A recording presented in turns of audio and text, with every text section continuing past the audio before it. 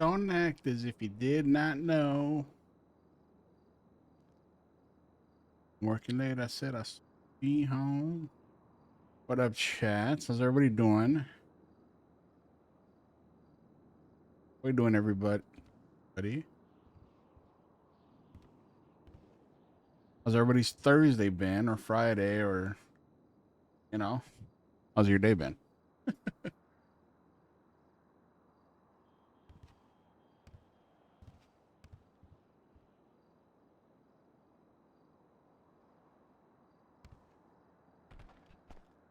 Court.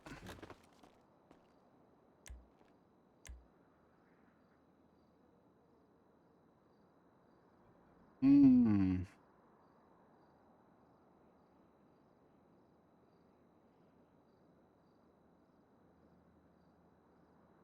Stairs gonna go there. I was thinking of the stairs going this way.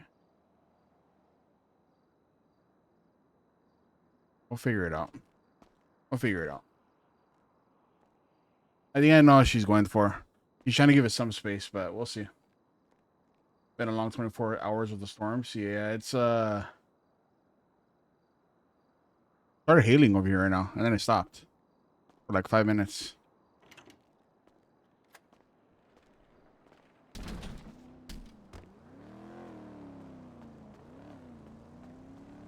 Went to the gym for the first time in a month. Good shit, Sushi. Wait, did somebody pick up my... Like, nobody picked them up, chat. Nobody picked them up. Ain't no way. He's laid here for a full storm and nobody's picked them up. That's crazy. That's actually crazy. 2 full storms. Nobody picked them up.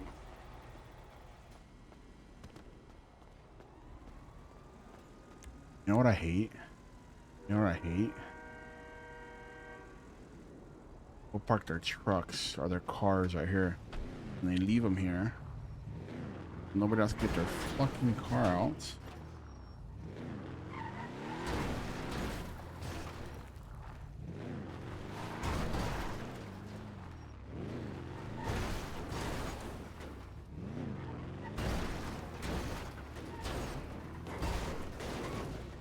Alright, there we go.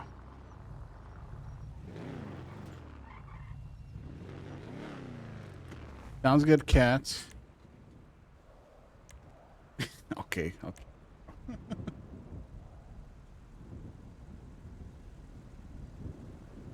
It's because today we're gonna have a good day. Today's gonna be a good, positive day. Nothing's gonna go wrong. Not a single thing is gonna go wrong. 1, 2, 3. 1.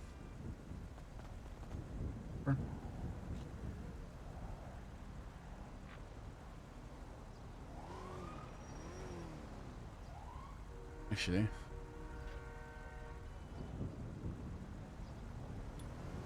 here we only need 6.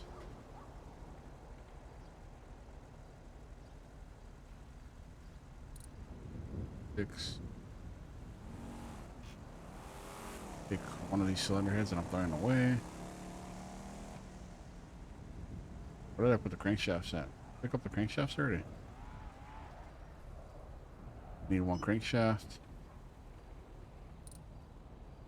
On the floor too.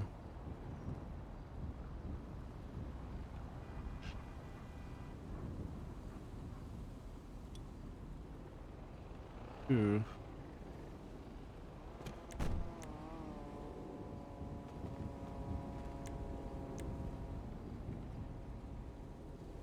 Yes, chill day, chat. Exactly.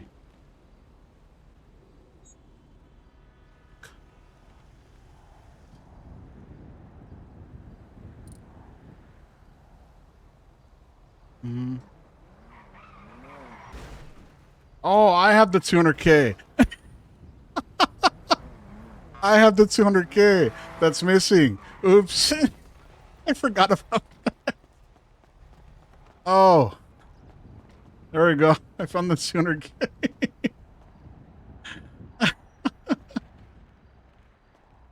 There's the 200K that's missing.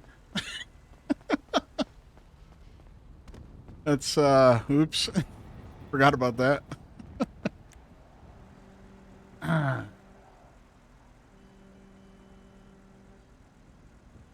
That's that's where it is. Oops, I forgot.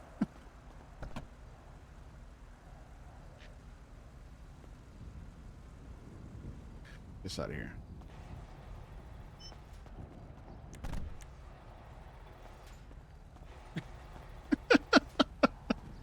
Oops.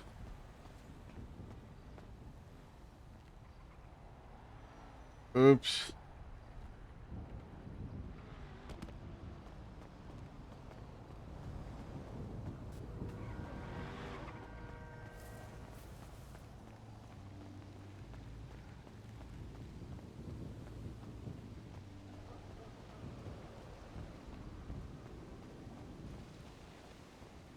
Hold on, chat. Someone's outside. Give me a second.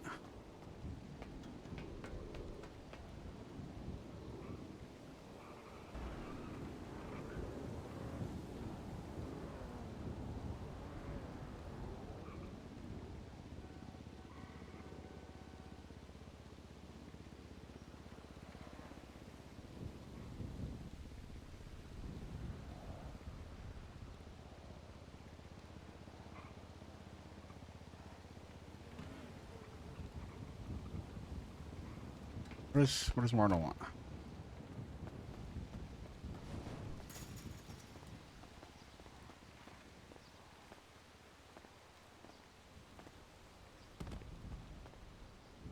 What's up? Are you trying to set me up, Marlo? Huh? Are you trying to set me up? Are you working against me? What are you talking about? Why are you I so don't know. I'm paranoid? nervous. I don't trust anybody.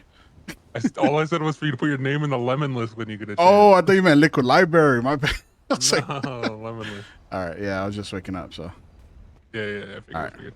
I see ya. All right, catch it. Bye. Good luck. Thanks.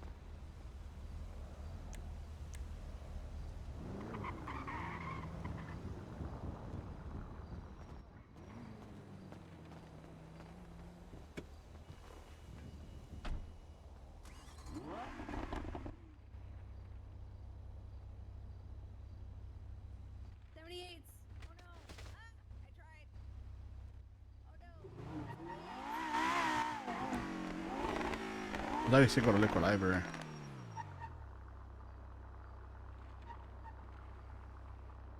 You guys saw Willow's text. Pan's a shitter, bro. Pan is a shitter.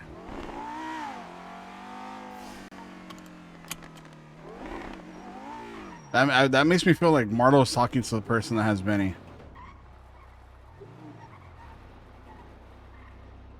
That makes me feel like Marlo's talking to the person that has Benny.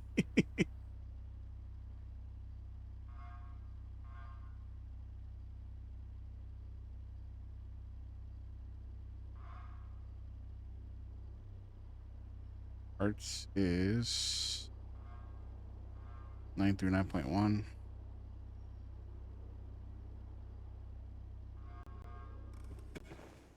Yeah, that's true. That's too. Jack. Hello. What's up, Lucifer? No fan.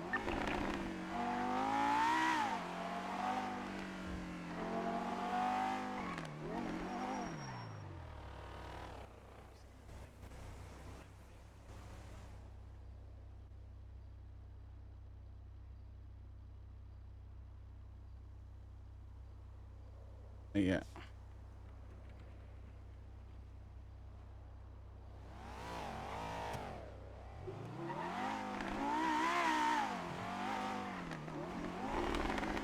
Oh, also, David Summers is around.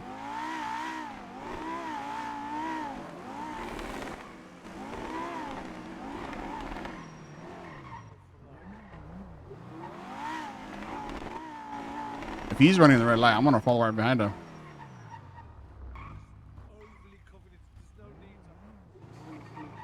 If you're gonna run the red light, I'm gonna run it too.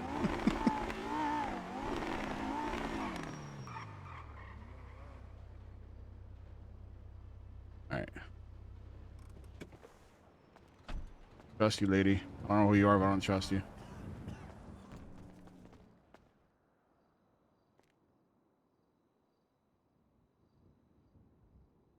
Oh God, wait, we have no money. Oh fuck. What am I doing?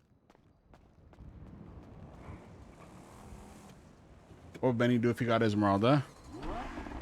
I think he'd give it a few days before he got her. I think he'd wait like a day or two before he got her. Or maybe he'd do something cute for her. Which actually he needs to do again because Benny's been slacking. Yo. Yeah, come to the lawn. I got some shit I gotta update you with. Yeah, alright, I'll be there in a sec. Alright, goodbye.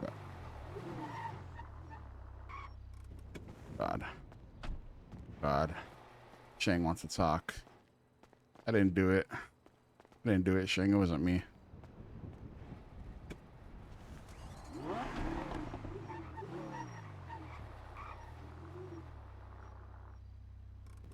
Yeah, I think he'd do something cute to her. So I kind of like...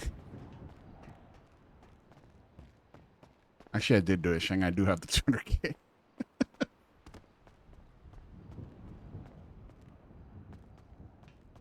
He would do something cute for her to like ease the blow, you know what I mean?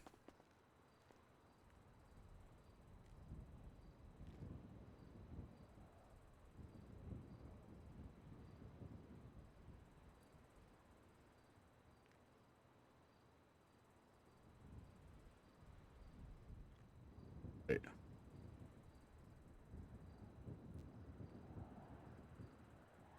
Oh?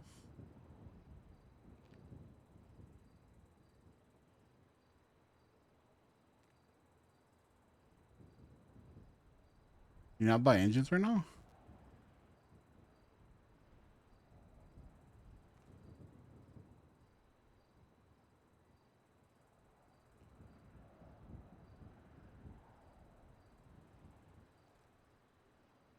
Did they? Oh.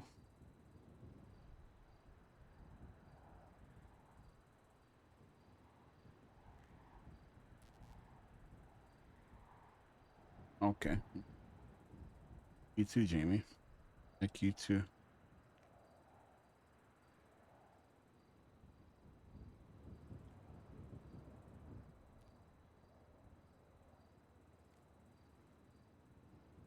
Yo. Yo, question. Tuna shop not letting you buy engines or no? Or What's build that? them? Is the Tuna not letting you build engines or no? I don't know. I just built one earlier today. I go on the computer to order engine, and it tells me all the parts, and then there's nothing that says buy. Are you sure you have everything on you? Money wise, everything. Yeah, I got money. Got the block, the rods, pistons, head, crankshaft. What engine is it? A flat 6. It shouldn't be no problem. You mind coming down here real quick to maybe see if you can help me? Yeah. I appreciate you, brother. No problem. I'll be right there. All right, see you soon. I'll be upstairs. Okay. All right, bye.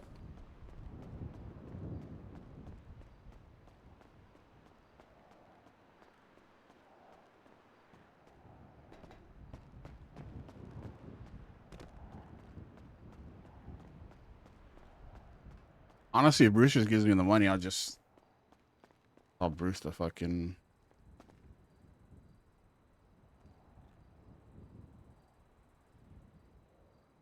one. Oh, I need 2 cylinder heads.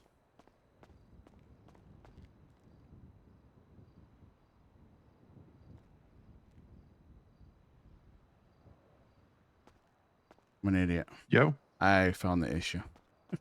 I I didn't know flat 6 needs 2 cylinder heads. Oh, there you go. Yeah. All right, it's all good. I'm gonna go back and get one. Okay, brother. Bye bye. All right, appreciate it. Bye. Oh, I guess we go talk to Shank first. All right, we're just all over the place.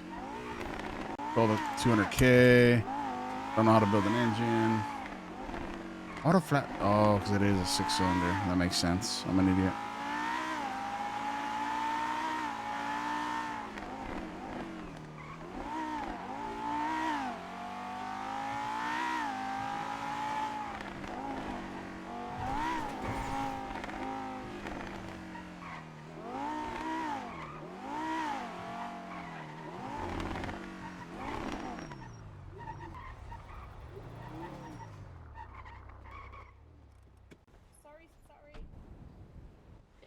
park this up. There's 3 cylinder heads on the floor right here. You guys want them? Sick, thank you.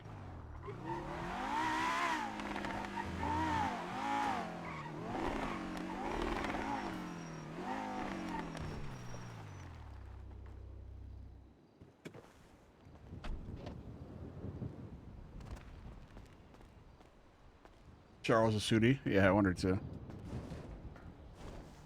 Yo, Yeah. I'm gonna try and give you the quickest update I can, Mm-hmm. while still giving you every bit of detail possible. Yeah. Okay, you know Norman Bones, Yeah. the god of death? Mm-hmm.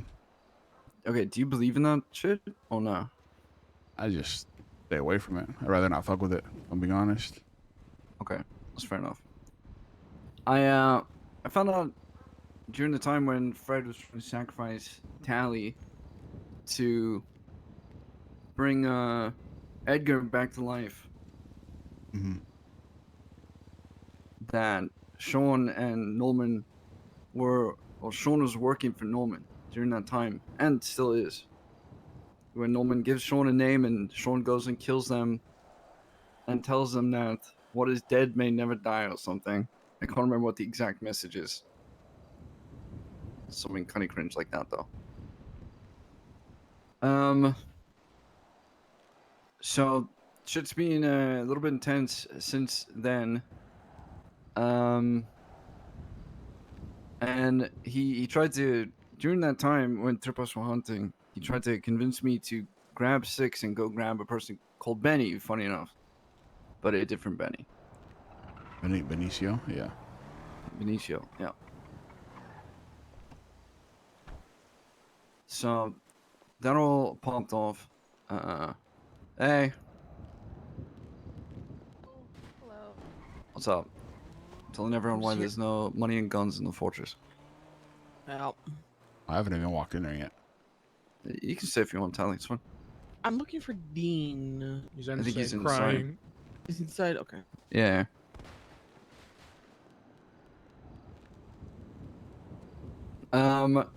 Anyways, yeah, I found out that he's working for Nomi. He tried to position us in a way that we'd go and hunt this other Benny Mm-hmm. to send him a message on behalf of Norman. I told him that the club's never gonna fucking work for Norman.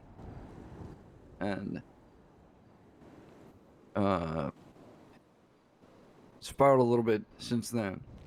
So Norman, during that time, sent TJ as the ghost to purgatory as some kind of punishment. Heard about that. I don't quite get it. I don't get it entirely, but he sent TJ to purgatory. Mm-hmm. So TJ needed a place to stay when he got out of purgatory to stay safe from Norman, because Norman was apparently hunting him. And so I offered up my house in Polito. Wait, With the TJ's caveat that I out? told him this is a really private, personal place for me. So please keep that in mind. Mm-hmm. Only to find out that the literal next day after I put him on the panel, he invited Sean and Ziggy in to see some blood on the floor. And none of the 3 of them tried to contact me at all for hours afterwards. I had to confront Sean later on in the night. Which was a simple, I got myself. Not the time to lag. So anyways, I came back to the bar when I found out what happened, because lo and behold, no one in the club told me.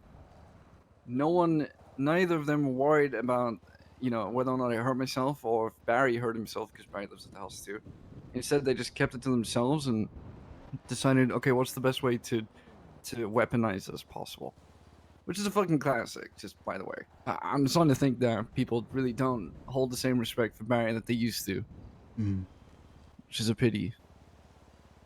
Come to the Hyman, find Sean, ask him what the fuck he thinks he was doing, why he didn't contact me. He says he has no reason. Get the fuck out of my face. Doesn't want to talk to me. I tell him I'm calling a Reaper vote on you. Because I am. And, you know how that goes. If you leave the club, going out with a bullet to your brain. Told him I'm gonna call the Reaper vote. I could have right there because Ed was in the conversation with us, but I didn't. I told him I respect you and the club and Barry and whatever. I think I just said Barry in the moment, but I respect the club to not put it into disarray right now, and so I'm not gonna do this right now. But the minute Barry's back, I'm shooting you in the fucking head. At least I'm calling the Reaper vote. If it goes badly, well, the gun will be pointed at me. Yeah. Which is something that I'm willing to accept. As long as the club does okay, I don't care. If the club thinks that's for the best, then it's for the best. Either way, He doubted Tally was himself there. already. overheard everything. Nothing was kept a secret anyways. Tally is worried. And so she's emptied out the fortress and the money box. We're just gonna go check turbo today. And the fucking job box. And apparently the job box too. So that's it's if not you looking good, bruv. Am I on the right radio? Yes. You are. Yeah, okay, just make sure. Bro, what's the radio? 939.1. 99.1. So, do we think that John is gonna try to pull a house heist or something, or No, I don't think so. or just precautions? I don't think, even with all the shit that's being said Fucking between 20. us, I don't think anyone is gonna betray the club like that. I might be wrong, but either way, The thing is, Shang, we say that, and as much as we would love to have all the faith in the world in that, what do you think? back in the BBMC days, Dundee did that shit. And I know Think nobody Sean here. is gonna be like that. I wouldn't say Sean. I wouldn't. Actually, I wouldn't. I would like to think nobody here, but I do like the precautions. Yeah, well, that's what I'm saying. So she's taking precautions. Yeah. I'm trying to make sure that we don't get fucked over by the actions of one person who just decides, all right, well, it's Civil War time, Captain America, and I'm gonna go and grab all the shit. So, and Tally is the quartermaster. It's her jurisdiction. If she thinks it's the right thing to do, it's the right thing to do. It is the right thing to do. Yeah. Mm-hmm. Except for Blue. Blue might not like it, but You know why like all this shit started, right? Like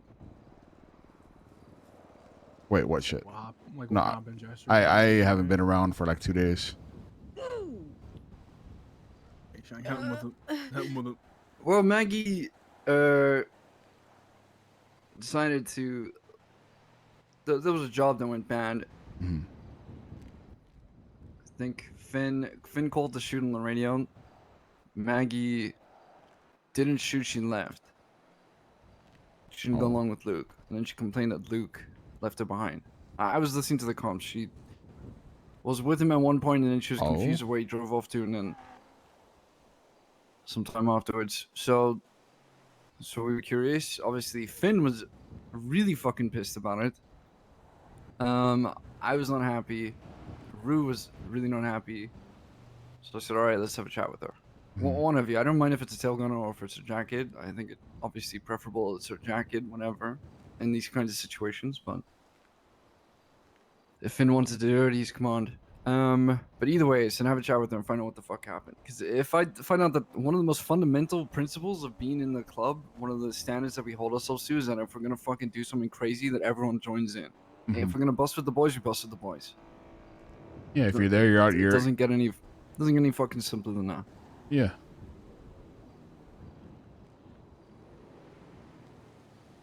So what happened with Maggie? She texted Root to say she's done with the life. She can't be bothered with it anymore. She's given up. And then she pinged Root to where she left her cut. Oh, she just After left it she- somewhere. She didn't even bring it to the block. She heard. No, she didn't face any of us. I'll get to that in a second though. Mhm. She heard that the club was upset with her, and by club, let me make it very clear. Very few people in the club knew. Mhm. It's basically just me, Finn, and Rue, who wanted to just talk Maggie? to her. No one was gonna get cut off for this. That would be crazy. Mhm. But no, she texted Rue and said, "I'm fucking done. Can't deal with this anymore." And then pinged Rue to where her cut was, left it somewhere in Polito. To where Sean had to convince her to come and speak What's up, to us Dort? face to face.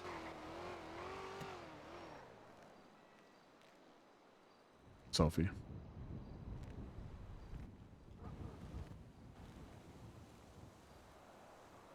That was Sophie? Wait, that's Sophie? Almost positive, yeah. It's Sophie's car, I believe. Yeah, I assume so. It's Oh. okay, alright. I'm supposed to call her. You're gonna get the same Ziggy spiel from a different angle, though. Oh. Anyways, so Oh Hi. God. Sean had to beg her to come and chat to people in the club. 2 days. I just went to Sean play wanted to repo for keep 2 her, days. All that. Wanted to keep her around, whatever. Mm-hmm. When I saw her, I shot her in the fucking head.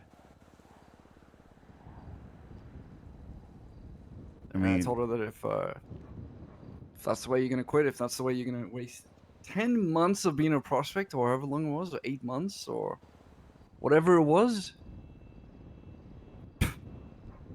just get the fuck out of my face.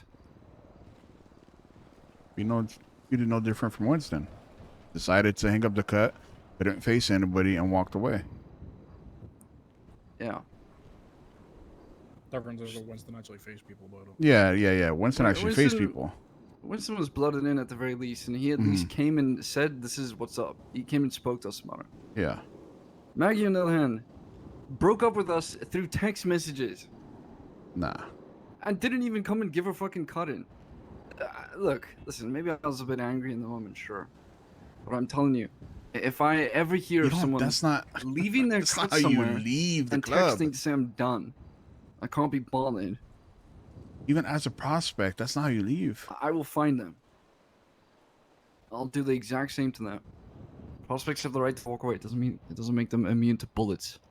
She also had a year's worth of knowledge from how this club operates. So, I mean, be real. She's also I just kind of thought a it was- threat in a sense, you know what I mean? Yeah, look, I just took it as incredibly fucking disrespectful. No, it is. For someone that's been here for so long, kind of work their way up and earn a patch, that's not how you walk away. The first sign of any resistance, that was the response. Fucking Maggie, I'm giving up, I'm bro. done. Can't be fucked. What's your ping? Alright, that's where my cut is. All this over text, by the way. Yeah. Give me a sec. Hey, you okay? I'm good. Yeah. I'm updating everyone in the club on why there's no money or guns in the fortress. For the time being. Or some guns. Not yeah. Alright. I'm just making sure everyone is aware. Okay. Alright, well I'm at the block if you wanna come hang out. Alright, appreciate you. Okay, bye. 2 days, bro. What the shit? I just wanted to play repo, man. 1 second. Hello? Okay, how much time you got left? I'll come pick you guys up. What? Oh, God. Oh, good shit. Alright. Oh, repo. Why? I'm gonna go back to play repo. Damn. Alright, good shit. Damn. How long is 10% for?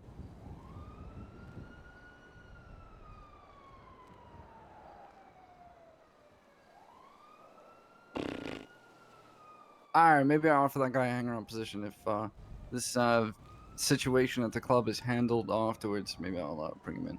Alright. I'll come and visit you in a sec.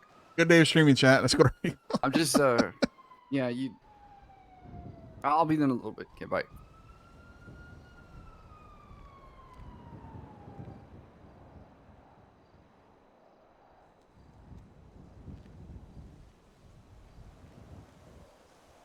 Listen, So, look, I'm uh, hoping that there's no fucking civil war. Let's just put it that way. Someone might call you, Ziggy might call you, Sophie might call you, a whole bunch of people might call you and warn you that there's a civil war coming or something crazy. Civil there war isn't. over what? They're- Somebody I'm waiting for one walked of them to call away. me. I'm waiting for one of them. No, they're worried that Sean is gonna get outed as VP. This is their response to it. I'm waiting for one of them to call me to, bring me over to the side. So hopefully when I find out the rest, I'll let you know. Yeah. But let me just make this very abundantly clear. There's one side in the Civil War, if the Civil War is in inverted commas, and that is the side of the club. A fucking club before anybody, not a person. We're not here for Yeah. a person. If both Sean and myself and Barry were to get shot tomorrow and fucking executed like dogs, like TJ was, I would not expect a single person to leave the club. If someone were to tell me I'd leave the club after that, you may as well just take off the fucking cut. It really is as simple as that. You're here for the purpose of the club, the vision of the club. You're not here because you like someone in it. Yeah. Or because you like someone in a certain role. Just like all three of you. All three of you have vied for something bigger than yourselves. As we all have. It's just one of those things. I mean, someone gets like outed as VP. It shouldn't change it. It should just, it's just people don't view you as that role anymore, and that's not something to be upset over. It's just like, hey, it's like if someone wanted to be road captain, they'd go, hey Shang, I don't want you as road captain. Okay, well, I had to reach out to that person. Classic. Classic.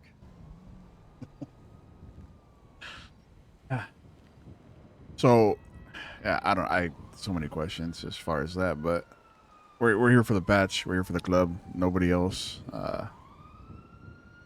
And that goes, for anybody. You know what Exactly. If any of us in this square died today, the club would carry on. I mean? Because if I would have fucking died, you guys would carry it. If Blue would have fucking died, we would carry it. As simple as that. And so, if someone calls you and tries to convince you to do something you shouldn't do, just keep in mind that you have to make your own decisions of what you think is club first. Yeah. I'm not here to convince anyone of anything, but I am telling you there are no sides in the Civil War. There's one side, and that is we back the patch no matter what. It's the lifestyle that we were born into. Born to do. Let me put it that way. Sorry, not born into. It'd be crazy if we started recruiting babies. This is the life that we were born for. I was Actually, pretty much a kid when I was in BBMC. I was a hang around, so. I'm gonna be a mother, Same. but that's besides the point. You're gonna be what? Congrats, man. Yeah, I'm gonna be a mother. I'm so happy for you. Esme here. got you pregnant? No, here to me. Here, my child. I'm gonna put it on the ground. You guys remember that child soldier that's My child right there. Oh yeah, I do remember that shit. Yeah. It's crazy. We could have a child soldier. Benny, Oh. raise them to be our soldier. I'm gonna. That's what's inside this egg right here is a soldier. No one would ever suspect a child. Oh my god, Betty, you're a mother. Yeah, I'm Smack gonna be a gun in mother. that motherfucker's hands. Wait, I didn't get to see it. What was it? It's like a little egg thing. Oh, you didn't see it? Here. Chicken? No, I found it. Well, actually, I guess it found me. Here you go. This egg found you? I came across each other.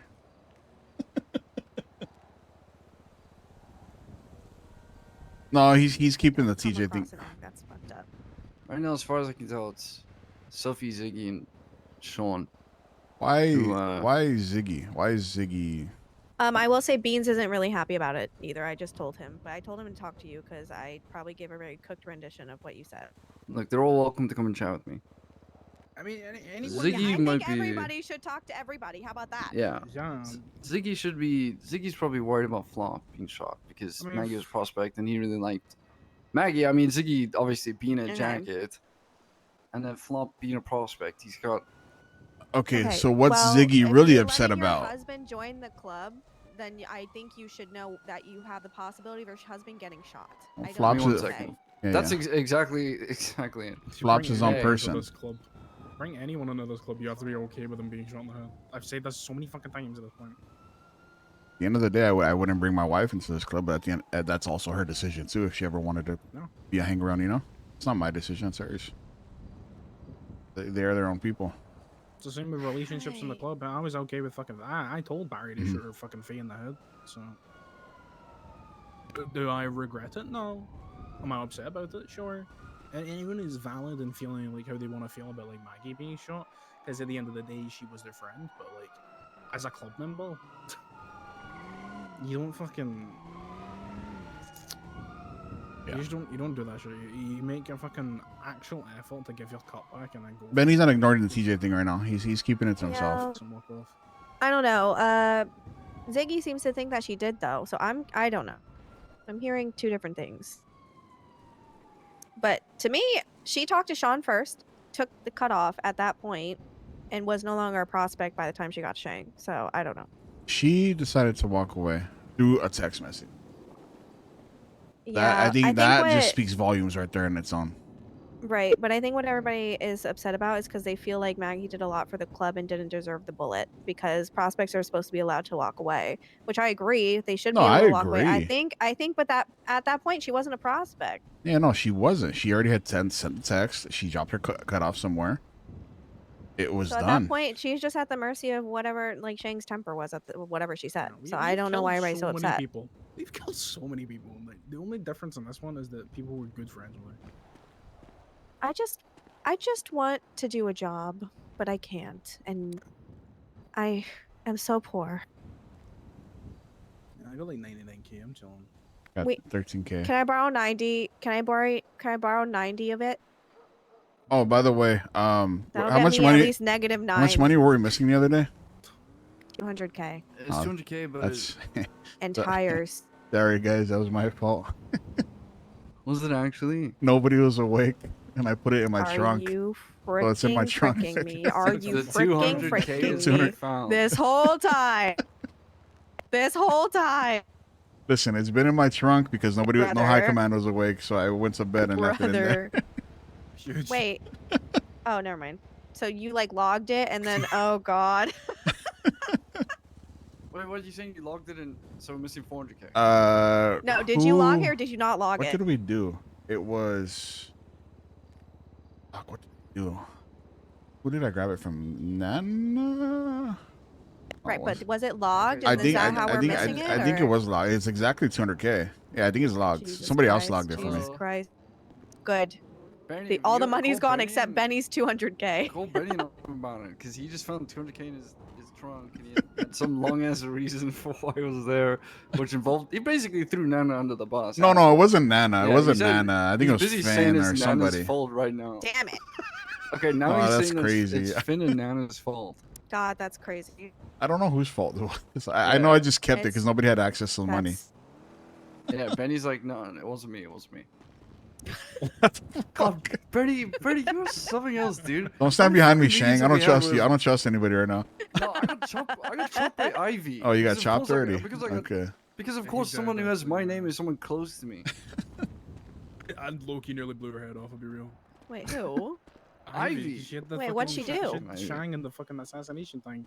And I didn't know about Oh. the assassination thing because I'm never awake. And she just walked up behind Shang, chopped someone. I'm like, oh my god, I'm gonna have to kill her. Okay. Oh, it was crazy. Damn, that's crazy, Benny. I can't believe you did that on purpose. Nobody was awake. God, can't believe you did that on purpose. didn't to know where stress else to everybody put it. out. I was so stressed out about that 200k for real. That's so fucking funny. man. Definitely. I was even stressed out about it, and I had it. I wasn't actually. I was just lying. I lied a little I was bit. like, damn, how does 200k just go missing? I'm not gonna lie, we can make that back in like a day or two. So I wasn't too crazy about it. Except if someone was stealing. Yeah. I gotta go meet up with McNulty. He McNutty? wants to have a screaming match because I blew up his fucking house. Oh, So I'll be like 10 minutes. I'll be right back. Dude, ask him to see the stables.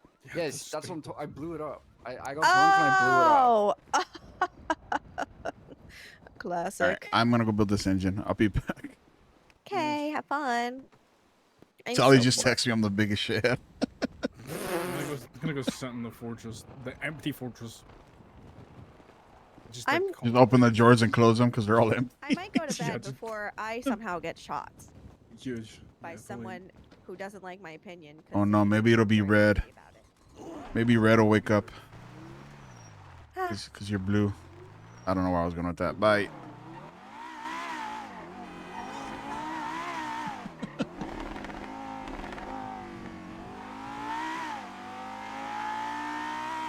Bro, 2 days.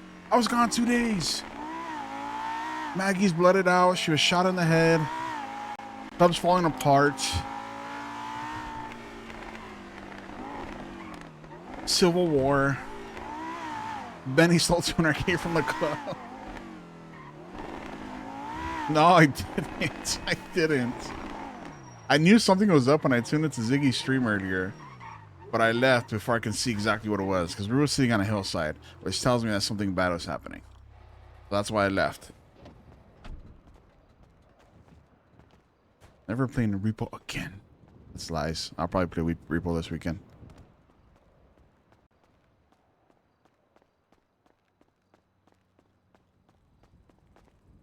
Two days, bro.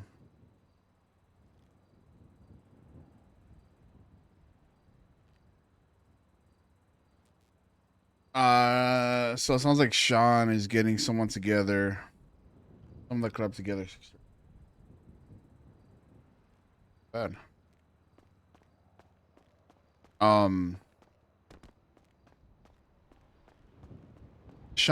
Ziggy, Sophie so far are all on the same page. As far as going against Shang, because Shang wants to Reaper vote Sean as VP.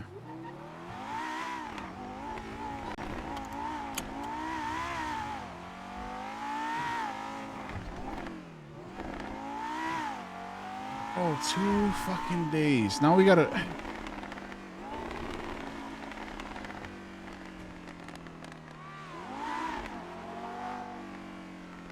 TJ's okay. We just got info dumped with a bunch of shit, and TJ's back. Like, bro, what the fuck?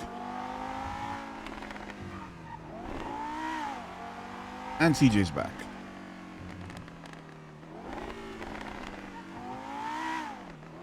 This is Buck, right?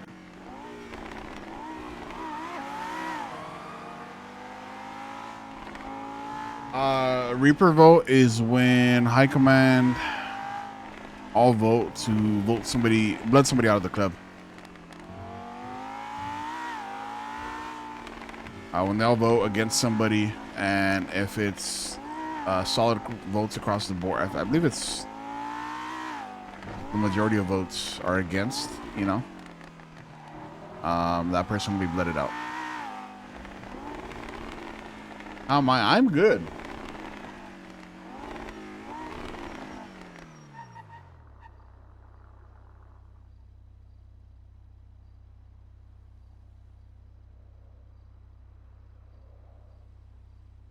He's innocent and sad face. No, Gens. That seems creepy. I was gonna say, Benny was gonna say you look so peaceful when you sleep. You look so peaceful when you sleep.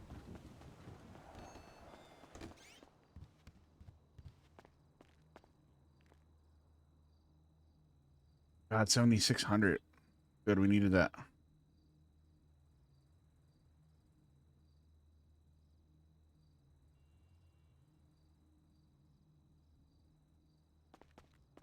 Yeah, that seemed creepy. I was gonna say that seems really creepy.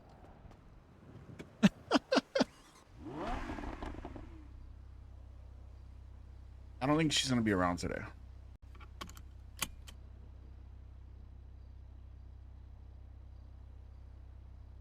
He doesn't want to overwhelm her with that in the morning or when she wakes up, so.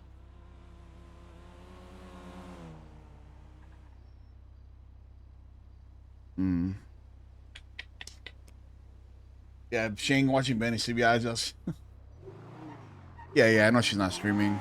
Yeah, make sure you go show some love to Allie. If you guys know, obviously what happened to her son. I hope for a speedy recovery, and hopefully it's not too bad. That sucks, man.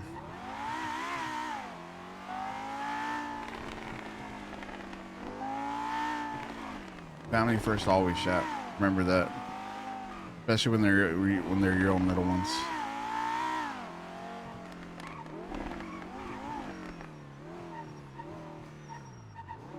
Yeah, Benny doesn't want to text it either.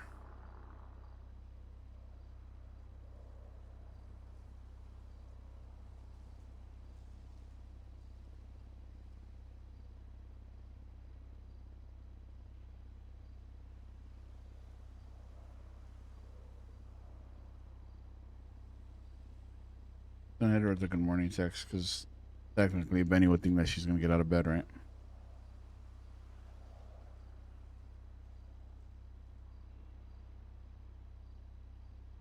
Yeah. My bad.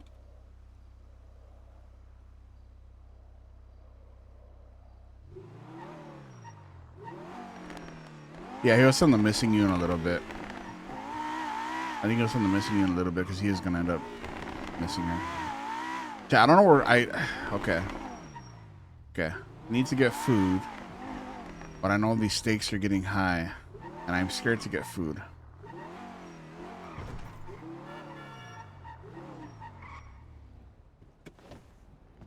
I know the stakes are getting high.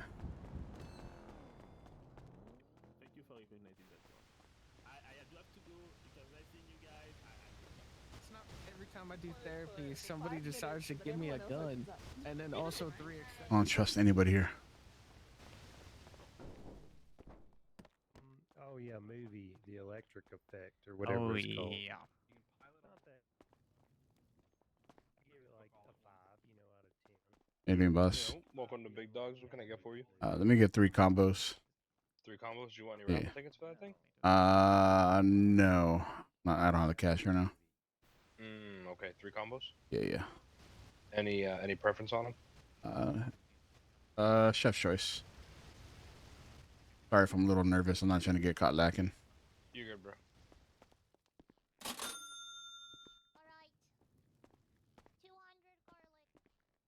Get you out of here as quick as I can. Oh, that's text from her. Appreciate it. Is your hot dice Thank you. and your boba. Take care, my man. Be Thank safe. you. Enjoy. Yeah, have a good one. One of those type.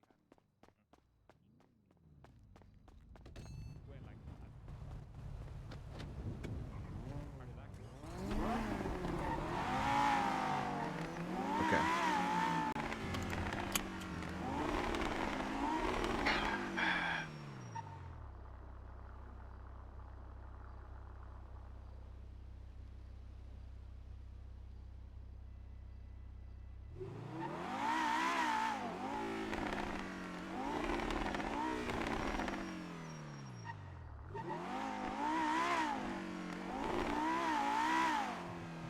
Hey, is everything okay? Yeah, I'm all good. Okay. You good? Are you busy? I'm in a conversation. You're all good. Okay, I was just making sure after yesterday that something crazy wasn't happening. Just found out CJ was back, so just kind of wanted to touch base on that. Yeah, kind of all me. I'm so awesome. I will talk with you about that if you can give me a little bit. I just have to wrap up this conversation. Yeah, you're all good. Take your time. Okay. All right. Yeah. Bye. Bye.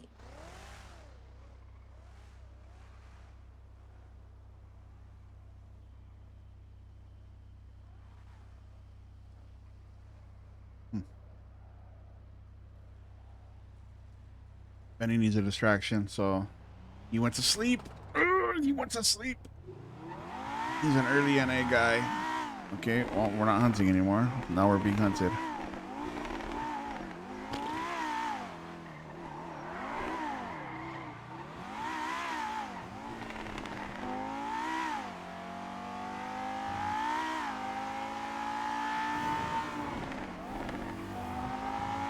Oh my god, bro.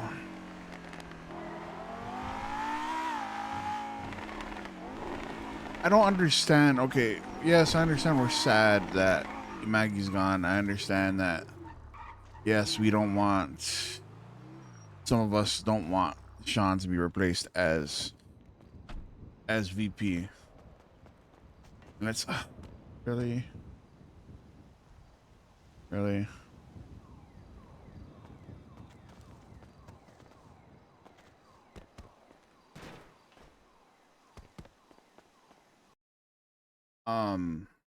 I had to do that because I need to get in the apartment. I understand people are gonna be upset. People are gonna feel some type of way, right? Disguise time? Nah, Benny's not gonna disguise. Benny's too aware to be in disguise.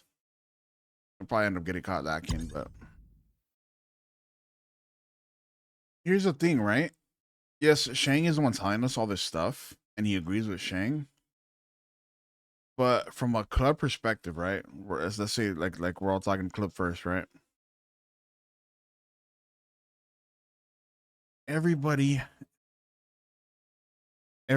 has their hand in the fucking pot.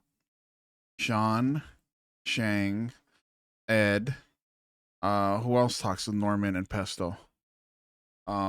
Tally's there all the time in that area, you know. Benny would choose the club. He wouldn't choose between either one of them. He would see one's perspective as a better perspective, but at the end of the day, he'd choose the club. He's not gonna choose a person.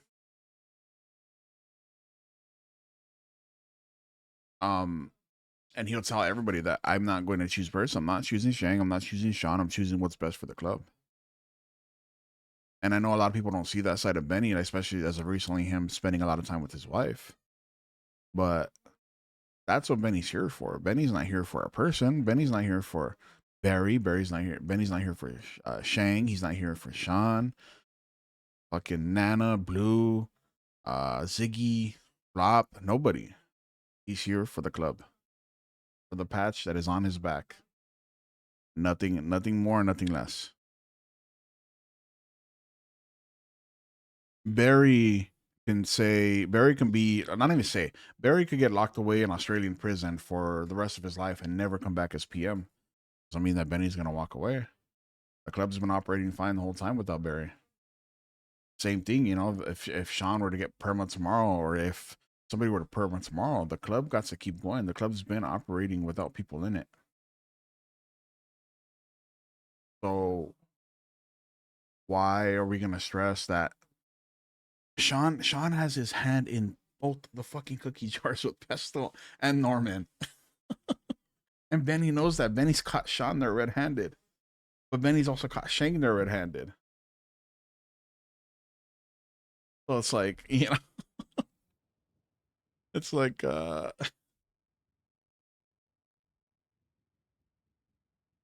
not gonna let me wake up there. I don't think Benny gets a vote in the Reaper. I don't think Benny gets a vote in the Reaper vote. Yeah, it evens out. Definitely evens out.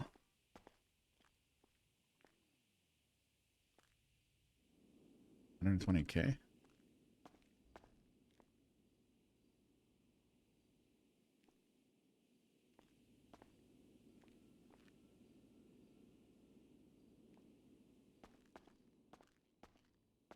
Oh, let me get my shit back.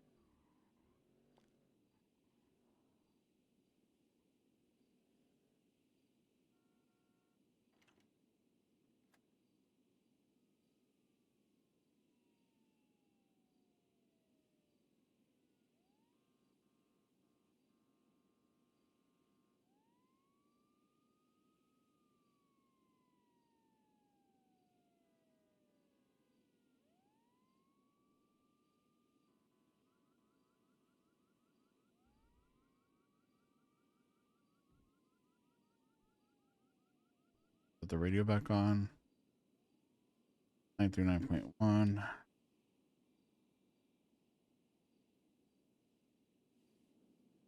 If he had a vote. Oh, I like how I only moved 4 doors down. That's a tough one. Benny has respect for both of them. He has a high respect for both of them. Yo. Wait, who is that? Is that you, JT? Benny. Hey. He has a high respect for both of them, so.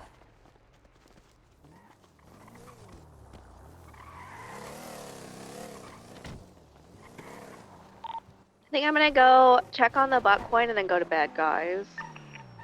Sounds good. Yeah. Actually, I think we need to. He doesn't like time at the club. I think. He doesn't like what they're both have their hands in, and yeah, obviously he has. He knows that Sean keeps shit from the club, obviously personal shit, which is fine. We all have our, you know, every club member has their personal stuff, right? Shang has his stuff that he keeps from the club. Again, which is personal shit.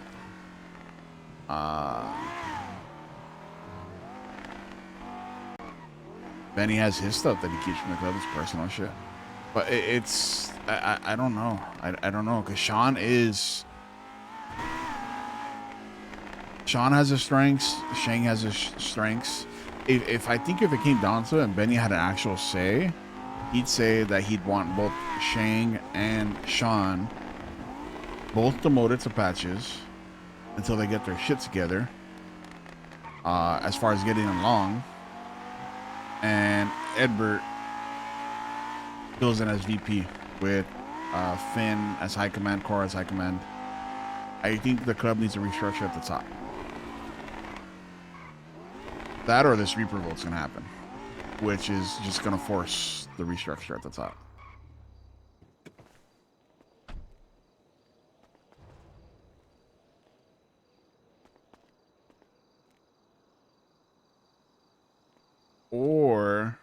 Or even, for fuck's sake, Finn at VP. Because Finn is, all bullshit aside, club first.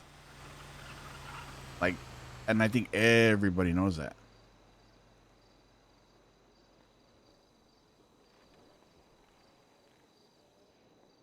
I think everybody knows that.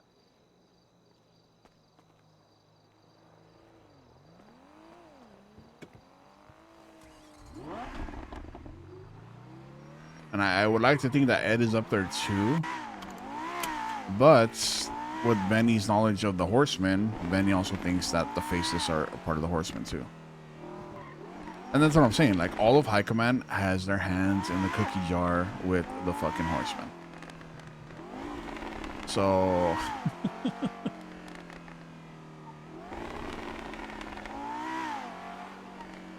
Let me make a phone call, actually. I can't. It sucks. We can't even go after our target because he's an early worm. An early worm, so we can't even.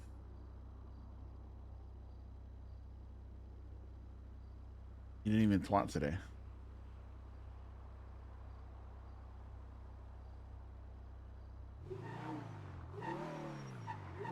What do you guys think, chat? You guys have any questions as far as Benny's thought process, or I don't even know what to do. The club's all split right now. Is Ziggy still even around? Anna, Shang, Blue, Kelly, JT, Sophie, Tally.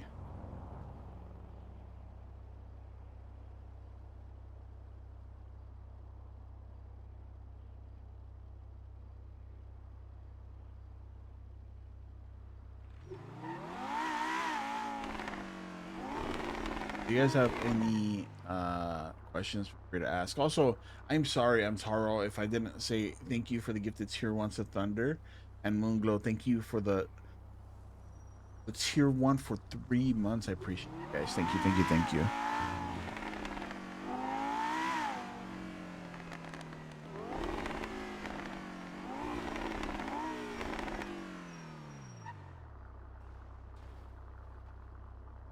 Sorry, chat. Modding system.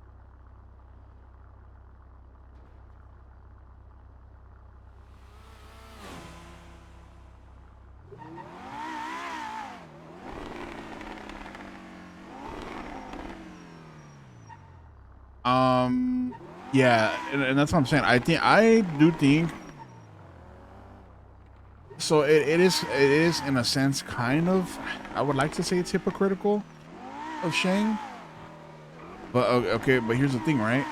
Benny doesn't have full knowledge of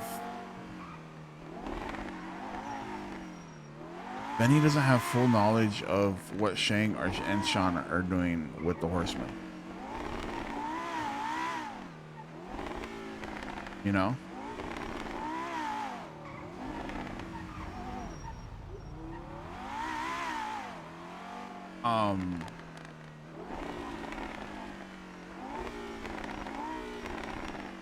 Probably gonna hop off and go play a game or something. Kind of in a weird mood. I will probably have to be back later. Have fun, chat. I love you. You're all cute. Sorry. I hope everything's good. Remember the Discord is free for you to always reach out if you need anything. Have fun. Hopefully you get your mind off things.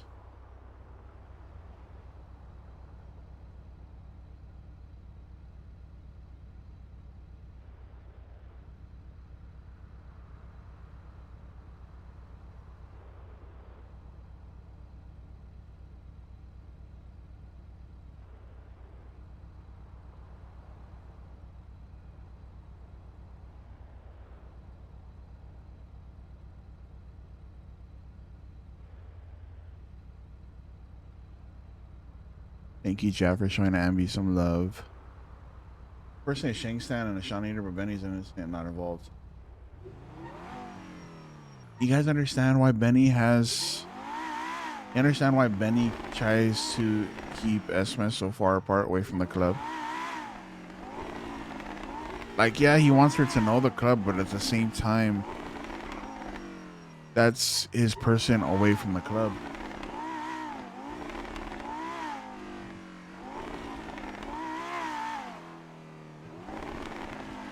Because guess what? Guess what's on Benny's mind? And he's not going to say anything. He's just going to tell her, like, hey, listen, this is what's going on.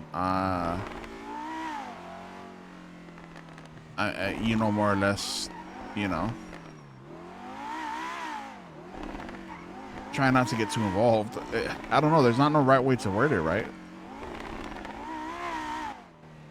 But, like, he wants to warn her, like, hey, you know, this stuff's going on. The shit can go down, yada, yada. But it's like,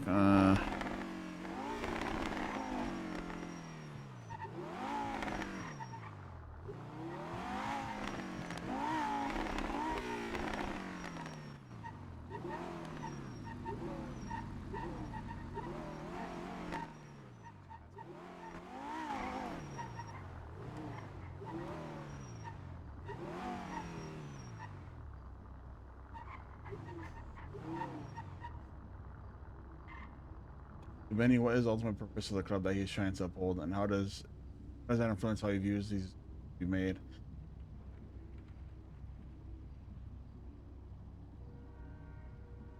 Yeah, that too, Miss Loveday. Benny's, I mean, the ultimate purpose of the club is, I don't know, because it always gets twisted, right? What was that? Sorry, chat. I'm just really curious on who was that. Ultimate purpose of the club should be everything that we do should be for the patch. So that way this club continues to thrive, continues to move forward, and... Hello. What's going on, guys? You looking for somebody? We have a C at your place. Do you mind if we use it? Yeah, that's all good. That's all good. All right. I'll let everybody know. All right. Thank you. Yeah.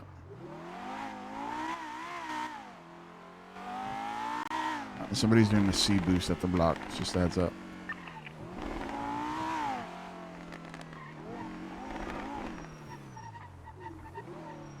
The club, the purpose of the burrito right there on the left side, the goalpost one. Yeah. Is it? Yeah, it should be that one. Oh yeah, that's the one. Good luck. Good luck. Sir. The club needs to be able to keep going without, you know, without certain people.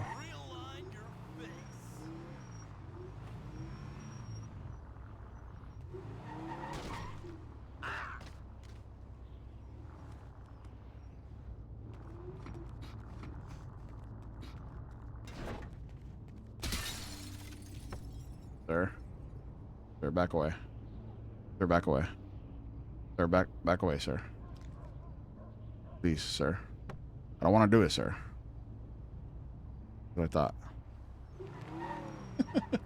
thought. The club should keep thriving.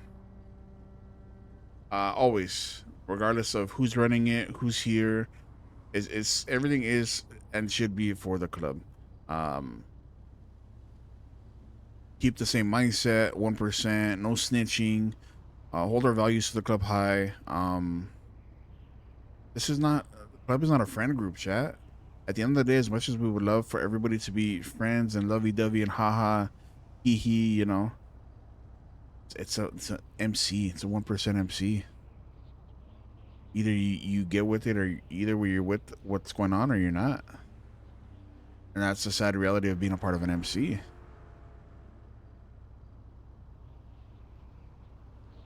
Yeah, Claire. Enjoy your studying.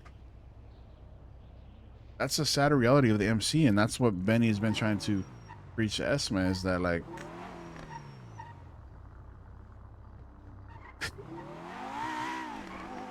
this life will cut you out of it and have no remorse. It'll cut you out of it and will not even second guess, and it'll keep moving forward without you.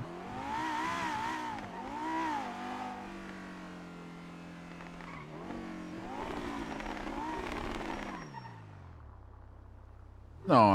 That's just to keep the club going, Bark. That's just to have a steady flow of money and income coming in. That's not the goal. The goal is kind of what BBMC was. It's always spread a powerful message. Always kind of waiting for Alice to be done. Always spread a powerful message to always fighting against any type of corruption. Kind of the same way BBMC was.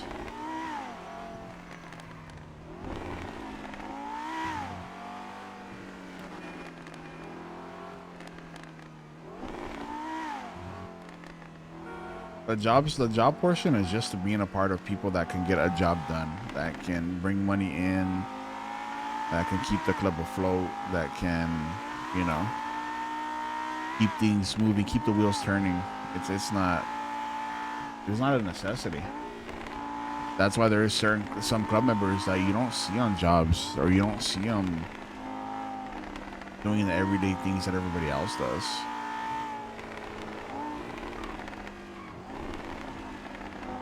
Yeah, pretty much. And in a sense, I guess, depending on the way you look at it, yeah. All depends on how you look at it.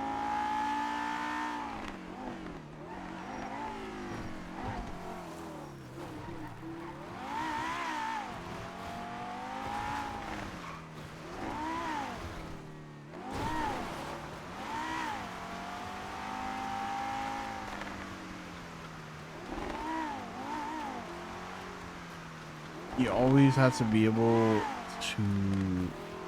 One of the things is there is going to be sacrifices that everybody makes as they join this club, as they become a part of this club. You are going to either lose a part of yourself, or you're going to make a huge sacrifice out of your life. A lot of people have made sacrifices. A lot of people have given up love. That's why you see a lot of them not in relationships. Or when they do, they keep them at a distance. I'm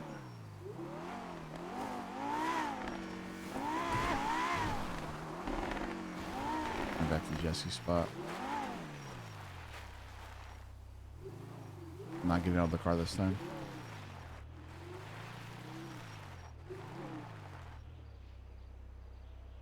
Actually, we can. We can sit on top.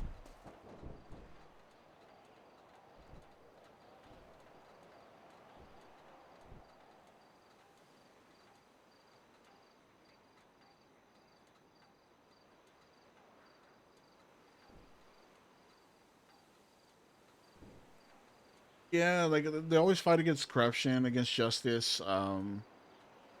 That's why they hate cops so much. Yeah, exactly, Miss Loveday. Like the reason Sanguine happened because there was so much corruption in the government, because they were trying to take something from Jaeger that they didn't have the authority to, but they forced elected it. Something along those lines. I don't remember it fully, but it was something along those lines.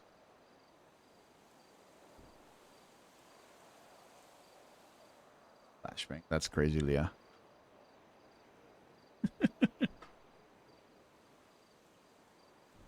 Actually, what would be a good one right now is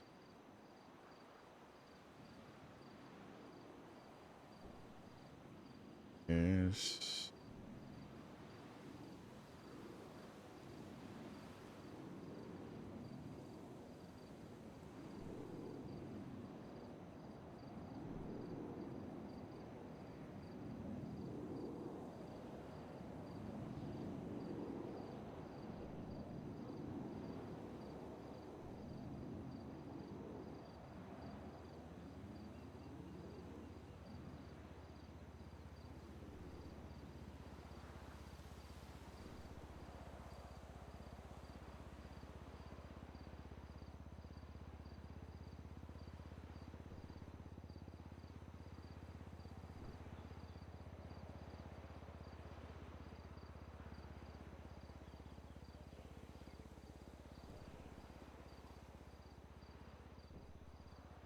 yeah. See, like nobody's here to make like the club.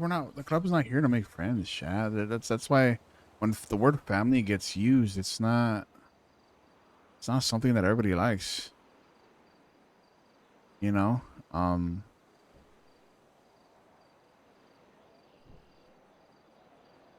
very, very. It's too commonly used,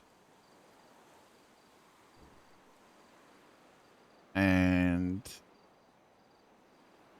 I think there's still a few people still a few prospects. I think Flop understands. I think Flop should be patched already. Flop's done a lot of the right things as moving towards a patch member, as a 1% MC member. There's a few others that like I think Maggie was here for a long time, and I do love Maggie and I do respect Maggie, and she put in a lot of fucking work for this club. I do.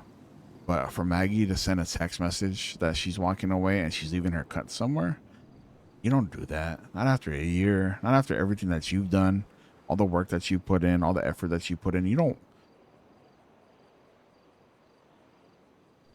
break up with a 1% MC through text message. I wouldn't even do that in a relationship. Yeah, Benny did put his name back. The first thing I did. Kind of confusing to me because I can't imagine spending all my time with people with two eyes unless you care about them as people, but it makes sense for what it is. Yeah, no, it is confusing, and you kind of learn to adapt to that in character, right? Because at first it's not easy. I'm not saying that these people don't care for each other. I'm not saying that because they hang out all the time and they're part of the same club, that doesn't mean that they're not friends. They're still gonna care for each other at the end of the day. But you try to tell yourself in your mind that, a reminder that this person can walk away at any time or make a mistake, and you have to be able to cut that part off. And it is easier for those of us that have been through that in the BBMC. But for those that haven't never been through that, it's not easy to let go. Not easy to let go at all. Like, people don't join the club for friends, but more like to be a part of the group. To be a part of the message, I guess you can say. To be a part of something bigger than themselves. Again, there's so many different perspectives on the way people view the club. Or, how it's ran, or their values of the club. Yeah, no. I know OOC. I know their stuff, the OOC. I'm not gonna go into it. It's not my place. Oh, what's up, Manders? How you doing? And I'm not saying like bad OOC. I know it's like personal stuff. That's the only bit that I knew, is that Maggie was taking a break, but I didn't know this was happening from it. See, you would see that, right, Ebark? But you would see that, like, right? But there is people that don't get along in the club. Benny's still, like, he's respect. He still talks to JT, and they still can talk to each other. But if the patch was off, they'd probably beat each other's heads in. Maybe not so much anymore, because Benny actually likes JT. I think he was just really mad at JT for the whole Lottie thing. I don't think Benny wouldn't hold it against him anymore.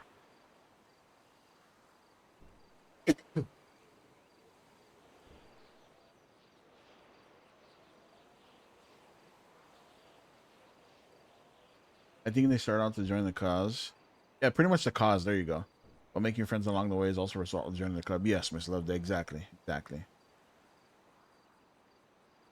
Like what else do they have outside of the club? So it makes sense that Benny finding Esme and building that relationship, big impact. And now you guys see why he's attached to Esme so much. Yeah, he's a lover boy. But that's besides the fact. Like,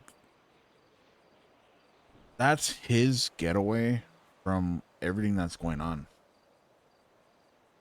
But at some point, just like today, Esme's not around. Benny has to face the music.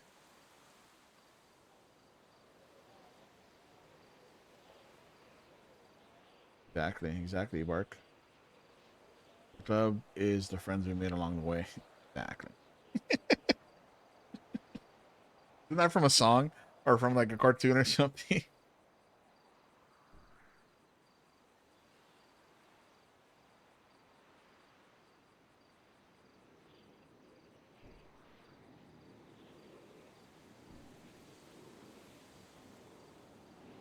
Or something, yeah. Do you think before when he was kind of essentially okay with dying, the mission wasn't enough of a drive to keep him going? That's the difference between him being on his own with his own thoughts and, you know, like Esme said, you never feel like you just don't have, or you try not to think about your feelings, or you just try not to feel anything. That's where Benny was at. Benny was numb. He had no feelings. He had no feelings before Esme. When people started dying and he started losing people that he cared about in the club, there was no more emotions. There was no more feelings. It was all numbness. That's why the other day when she told him on the roof, he stood quiet because he was like, he knows that's not a good feeling. So he knows there's more to it that she's trying to figure out.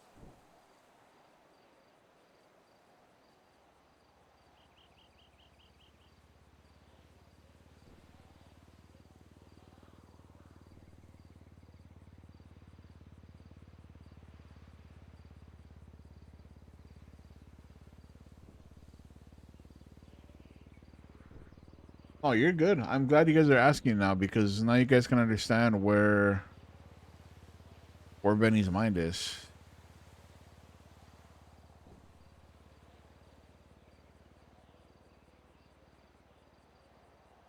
The radio's so quiet. This is bad. For so many people to be awake and the radio's so quiet is really bad.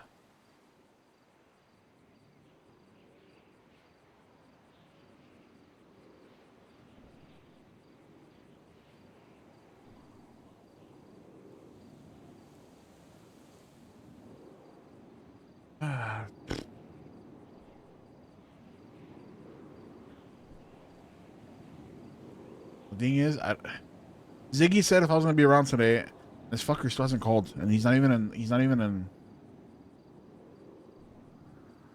limonist.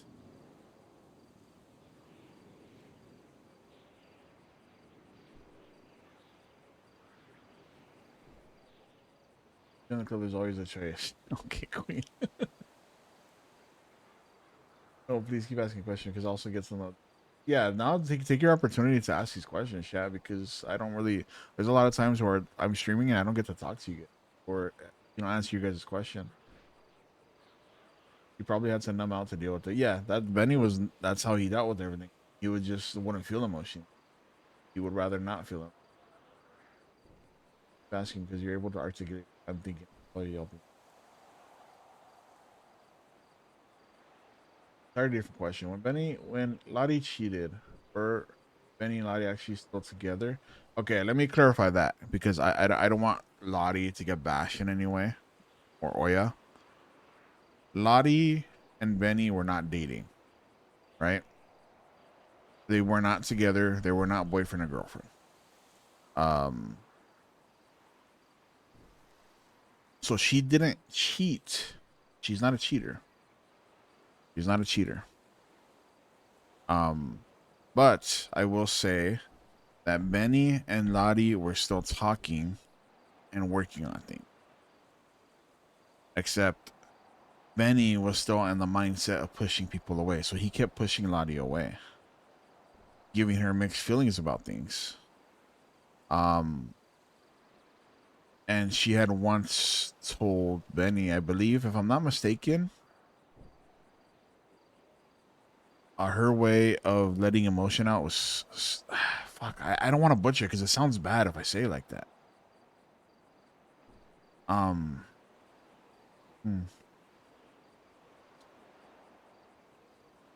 It was something along the lines of pretty much for her to feel something. It was meaningless, you know, sleeping with who she slept with. Because also JT had, Faye had just got blooded out of the ADMC. JT was also going through it, so JT slept with Lottie too. So it wasn't just Lottie on her own, you know what I mean? They both initiated it.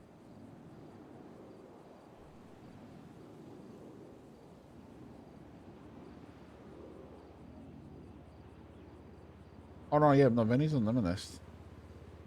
Yeah, no, and I checked here too. Biggie's not here.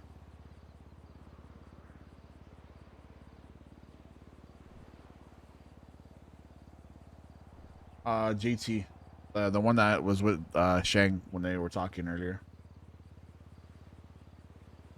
Oh yeah, no, I'm not saying you're trying to bash Left Day. I just want to clear it out just in case anybody has bashed Lottie in the past. Yeah, that's pretty much, that was Lottie's way of coping, was to sleep around and to feel something. Which is fine. By all means, she was single. She was single. She had every right. She had every right to sleep with JT, but that was also a boundary for Benny.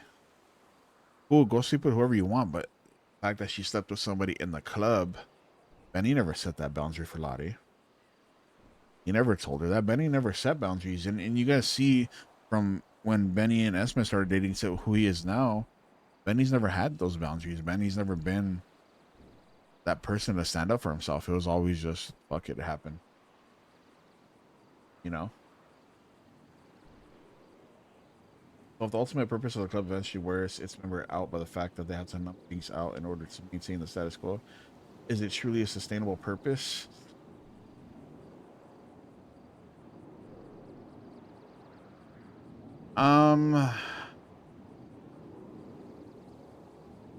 Sustainable.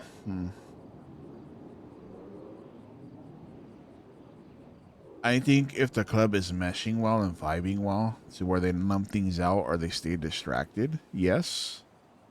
But if there's days like today where the radio, everybody's on the radio, at least I would like to think, but nobody's talking.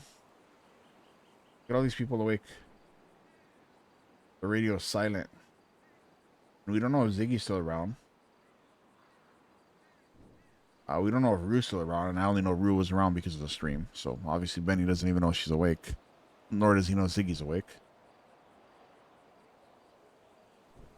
I don't know if it would be sustainable.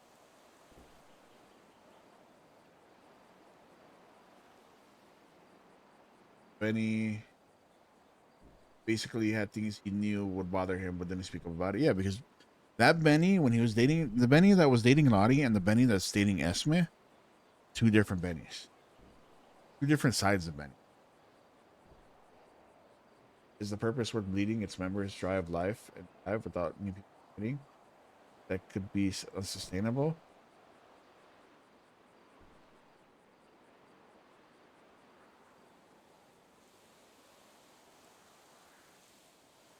I wouldn't.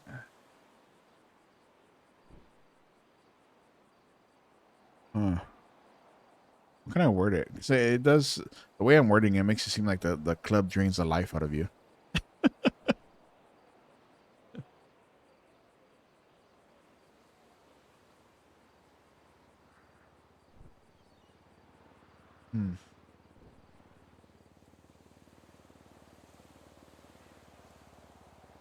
Yeah, and I think I think that's what helps them thrive, right? Is the big jobs, getting stuff done, feeling accomplished, without asking for help. The club wants to be able to operate on its own without asking for handouts. And I think the club thrives off of that, accomplishing things on our own. However, when things do clash inside the club, it gets bad. When we have nothing to thrive off of, it gets bad. So it kind of, in a sense, balances itself out majority of the time, because majority of the time the club is thriving because we're always doing jobs, we're always banks, cash exchanges, boosts, whatever it is, we're always trying to do something together. You kind of drown out the bad. But again, at some point you have to come back and face the reality of what's actually going on.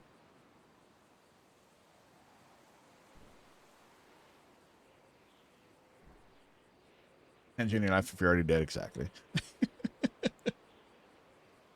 They have a purpose and goals they work towards together. Yeah, that's what I'm saying. There's always a goal to work towards. There's always a goal. They always set the goals.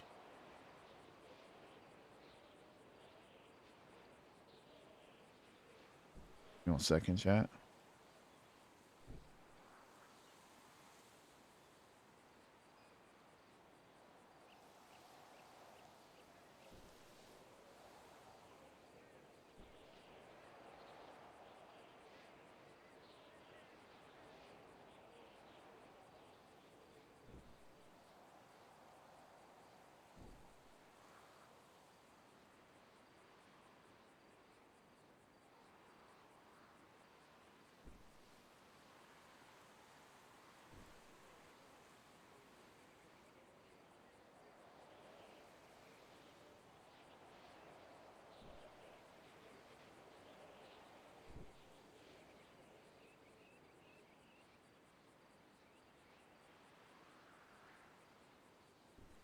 Things more I'm thinking about when people talk about all they have to go for the club, like, are those not small things? Oh yeah, look at Nana.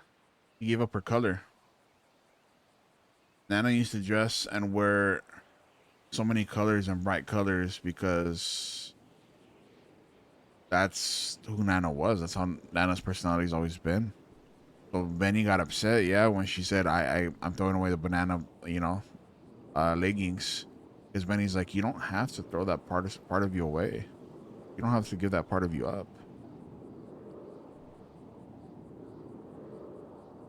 But some people learn to be okay with that.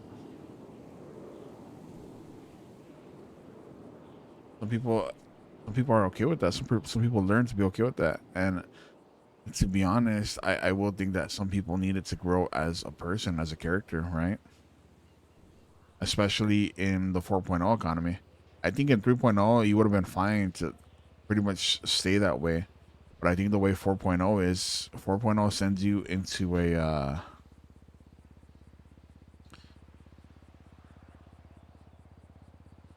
I just think the way 4.0 is operated, that you need to be able to continue to grow as a character, in a sense, if that makes sense. Right? It's rare when you come across silly, goofy characters anymore. It is rare. Look at Princess. Princess is a perfect example. He was a silly, goofy character that did dumb shit when she first came into the server. Now she's the mayor. Now she's the mayor of Blaine County. But because character growth. 4.0 drives you to grow as a character, which is good. I actually like that because, it has its goods and its bads, but the way the server is, you're kind of... Yeah, exactly. Exactly, Bark. Okay. Another question. Our team club does fight corruption, fight justice. Feel like it's more fighting corruption in terms of the government, or does it extend to other clubs, groups, people conduct themselves?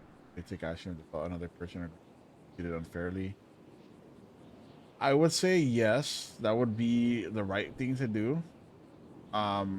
Like Benny felt strongly when BBMC had a snitch in it in their gang or in their club, right? Because that's not 1% of them. Benny would feel strongly if Chaos Legion started working with the cops.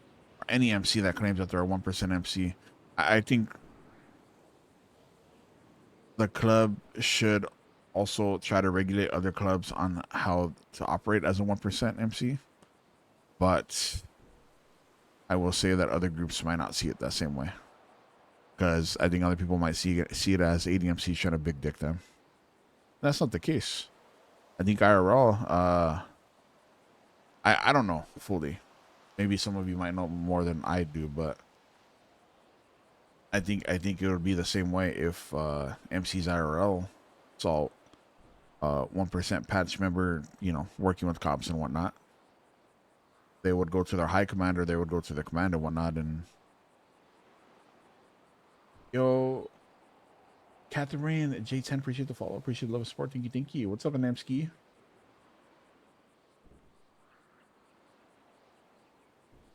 Yeah, see, work. Benny's an OG. Yeah, Benny's been around. You guys gotta remember, Benny's been around this shit for a while. Understand?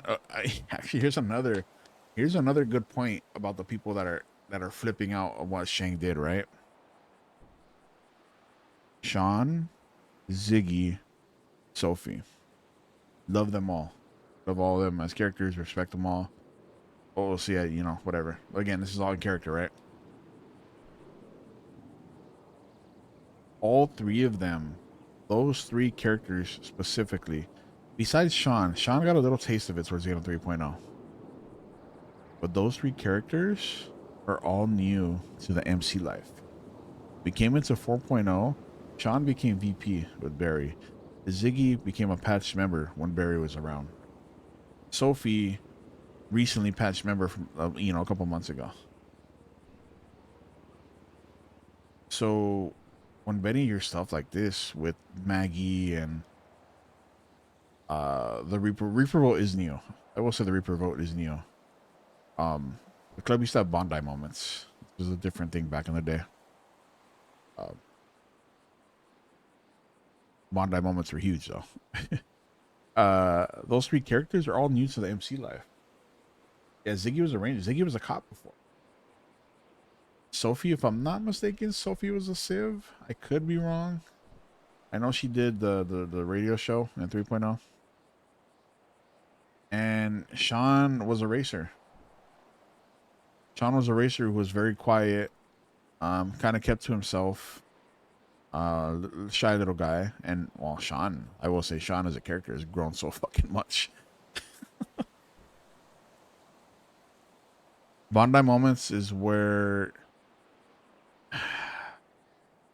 Chad, is there any OGs that remember what Bondi moments are? Because Benny never got a Bondi moment. But if I'm not mistaken, Bondi moments were... You kind of had to prove your loyalty to the club, if I'm not mistaken. By being put in very tense situations.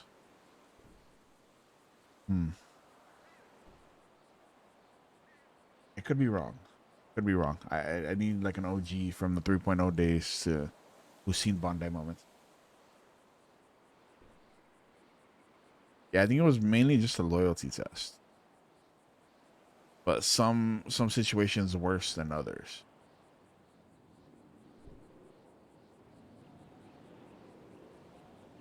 Remember defining moments? Yes. Oh god. Don't die. I think you could look them up on YouTube, if I'm not mistaken. I think there's like a video of some Bondi moments. Is there anyone in the club that Benny would not shoot? Benny wouldn't shoot anybody from the club. Unless he felt that they went against club values, Benny wouldn't shoot anybody in the club.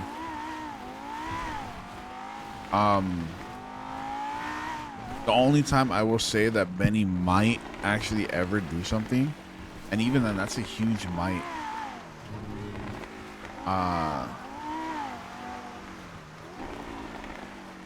I would expect Benny to end up dead if he did it. But if anybody from the club ever shot or hurt, literally shot, if anybody ever shot his wife, he would shoot the person that did it. And then he would expect to get shot in return.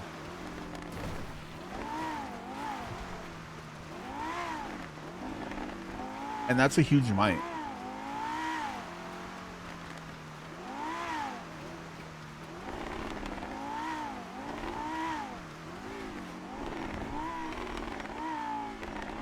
Pretty much she reused Test loyalty the way Colin had to shoot his daughter. Yeah, she pretty much. There you go. Colin had to shoot his own daughter to make sure that he was club first. Yeah, what Onyx said. Does many think the particular purpose over people's mentality is ultimately more beneficial or stable to society that he lives in?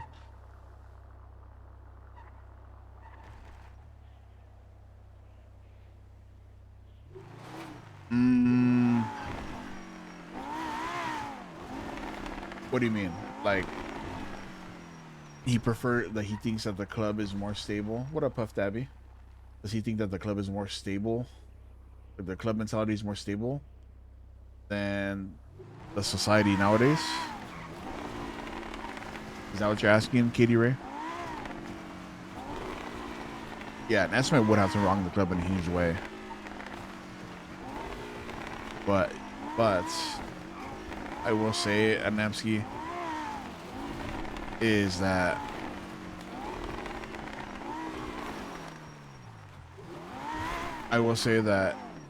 Esme is also, Benny's also told Esme she's allowed to make her own mistakes. And one of her mistakes is wronging the club in a huge way. I would never put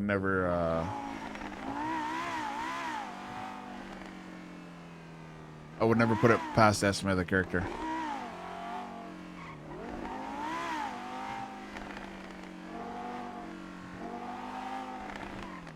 Benny had to prove he was a club person at one point. No, because by the time Benny joined BBMC, Bondi moments were done. Or, you know, nobody was doing Bondi moments.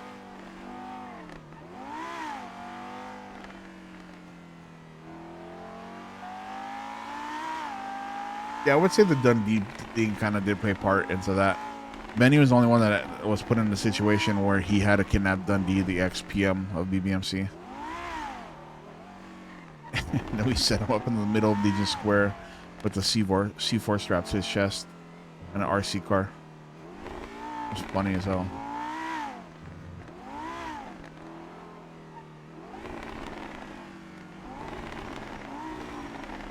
Anyone interested in that expression? Built.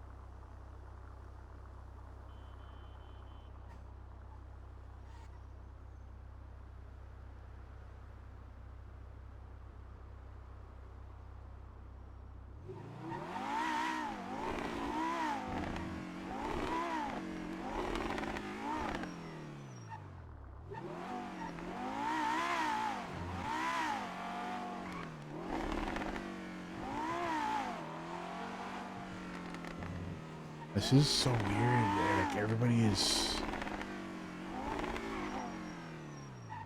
here, chat. There's so many people awake, but nobody's here. Hello.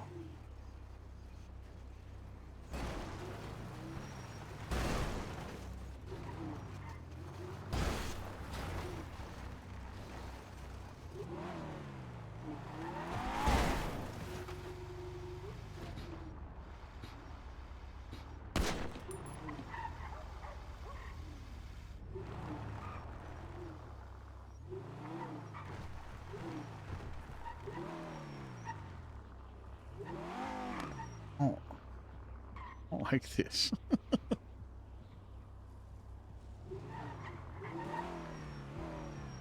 Yeah, it's a ghost car. This is good there. Yeah, it's like oh, they said she wasn't gonna be around.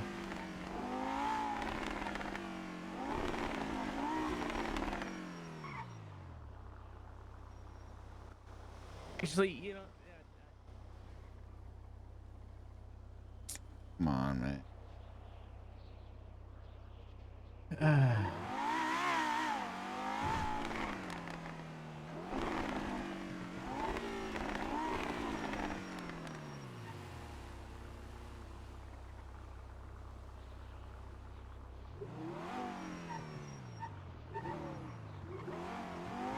And we know.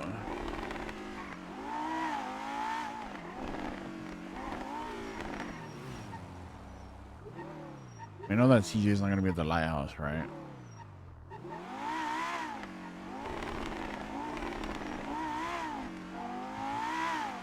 I think I have a spot.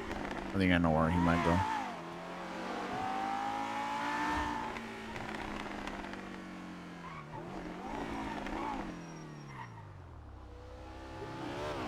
Where's Ivy?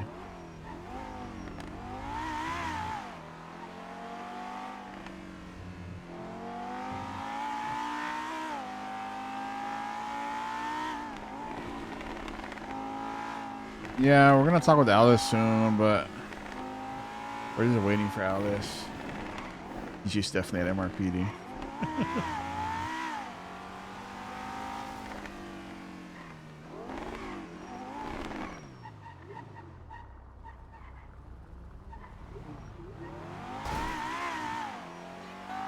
Hit CJ is 41. He's 1041 right now. Came back to life to be a cop again. Not back to life, but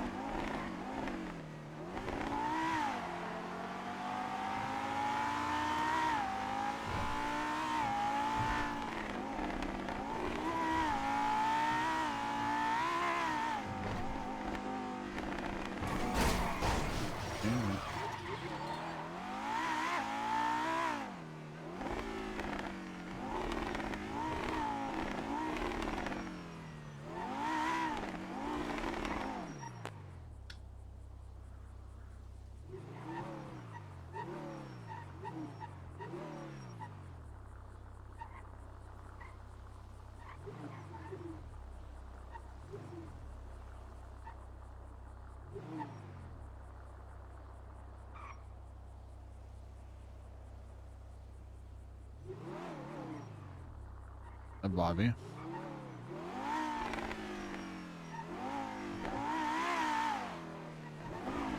What up, Nitrix?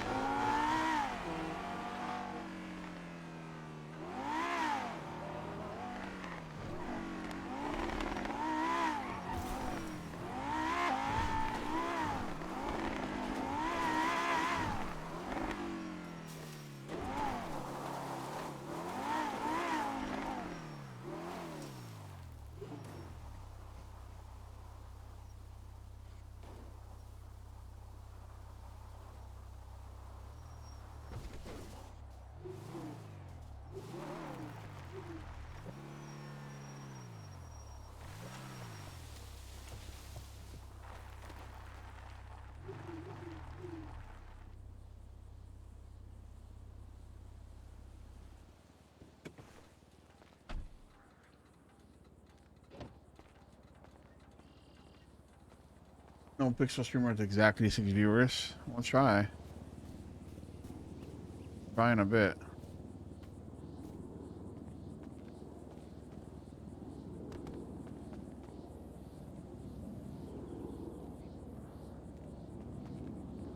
Wait, who's down there?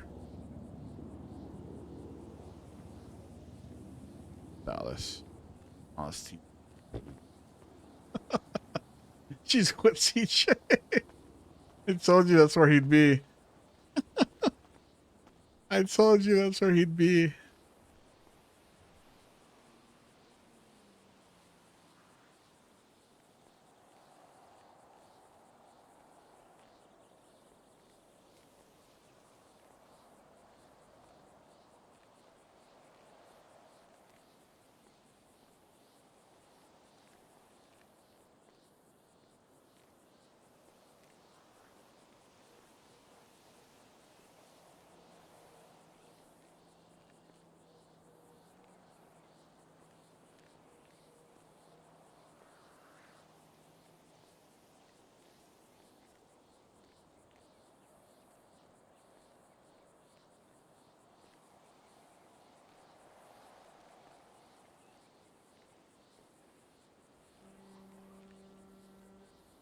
Then he doesn't feel right here sitting above them. He feels like he's watching them.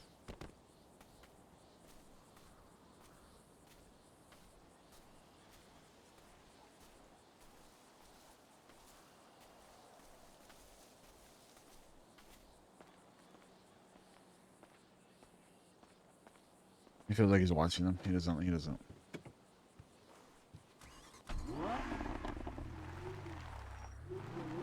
No, he is looking for. He's looking for TJ, dead club member, ghost club member.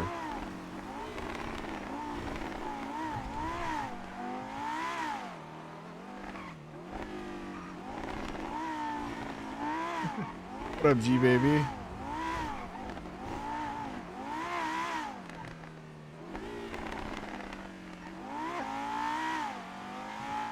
Let's see. This is right now. This is where. This is like times like this where Benny misses her.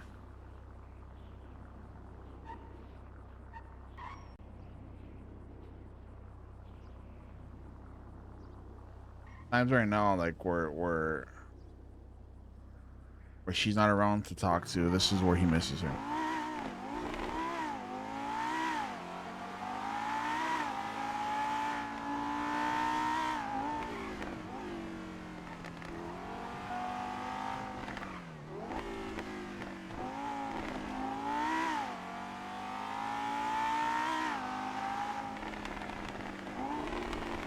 He doesn't know what to do because the club, no, but like the club is everybody's separated.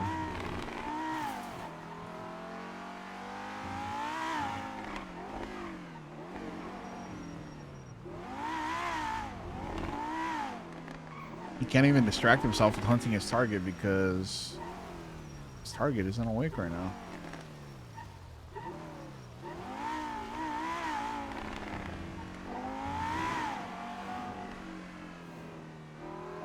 Yeah, I said lasagna.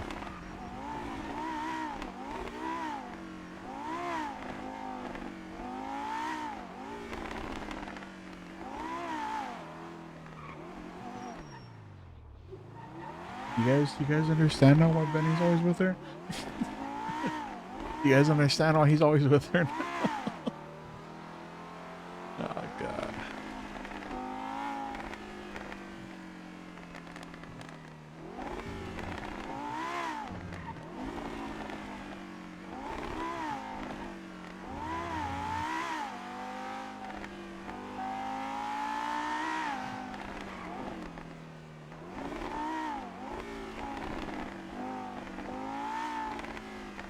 Even I have a headache. I missed the repo ducky. SBS question: did you ever try it on Crustful? Not yet. Not yet. Not yet.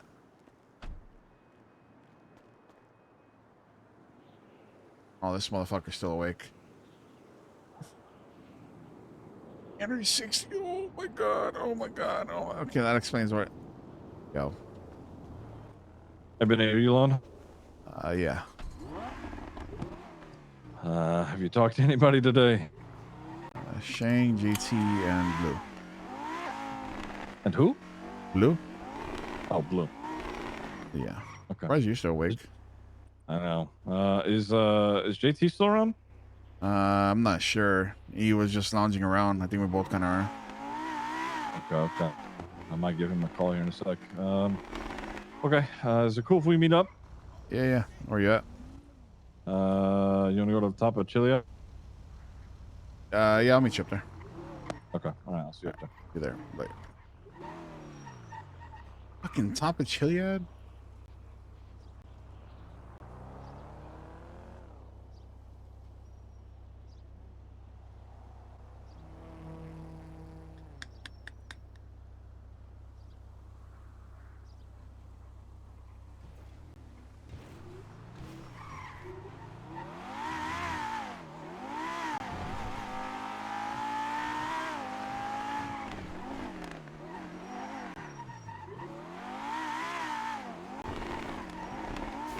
No reason to be scared. You think you want to do anything?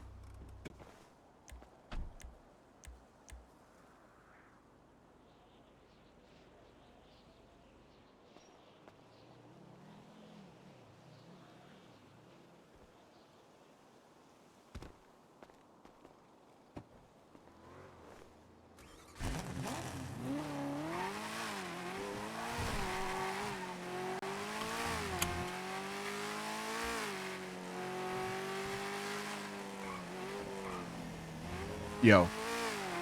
Hey, could you by chance also bring like something to eat? Yes, I got something. Okay, all right, thank you. All right, I'll see you soon.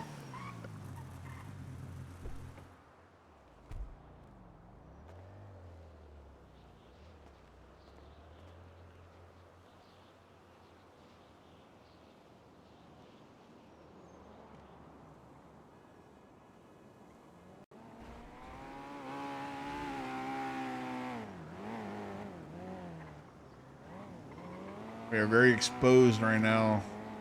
I hope our assassin is still around.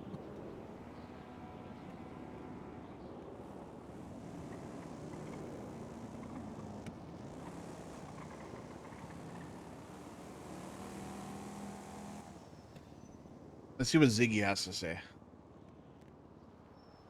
See what Ziggy. I'm very curious what Ziggy has to say. Uh-oh. Going in fast. You make me nervous. You make me nervous.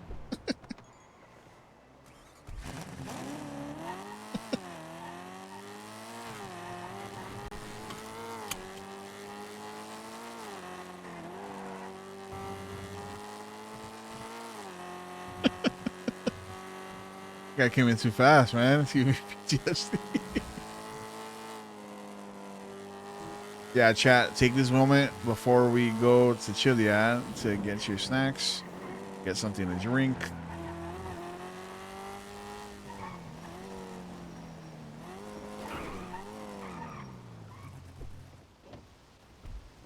Stretch. But yeah, shift 3 definitely seems a lot more chiller. Oh, I think that person wants. Hello, do you need food? Yes. I can Let me send it over here. let me get 3 combos. Sorry, I'm nervous. I'm trying to get Are you sure you assassinated. don't want to make that 4? If you Sure, get 4 4. combos, you 4 get 2 is raffle great. tickets. 4 is great. I'll get 4. Where are you? Are you my Oh, assassin? he must You be. He go. must be in the It's on the assassin register. thing. I mean, it could be. Are you guys my assassin? Kidding. I'm not playing it. Okay, I'm good. not playing. Here, I got this. You wait for You're your getting too food. close I'll to me. stand behind you. Getting too close to me. No, I'll stand behind you like this, and then they can't get you, right? I don't trust anybody. Oh. Can I get your full name and your state ID for the raffle? Benny Razer. Wait, is this how you assassinate me? Getting my name to confirm it's me? No, we're not assassins. I'm joking. I'm joking. Oh god, she turned around. Oh, who's this guy? Is it Razor OR? ER. Is it Razor OR? ER, okay. And state ID? 2947. Okie dokie, and you picked up your food? Yes, she's eyeballing me. I think she's my Alrighty. assassin. I gotta go. Thank you guys. Alright, bye-bye. I'm watching you.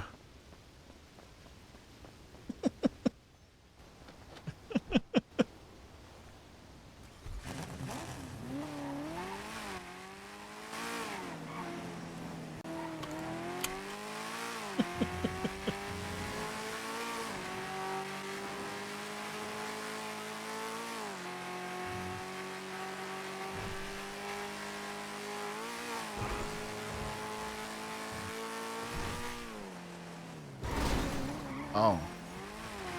My guy's dead.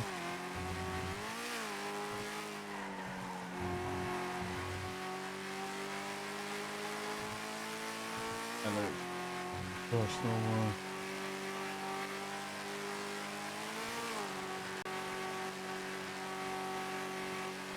Benny was even nervous on the club. I don't trust you guys.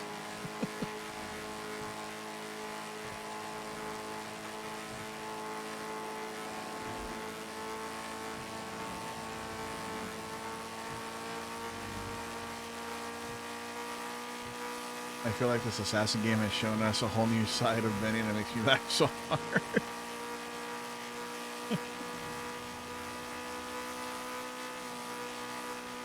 he's just a goofy little guy. What up, Manders?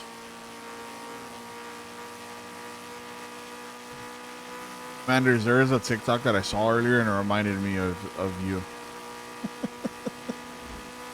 You and your back pain fucking comment.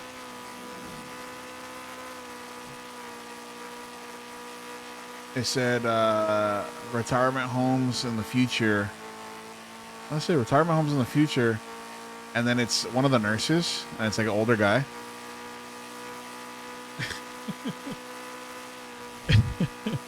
It's an older guy. It's a retirement home, and he's like one of the nurses, right? And then the song. Yep. Yep.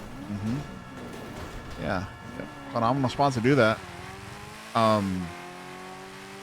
This song came on. Hold on.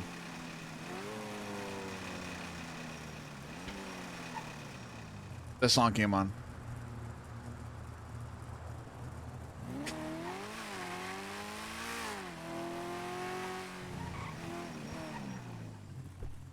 This song came on.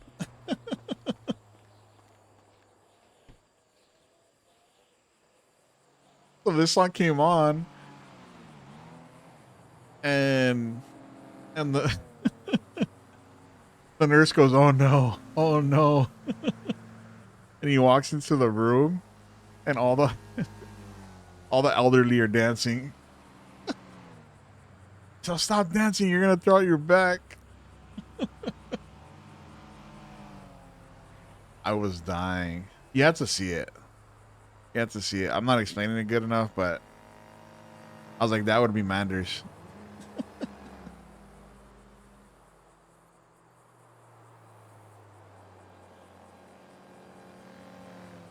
I will say, for our generation, for those that are around, my age, retirement homes are going to be having a field day with all of us.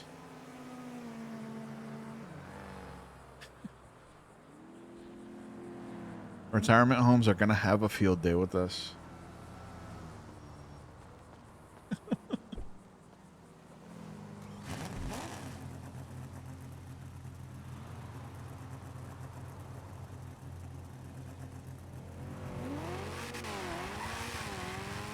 Fucking love this song, bro.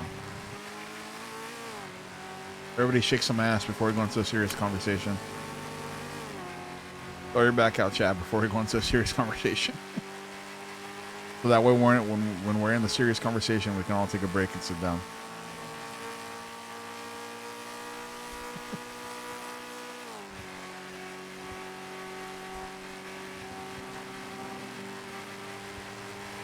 Get your back at.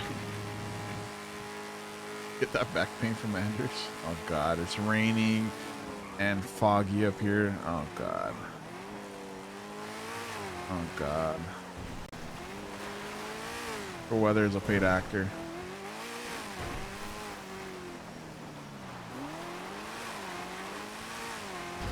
God.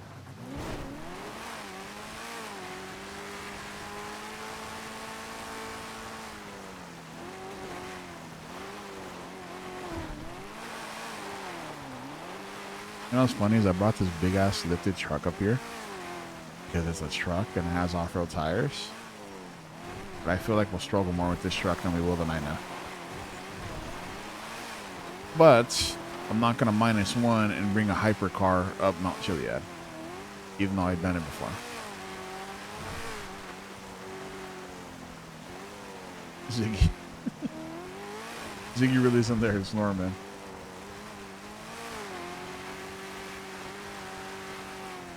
That was my thought.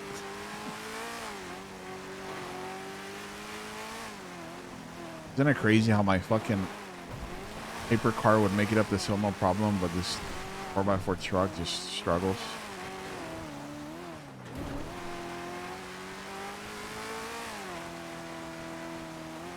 Someone who works in a nursing home, we're going to be the best. We have lived through it so much already, we have that fucking attitude. Yeah.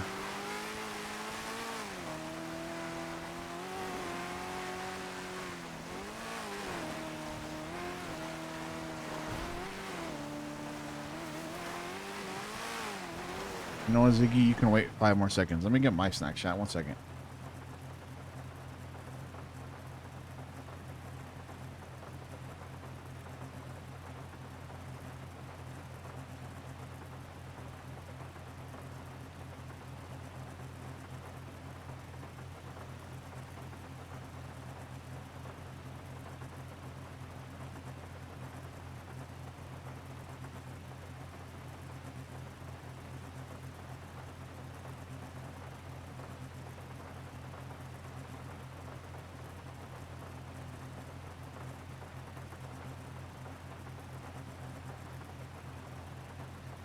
Hello? Hey, I'm assuming you're not gonna much later, and I'm gonna be in prison for a fucking while longer.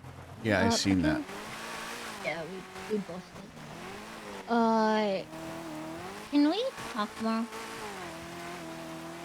Yeah, I'm going to talk to Ziggy right now, so.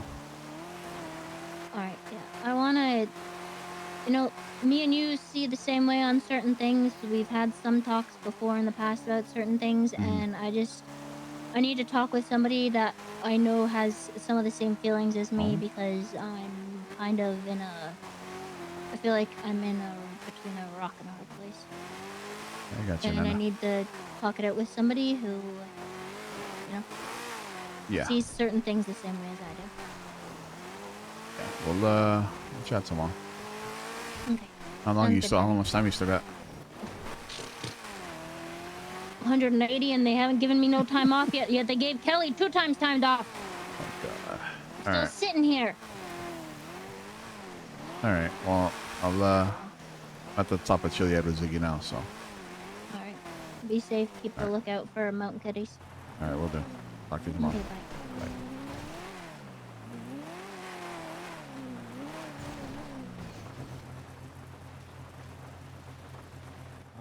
What up, Benny? What up? What up? You know, I feel like I would have made it up here a lot better than in my 9F in this truck. Yeah, I fucking wish the off-road cars were a little more off-road. Here. Oh yeah, thank you. I'm starving. What is this haircut?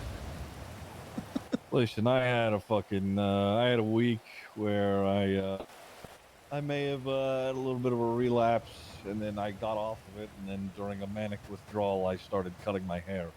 I'm okay now. Look like fucking Big Kev. Oh, Jesus. All right. Have you been filled in with everything? I got, I guess, a rundown. And then kind of ended with something about somebody saying something about a civil war. I'm just like, okay, well. Jesus. Okay. All right, so you heard about the Maggie thing then? Yeah.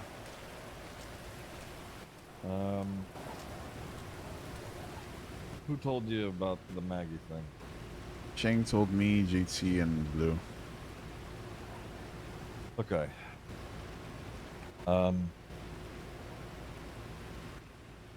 right. So I was there. I'm just gonna say that. So I'm gonna give you what I saw. You're free to make of it what you will. So from what I have been told / seen, Maggie texted Rue at one point indicating, hey, like this, I think, this isn't for me. And then shortly thereafter went to Sean and told Sean that, she was pulling herself out of prospecting. And then she made the effort to get a hold of Finn, then me, then Nana, then Kelly, and told us up front about, how she was feeling and what she was going to do.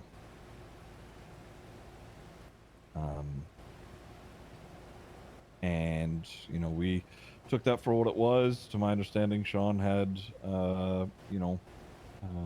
understood it and said that, she should be talking to people to, let them know everything that's going on. And she was in the process of that. I left to go grab my car. Hold on, Flop's calling. Hey, honey. Wait, so Shang left that part out. He didn't say that she was in the process of talking to people. Okay. No, haven't had the chance. Yeah.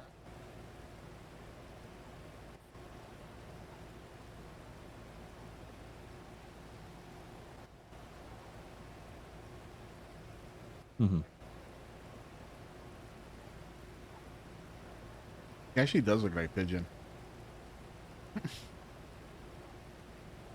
He looks like 4.0 Pigeon. Agreed. Okay. Like what Pigeon would look like if he came back. Sure. Yeah. Mm-hmm. Okay. All right. Sure. Just keep me updated. Bye. Okay. Sorry. Just needed to make sure that he wasn't, dying or something. Right. So I leave to go get my car from down the street. I run down the street, I get it, and I drive back to the gas station. Finn, Nana, Kelly had all left, but Shang was there. And Maggie is in the middle of explaining to Shang what she's feeling. Her being prospected for over a year, and she's fought for it as long as she feel like a sane person could fight for it, and that she was pulling out. She couldn't do it anymore, and she was what I thought very amicable and obviously upset. It's not something that she came to this decision lightly. And then I don't remember all of what Shang said exactly because I had already gotten a not so great vibe. But the thing that stuck with me that he said was, he said, "You're setting a new standard for prospects. You're quitting before you even began to try." And then he shot her.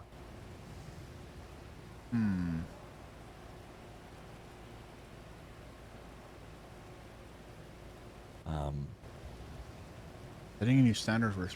He got in his car, peeled off before I could say anything. I got Maggie into my car and got her to the hospital as quick as I could. Physically, she's okay. She was treated.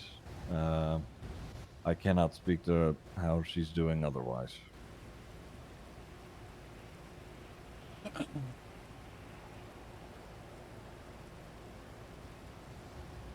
He didn't. So she was going to talk to us, or I guess other members, that why she wanted to walk away, or she'd started. She let Rue know she had talked to Sean already.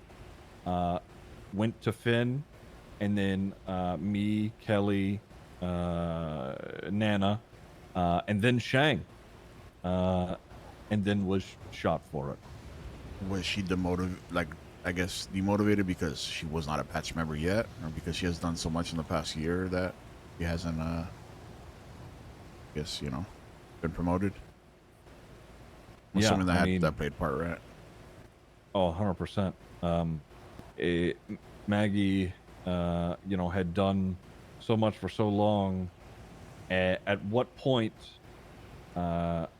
does a sane person begin to question themselves? Well, if I haven't, if they don't see me as one of them now, I must be failing them in other ways, and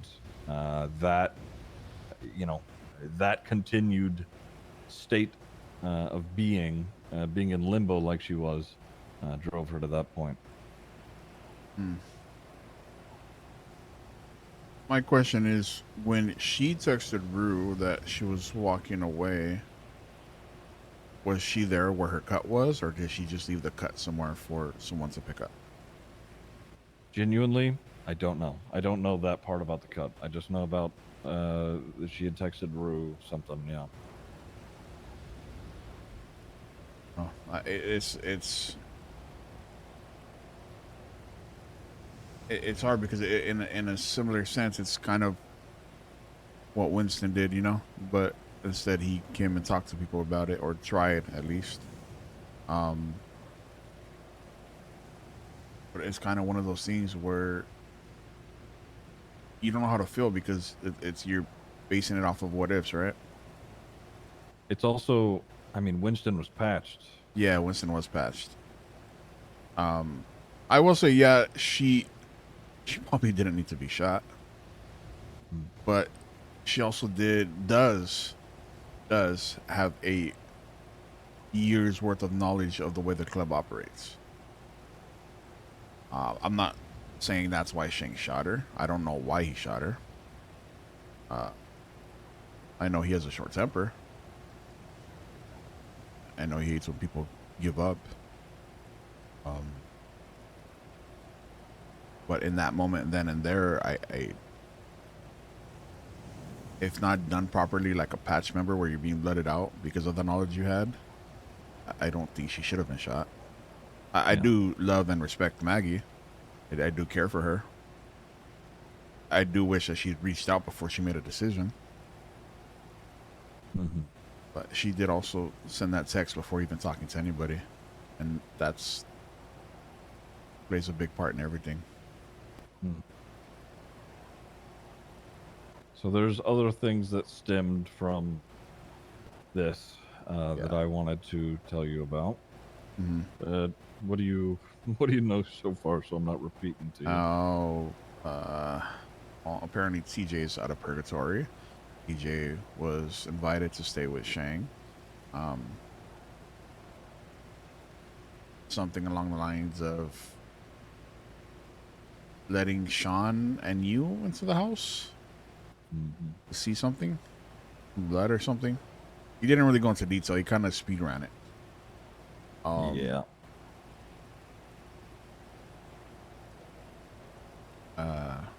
It was kind of just an info dump for me, and yes, I think the biggest shock for me was the TJ thing because last I heard he was locked in purgatory. Right. And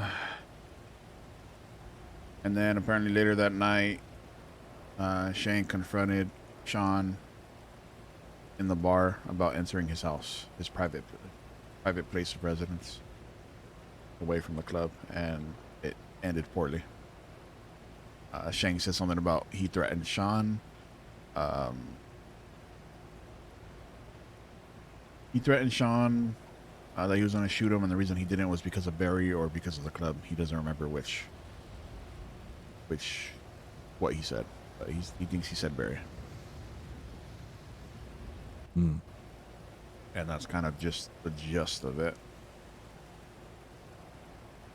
What do you make of that? You want to be honest? Okay, well, one, I think the Reaper vote is a little fucking excessive. I don't think a Reaper vote needs to be called on Sean or anybody for that matter. He said something about he's going for VP.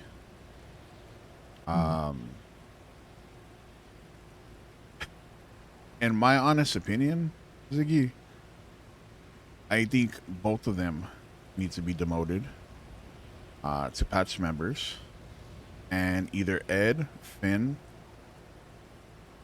or Ed, or one of the two, need to be moved up to VP and high command. Even Ed, okay, so here's my bit, right? Is all of our high command, including the VP, have their hand in the fucking cookie jar with these horseman dudes. And it's not, they tell us to stay away, but yet these guys are fucking elbow deep in it.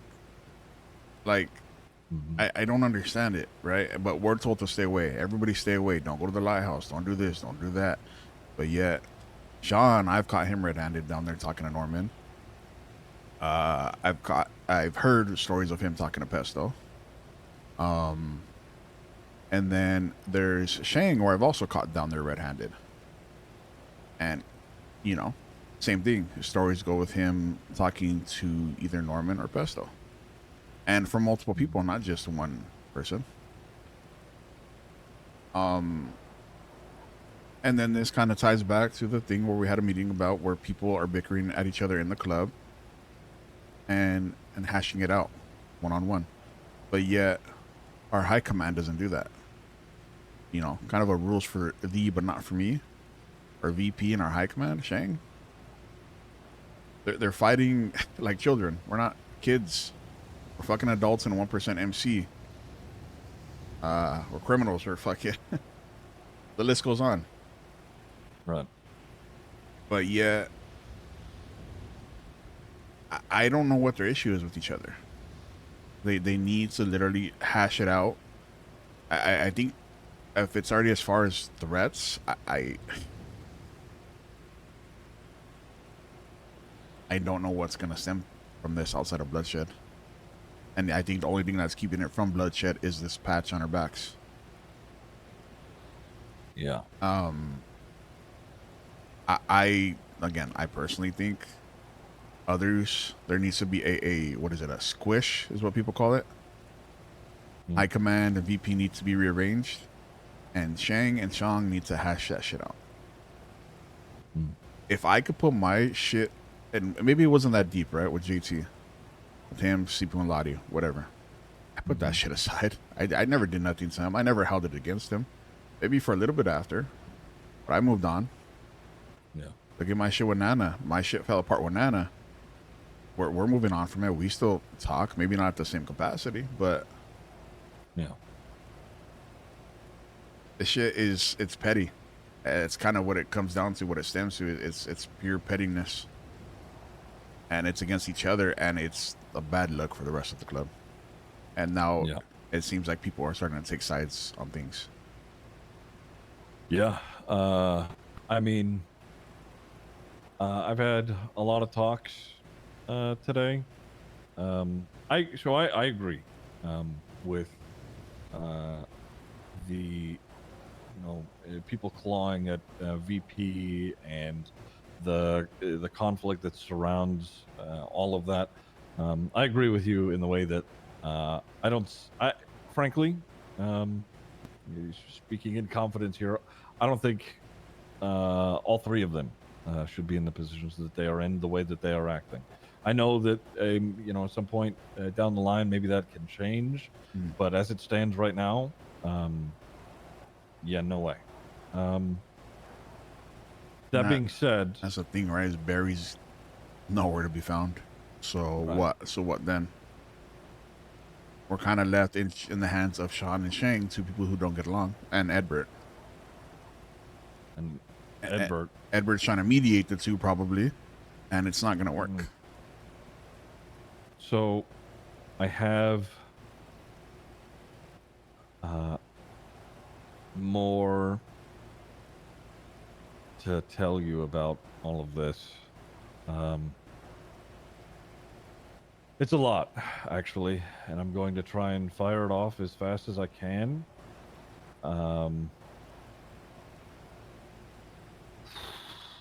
Okay. And this is coming from Sean, coming from RVP. He said that these are the things that the club should be aware about.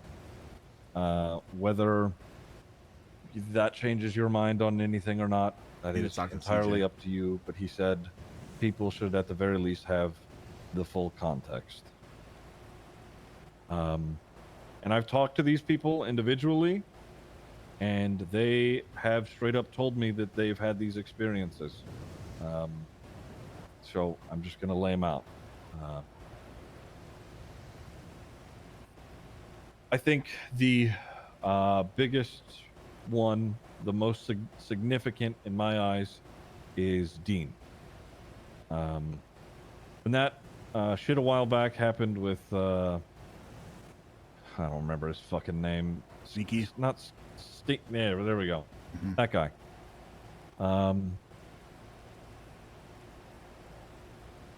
So Dean didn't know this guy had multiple personalities, DID, whatever.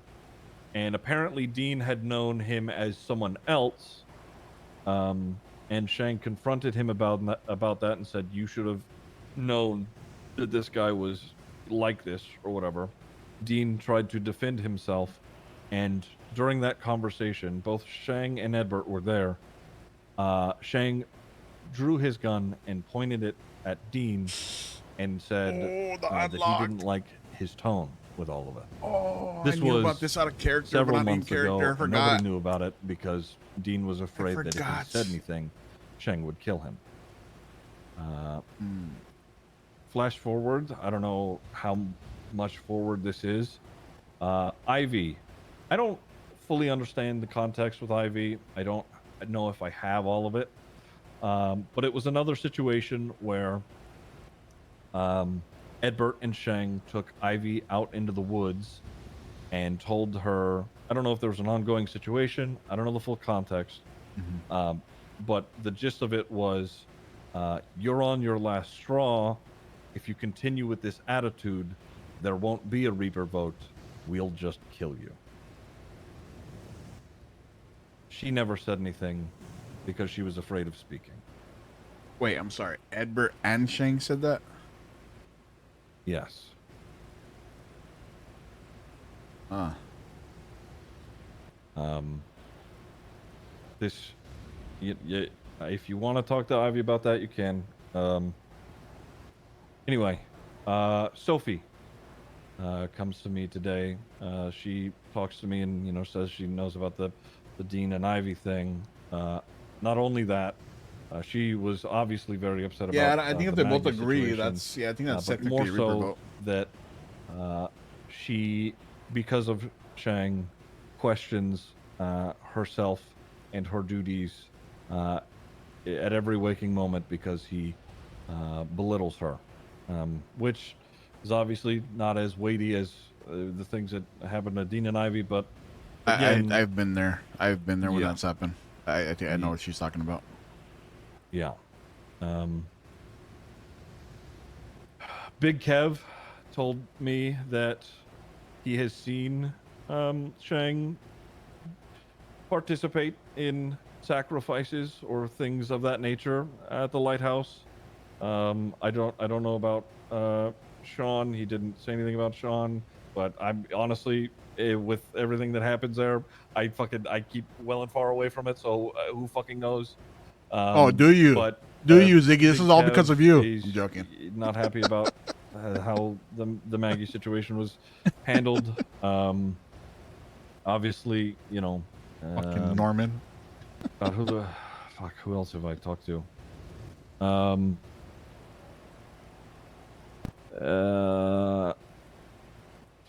fucking blanking now. Flop is worried. He's afraid being a prospect because he doesn't know if he's. Oh my God. He's afraid of. Don't do this stepping now, out of any Flop. sort of line at this You're point. so close to getting patched. Don't do it now. He obviously he doesn't. He's not going anywhere. He doesn't want to go anywhere. It's just the looming idea that this is a thing that could occur that is scaring him.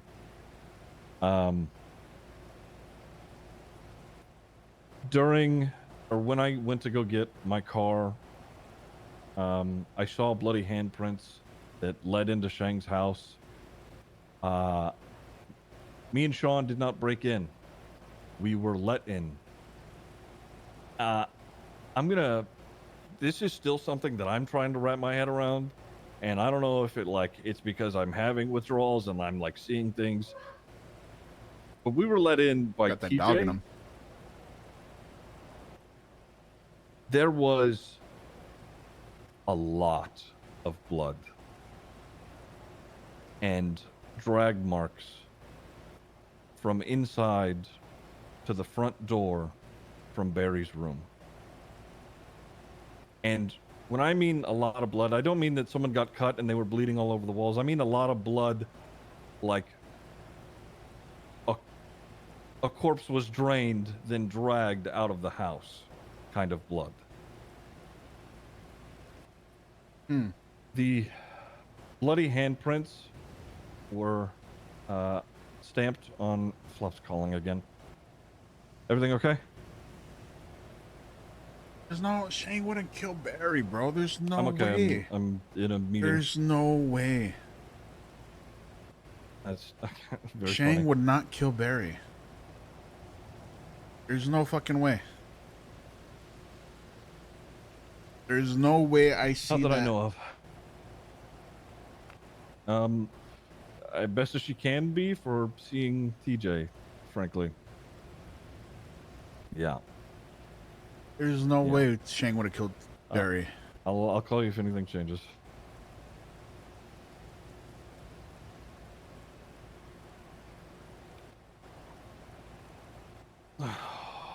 Okay.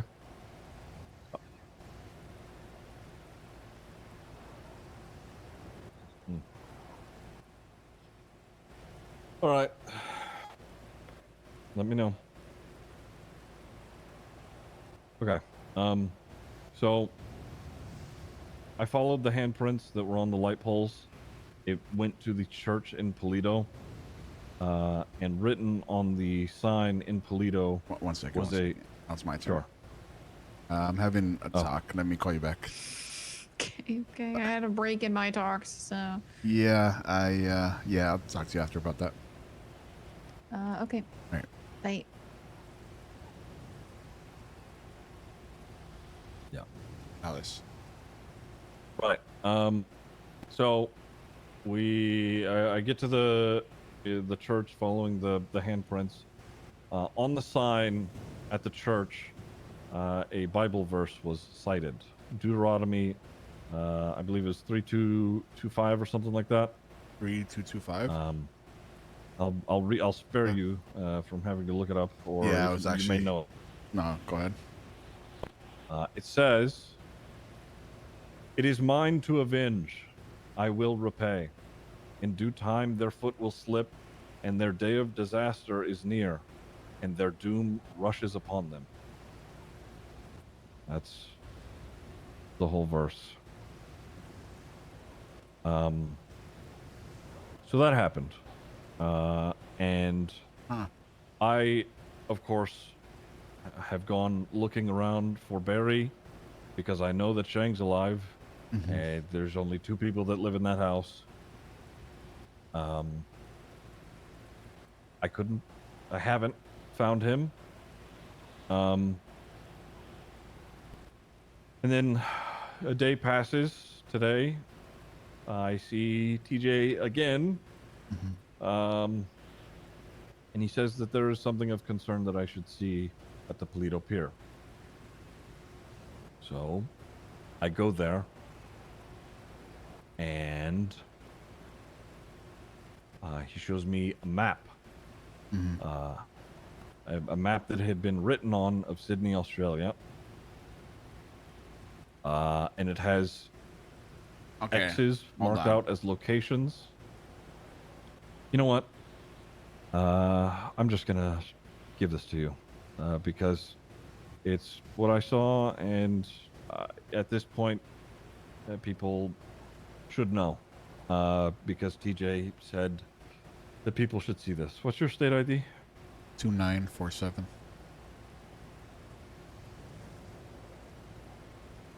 Actually, like, wanted to try to talk today, but how do you get a hold of a ghost? Yeah. You should have a document. It's got Burning? Yeah, it's got a list of pictures.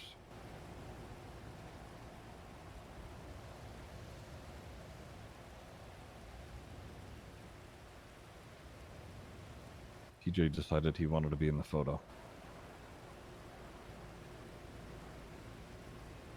One second, let me look at these.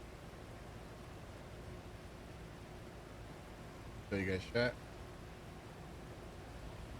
The first picture is of Barry's room with TJ in it. The second is the hallway. The third is the front door that leads out.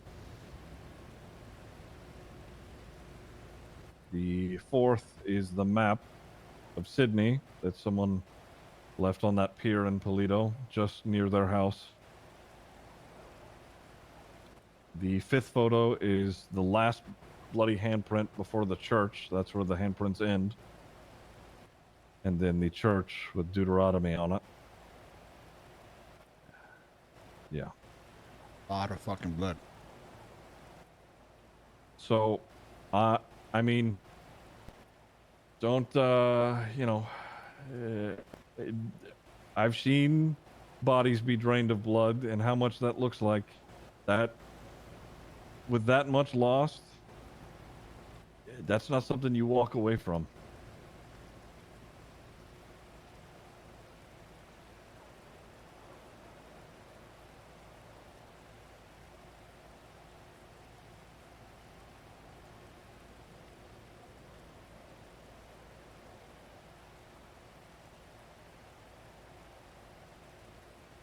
$32.35.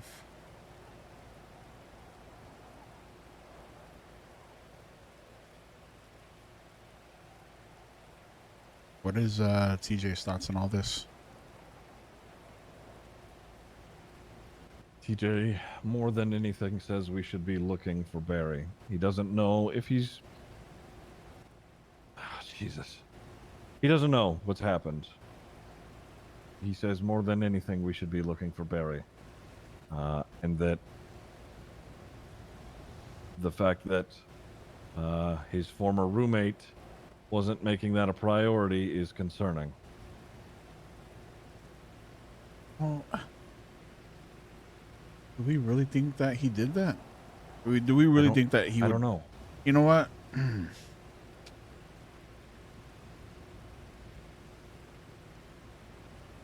I am so lost in the sauce. I have no fucking clue. To be honest, I'm How do we break this struggling with S, the man? idea that How I've the actually fuck do we seen break this TJ S, or man? not. Because what the fuck are we She's talking gonna about? want to be there for him. But if our old friend is to be believed, why would he be showing me these things? Why hasn't? If there's something crazy that has happened at Shang's house and Barry is missing, why hasn't he said anything? Has anybody been inside Barry's house? Me and Sean. That's because TJ showed us. I don't know. Maybe somebody else has been inside that it wasn't us.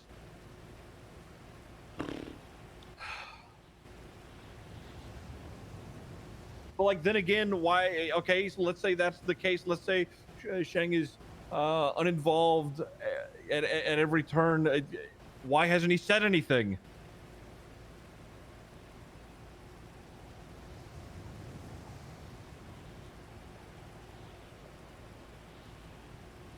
I'm so beyond the fucking the power struggle or what the fuck ever. Yeah, no, that's what's on Benny's mind right now, Death. Like I will say that. at me.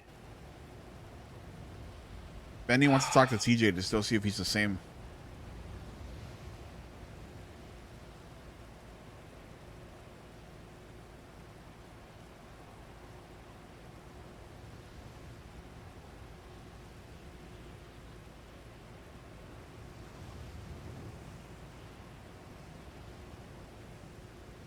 You know,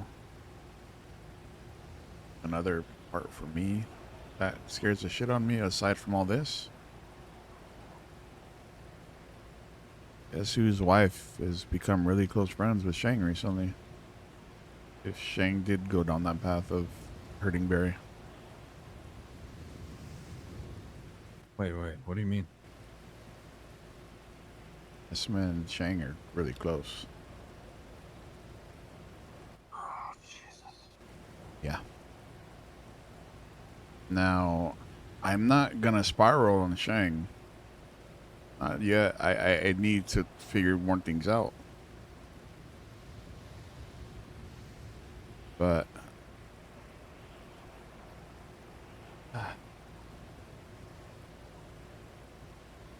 how do I tell her to avoid someone who might possibly not be in the right state of mind? Yeah. I know Shang has his episodes. I've been telling you guys for so long. I've been telling everybody. Yeah. And then the clown serum that he drank not too long ago, that he's immune to, quote unquote. How do we know if he's actually immune to that? And that isn't what took over.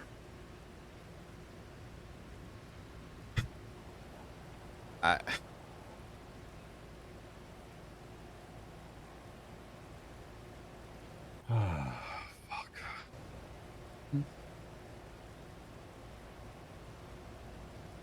Listen, right now I'm going to try to keep my faith and hope in the patch. And I really hope that Shang is either being framed in a sense, but I mean, who has access to his house? You know, who can drag a body in? Who can do all that besides Barry, him, and TJ now? TJ's a Well, ghost. TJ told me that he was kicked out after he let me and Sean in.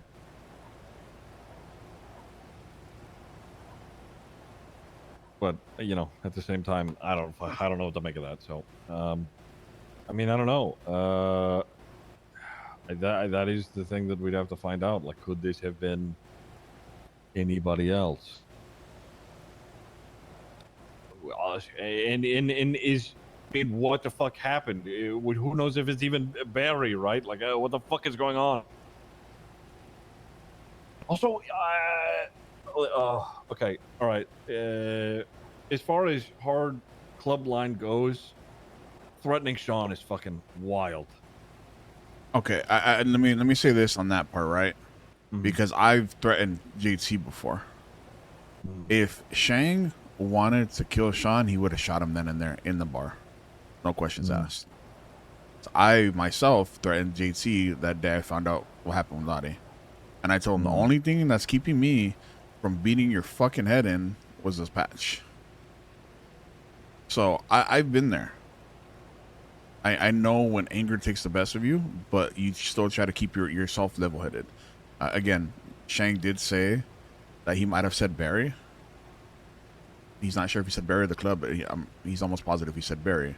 But regardless, in that situation, that sense, with all the anger building up, and well, Sean and Shang have had a hatred for each other for a while. The threat isn't the big issue. If he had a gun out, maybe, yes, I would have taken it a little bit more serious. But just the words. And with Dean or Ivy? The Dean thing, if you put that okay, the Dean thing, yes. That we don't pull guns unless we plan on using them. But for him to point a gun at Dean, he pointed it or he pulled it? Do we know? Pointed. Okay. Yeah, that I don't, that doesn't sit well with me.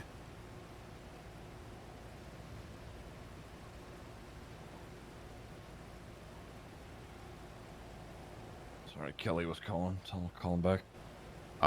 Ivy, and then okay, I'm trying to look at things from a club perspective in a sense, and not trying to spiral because I've been trying to learn this a lot. My wife has been helping me a lot with this. Like, I mean, you guys all know me. I've been spiraling a lot in the past. You guys all know that. Listen, the Ivy thing, that's too high command there, right? That's basically a Reaper vote. But that doesn't make it okay without saying it. Or bringing Barry or Sean into it. Because that's still 2 more votes that need to happen. That's only half of the votes. They would need 1 more vote to actually, for it to actually go through, right? It needs to be a full percentage. Or is it 100% of the votes or 75%? I'm not sure. Do you know? There's a lot of things that go unclarified. So no, yeah, that's that's the thing, right? Like, No. there's 2 of the high commander there. They have, I guess, in some sense, a right to say it, but not without mentioning the Reaper vote. Yeah.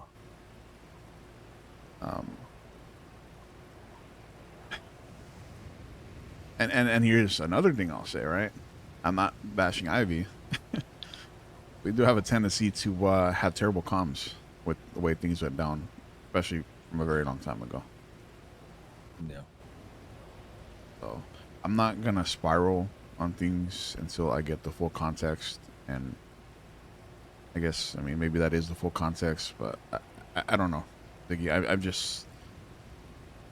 I don't want to spiral with this whole thing. I understand. I've been there. I've spiraled for a long time.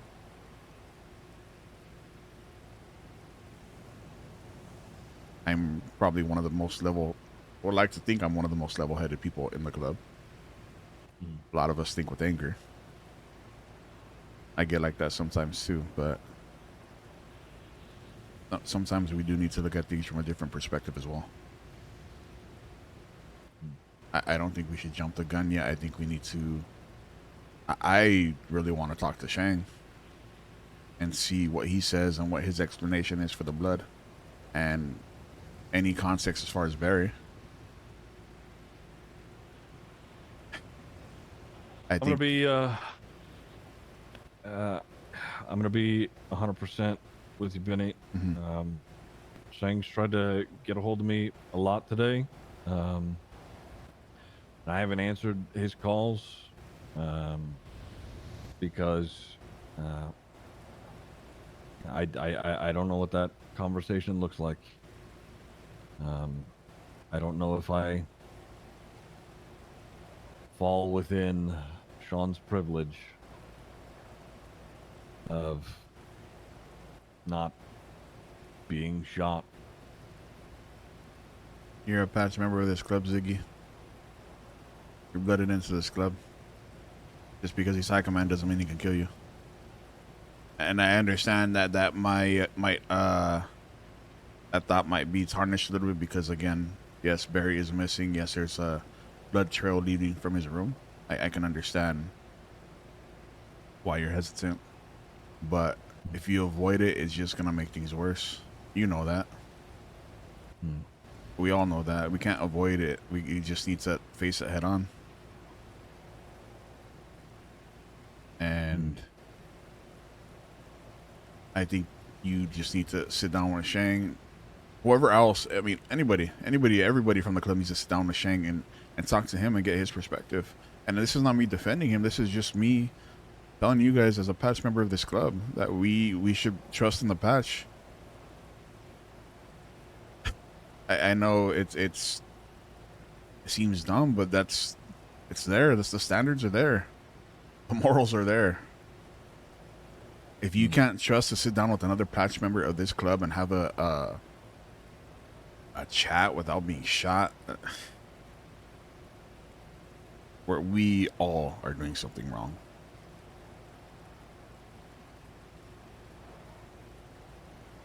Not just one of us, all of us. I've had, back in the day, I've had Barry point a gun in my face. I trusted him enough not to pull the trigger.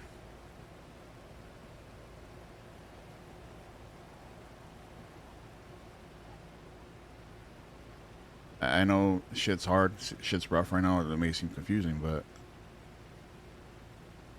if we avoid the problem, it's not going to go away. It's just going to... funny thing with Esme. Again, Esme has taught me. It's a snowballing effect. Snowball is small right now, in a sense, and people are just going to let it get bigger into a bigger snowball, and it's going to get worse.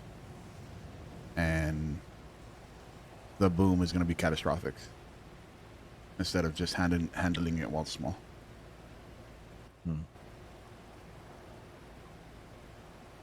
So, I don't know. I'd say you take that conversation with them. Obviously, let somebody know if and when you do, and at least we know who you were last with when it happens. But I don't think anything's going to happen.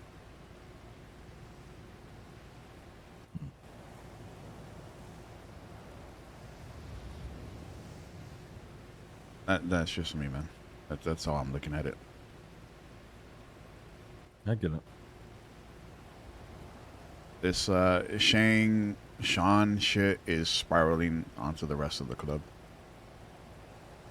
Yeah, it fucking is. And neither one of them should be in that position right now to make decisions for this whole club, especially Shang with his whole mental state.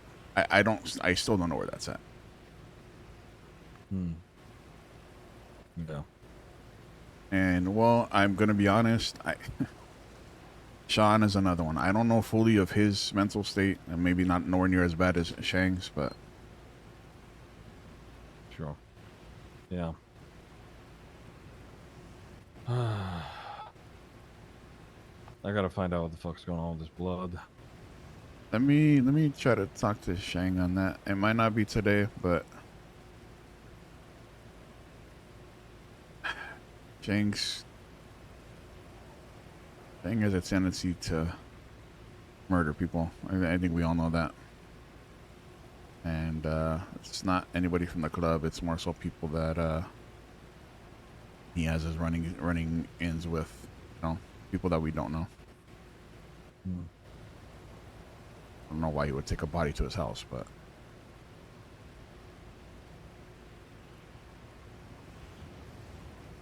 You saw the map, right? yeah, that's yeah. Oops.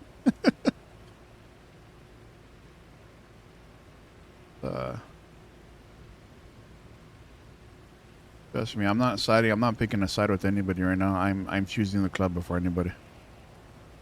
Yeah. No, I get it. So let me go have a. Somebody started my truck. All good. All right. Let me go have a chat with Alice, and I want to try to talk to TJ today. Yeah, I think you should try and find him as soon as you can. TJ said that he may be hunting around my house. I don't know. I also seen him at the graveyard right now, so I want to go talk to Alice. Okay. All right. You be safe, Ziggy. I'm gonna sit in my truck and think about something for a sec.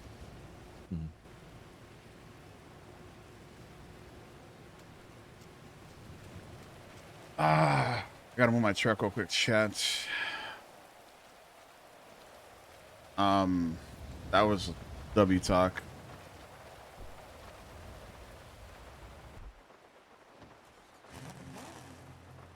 Give me a second, chat. Give me 1 second.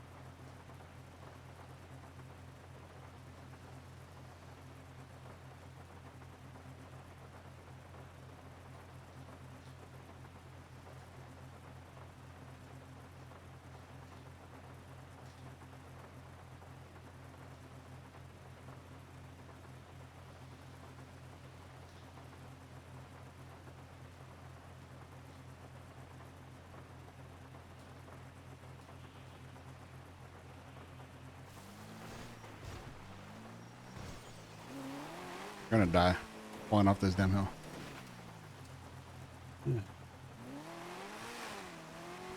Yo. Where you at?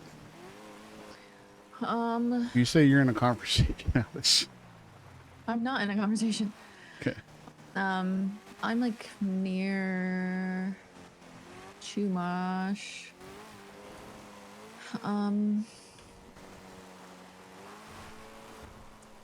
You all good? Yeah, I'm just trying to decide where to go. Do you wanna just meet me on the beach here? Yeah, that's fine. I'm in Chiliad, so Why are you in Chiliad? I was having a chat with Ziggy.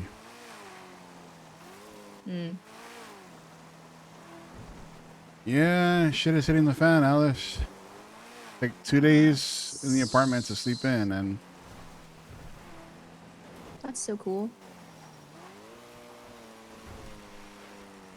That's so cool. I love that for you. I am tell me where and I'll go there. Or just ping me, 727. 727. Yeah, Okay. too soon. Bye.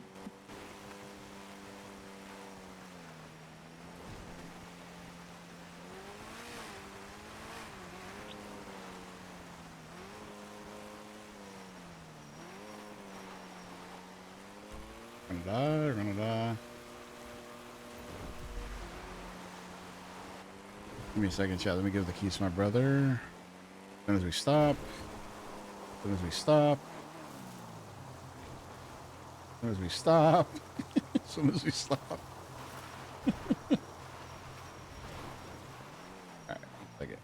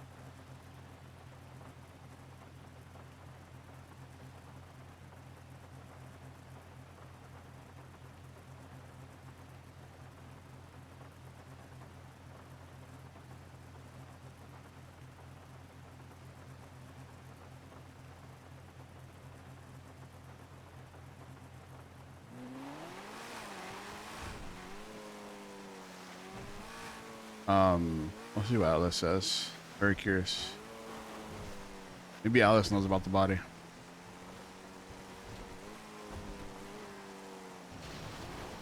I don't think Shang would have killed Barry. There's no way. But here's the thing, right? Here's the thing. Benny's gonna ask Alice, how does TJ seem? Because purgatory changes you. I don't know about a ghost. Purgatory changes you as a person. Yeah.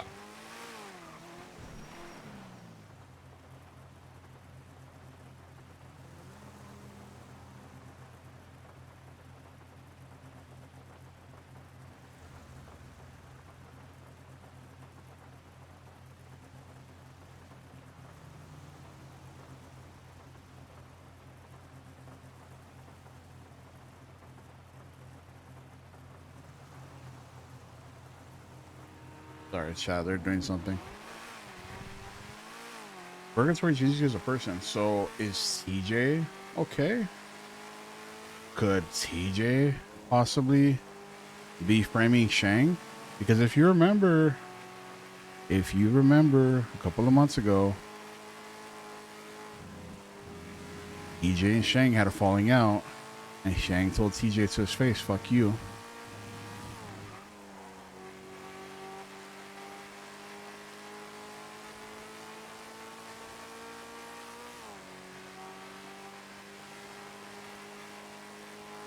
Have a good night, Miss Loveday. Almost 5 a.m. Yikes. I need to be up early, so I'll catch the VOD. Have a good stream boosted. Have fun, Yuki Chatters. Appreciate you, Miss Love Day. Sleep well. Get some rest. I'll be live again tomorrow. Loopy Liz, thank you for the tier 1 for 3 months. You subscribed for 2 months as well. Thank you, Loopy Liz. Appreciate you.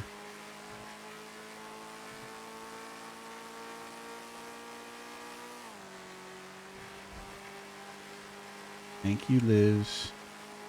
Dad, there's no way. There's no way Shang killed Barry. I mean, I guess it never eliminate the possibility, but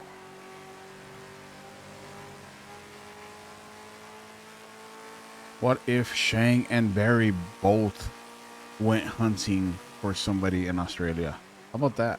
Has anybody considered that? What if it was a dual effort from Shang and Barry and they brought a body back? Has anybody considered that?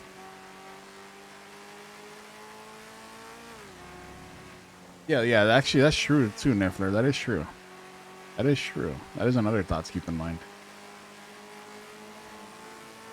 Has anybody ever thought that maybe Shang and Barry went hunting in Australia and they caught a body and they brought it back because maybe it's something having to do with why Barry's been gone?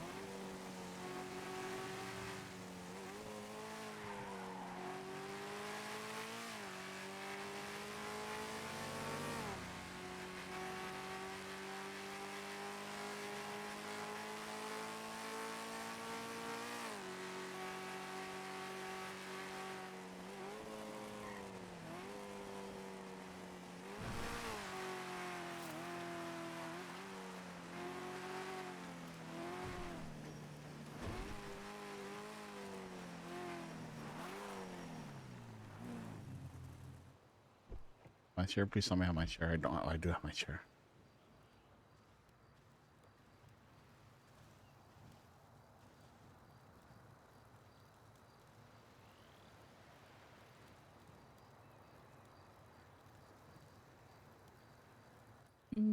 Right.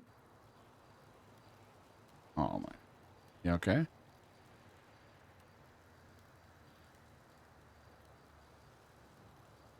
Yeah, I'm okay. I just. Hello? For a married man, you sound like a married man. Congratulations. I appreciate that, Flops. Hey, What's up, probably a dog? bad timing. We didn't get talk to you a little bit in the middle of a conversation.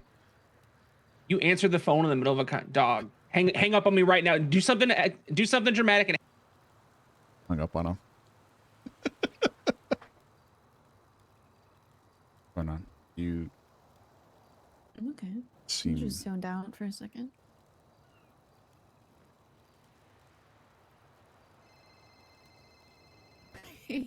Why? Hey, I just started a conversation. Can I call you back? Right, no way. Okay. Yeah, right. Bye. Poor Marlo, I think he's been trying to hang out all day. And I Jack- called him before you called me. I thought he went to bed. And literally, you showed Can we get a shout out for Drolk? Please, any mods? Cat, I think if you're still here, Lindsay. What's up? God, where to begin?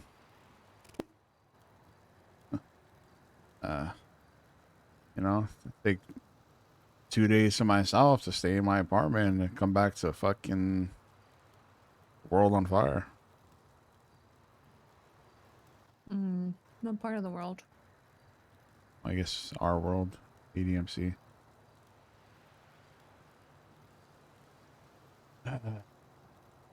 Shit that I knew way back when I caught it that would probably eventually come back to affect the club at some point, and well, here we are.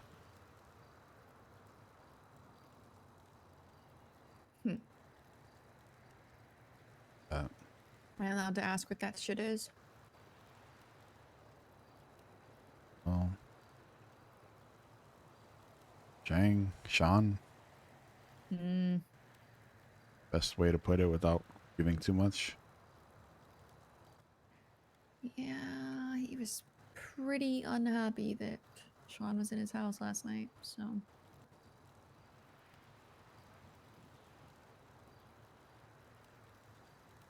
So I heard. Yeah, can we go give a follow and support to Jolk? That's Flops Rain Man, ex ADM or ex BBMC member from 3.0.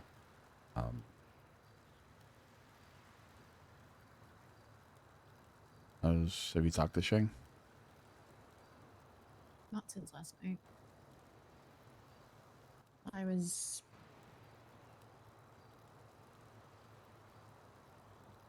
It's amazing. I was WR in beer. I Lido, 'cause miss that's RPing with him. where TJ's been hanging out at the pier. And, Yeah. I he actually. was standing there watching when the cops pulled him over. Standing in his backyard, actually, because it's where TJ found me. And I was watching it, and I said, he's going to shoot them. And then he did. So.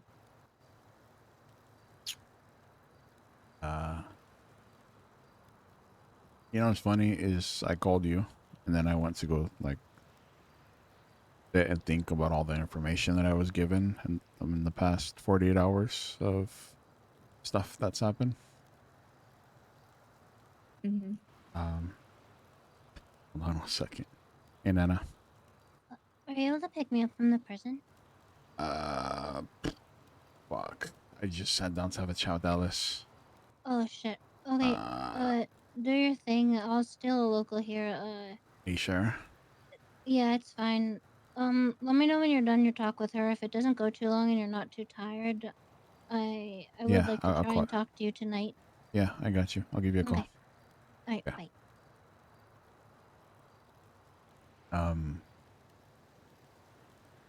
After I hung up with you, went to go sit to myself at Jesse's spot and think for a little bit. And well, like, you know what? DJ's out there somewhere. But apparently he's trying to stay away from the lighthouse in Norman and all that. So, Yeah. where else would I go look? Went to the graveyard and you were there with him. So I left. You guys probably heard me, maybe mentioned it, but I saw someone. Were you standing on the overlook up there? yeah. I was like, okay, let me just leave. I was there talking with Bobby, and he. Yeah, I got there as soon as Bobby got up and started walking away. Yeah. I didn't I want was to having a interrupt. chat with Bobby, and then TJ just appeared in between us. So it's okay. You wouldn't have been interrupting. TJ and I spent a lot of time together just talking. Sometimes important, but also sometimes just chatting. No, anything revolving around Shang? No. Nothing. Not really, no. We don't talk like we used to. And even back then, he didn't talk to me a lot about what was going on. Just hasn't really been the same since the breakup, you know. You have keys to his house? No, I've never had keys to that house.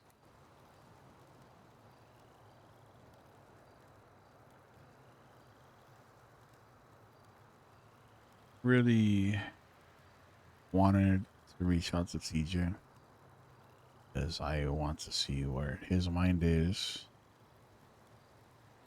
But he's, you know, for being a ghost, the man has a lot on his plate. I think it's probably less than you think. There are times when he's just by himself.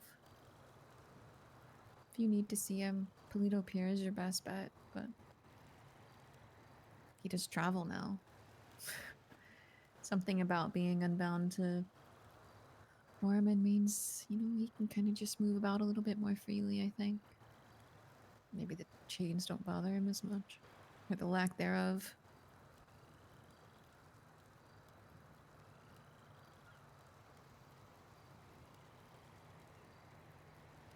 Have you gotten? Have you heard anything? This, far from the club. Anything from the club? I'm sorry. English is hard right now.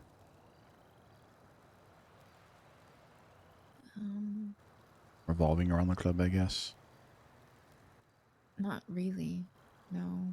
I know. I know yesterday that I called the cops yesterday when Shang shot that cop at the pier. Or I didn't call the cops, I called ADMC. I'm sorry. Those are two very I was different about to statements. say, I'm sorry, what? I ratted Shang out yesterday to the cops. I was about to say Alice. No, I called Finn yesterday when Shang shot down that cop. And I saw most of them show up. I heard the gunshots all around Pluto. I know that there were bloody handprints. Because I have a house there now. I live across the street and a couple doors over. So I know there were bloody handprints, down the light poles that led to Ching's front door. Very concerned. Mm. But I also know that TJ let Sean inside. Mm-hmm. Which I can tell you, in any circumstance, would have pissed Shang off. Even when we were dating, I think he let me in that door twice. It's definitely his safe space. Private residence. It's his, not. It's not club related. It's not. It's his place away from the club. Yep. I understand that. I don't know why TJ did it. He was concerned, but No, I do too. I'm not saying. It's one of those things that TJ did it in good faith because yes, he's still thinking in the club sense. yeah. But he also doesn't know anything about what's going on with Sean or Shang. TJ and I had a talk where he said that he trusts Sean. I told him that I don't, and that's where we left it. And as long as we respected each other, then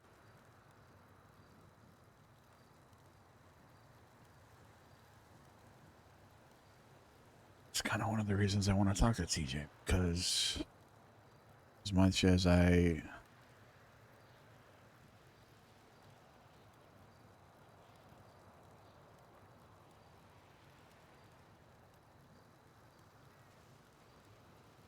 that fucking Noxie, bro. Not who I think it is it? That fucking Noxie, bro.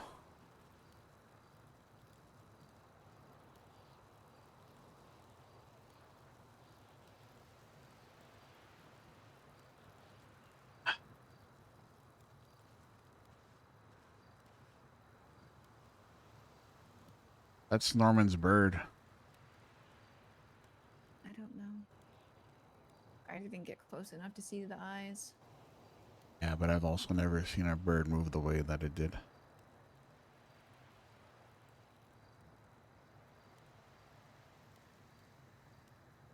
Is he following you too?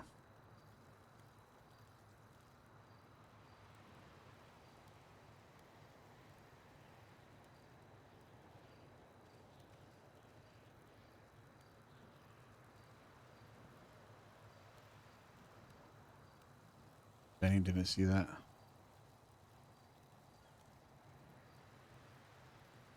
He follow you around.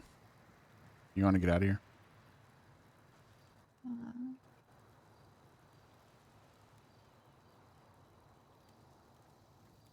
Norman, I swear to God, if you appear right now, Ziggy, you little shithead. No.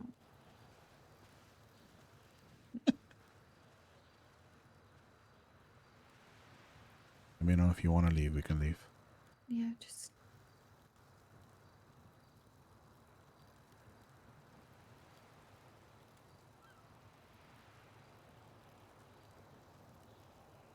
Fog hasn't rolled in.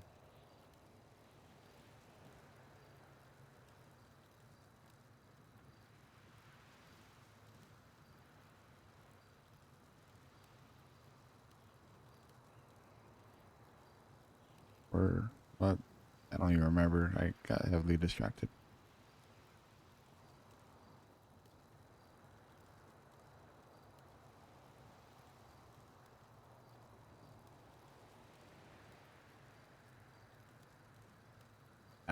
I'm gonna be honest.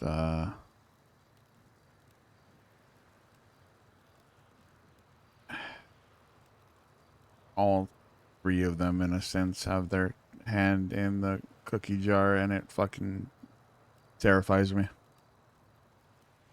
I mean, then again, I don't know. Oh no, it's not been confirmed yet that War is who we think it is. Unless you. My understanding, though, from everything that I know, the doctor was implying that it wasn't. That the other two weren't around. But Do we really believe him? at the time, yeah, I did.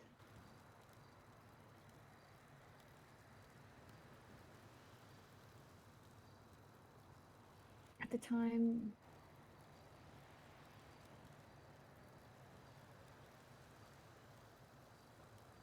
I did.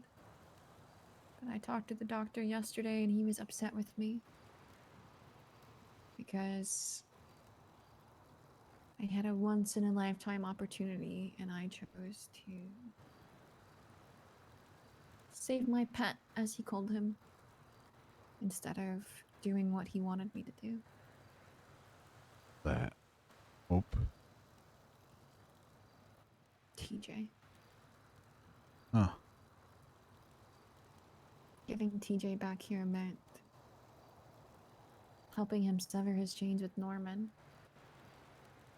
And grabbing his tether myself. EJ's here. That because of you? Mm-hmm. How?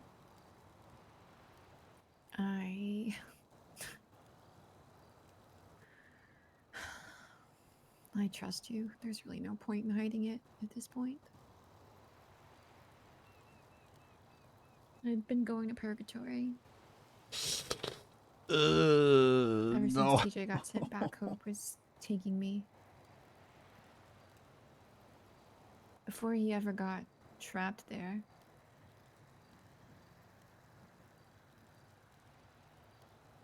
he had a plan to steal a vial of acid out of Pestilence's pocket.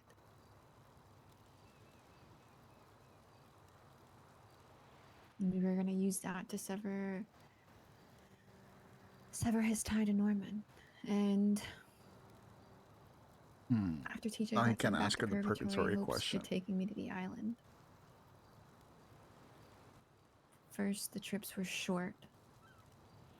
And I can really only describe it as blinking. I would be on purgatory on this side, and then I would blink and I would be on that side for 10 or 15 seconds. And I'd blink out and back in. It would happen over and over. And then slowly, I started staying for longer in between each blink until I was able to just be there. And then at some point, I started to turn invisible, which seems hard to believe, but the best I can guess is that it was some kind of acclimation. Just enough that I was able to temporarily be like TJ. With Hope's help, obviously. And once that happened enough, I was able to steal the vial from the doctor's pocket.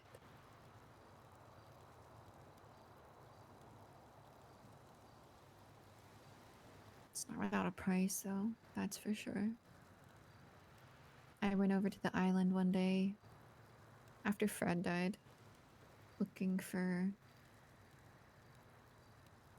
anything. And on my way way back, the island just sucked me in. No hope, no anything. Just grabbed me. And I was stuck there. For everyone here, it was only a couple of days. For me, it was a week, maybe more. It's hard to say. Time moves differently there. Just...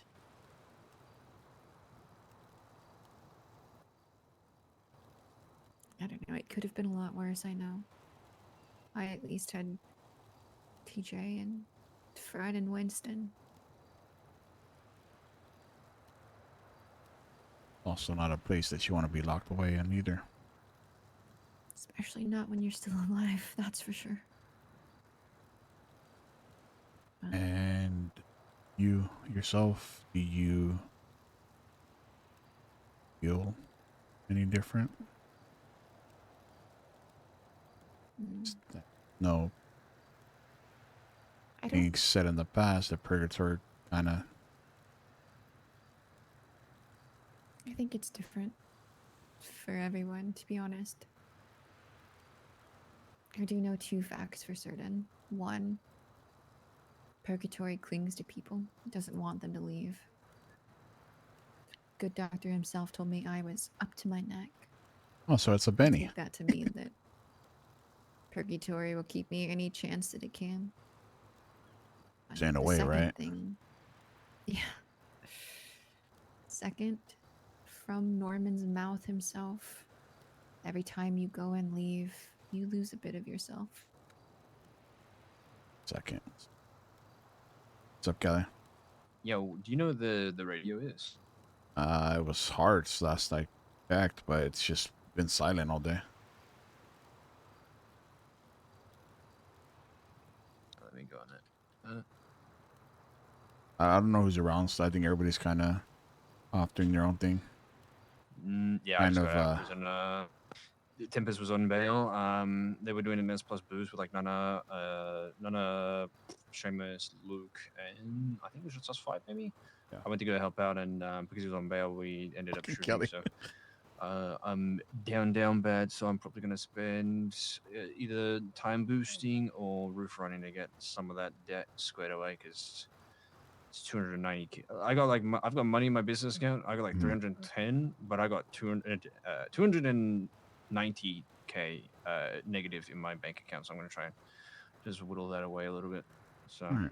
Well, yeah. I'm having a conversation right now, but let me. If you need any help, just let me know. Yeah, easy. Sounds good. All right. See ya. Bye. Bye. Sorry, I didn't mean to cut you off.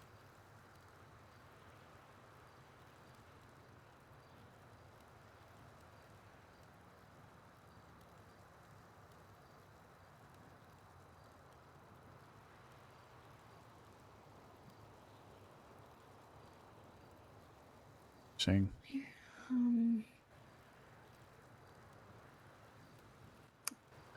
I don't know. While I was there, I gave the vial to TJ. And I got back out. Mostly because Hope came for me, but she had to fight pretty fucking hard to do it. Noxie kept setting her on fire. But she did it. And I didn't go back until last week. But in the meantime, Noxie was hanging out at the graveyard, I think scaring Hope away, stopping her from being near me, that sort of thing. And then, I don't know, I think it was Saturday. She called me back to the island and I went. So I went in and Norman showed up.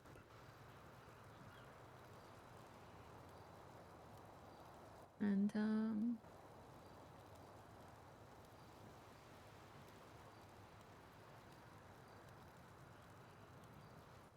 TJ used the acid to break his binds to Norman, to death, I guess, ultimately. Because those were what were keeping him in purgatory.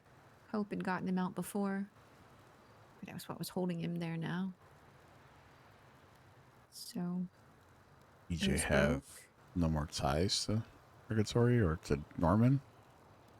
Not to Norman, as far as I'm aware, but I think it's probably the same issue. Probably worse for him than me, that if he gets near it, it probably will pull him back in. But he's not completely without ties. In order for TJ to exist, for his soul to stay anchored instead of just drifting off, I had to grab the tether. That's why I had to be there when it happened. So, Why is TJ not staying with you? Or he doesn't have to stay with me. It's a pretty long tether, all things considered, but if something happens to me, TJ's gone. That is the arrangement. I have to keep him here. so somebody hurts you or kills you, he's gone with you? Yeah. Double whammy, huh?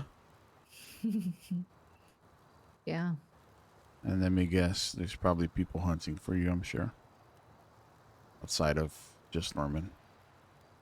The assumption is that it's Norman and anyone Norman wants to send after me. He has a deal with. Yep. Oh, God. Something Norman said was, every time you go and come back, you lose a piece of yourself. I think that is what people have experienced with others, like Dundee or Flop. They've lost memories, and losing those memories has changed them a bit. But I don't Wait, Flop was think what? I've lost memories. It's hard to know when Flop went something's to missing you. Purgatory? There's nothing that's been mentioned to me that I don't remember. So I don't know. The doctor told me I might feel like there was something missing and I wouldn't be able to put my finger on it. I don't know. Maybe something is missing and I just haven't figured it out yet.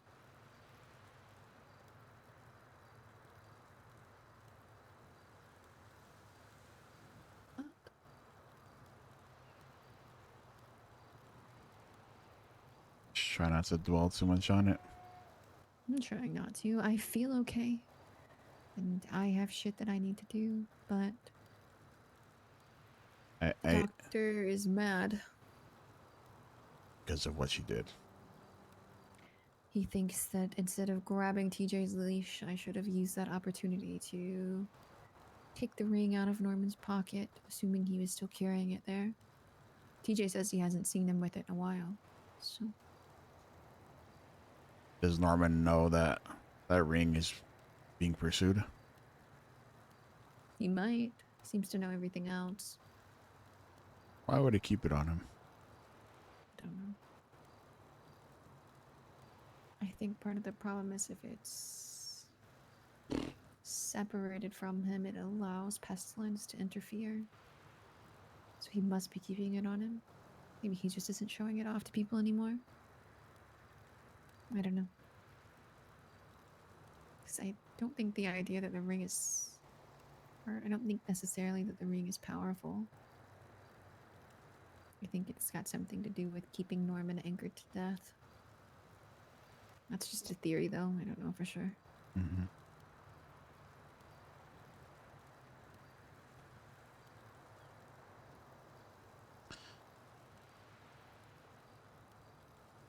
Well, you know that I don't know how much I can really interfere until he decides to start coming after me. He already has ties to me and Esme because he's seen us there. And, well, Osvaldo and myself showed our hand. Mm-hmm. So he really If I try to help you in any way, he's just gonna go for Esma. I'm not asking for your help. I'm just letting you know. I also also don't want don't- anything to happen to you, and well, would like to you and TJ around as long as I can. That's sweet of you, actually. Not alone, Alice. I know. And TJ can protect me, actually. In some ways, anyway. Oh, is TJ? Complicated question. I can I think he's going through a lot of the same things I am. Where I've estranged some people because of the path I'm pursuing, and I just have to accept that, and his entire existence has caused some people to lose faith in him, and he also has to accept that. So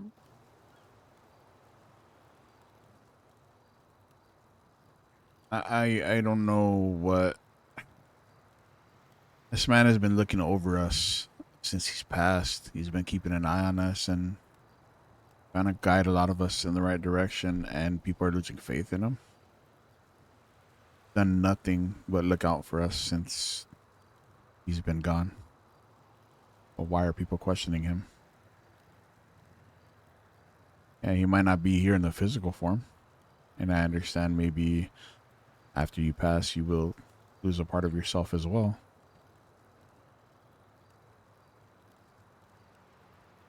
I think it's because he's no longer the bloodthirsty, war-prone TJ that he was, but if you speak to TJ, he says that's not who he was when he came back to the city before he died. That people just didn't care to listen to him. I believe it. I think TJ had a different outlook on things and the way that they wanted the club to go, the path that they wanted the club to go. Mm-hmm. He said that he wanted to rebuild what he had torn down. Because if he didn't do that, if he didn't try to make it better than it was, that he was no better than anyone else. So that was why he was doing the whole treasurer job in the first place, I think. Mhm. One of the reasons I try, and it's a huge try for me because obviously my club revolves around it, but I try not to resort to violence when not needed. You told me words are a lot stronger than guns actually are. I feel like guns never really get the point across.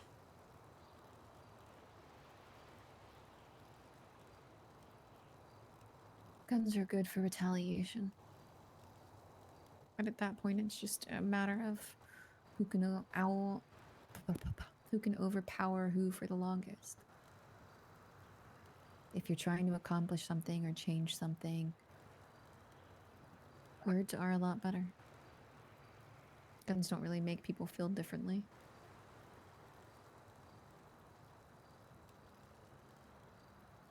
They don't make people understand the point. They just make them feel pain.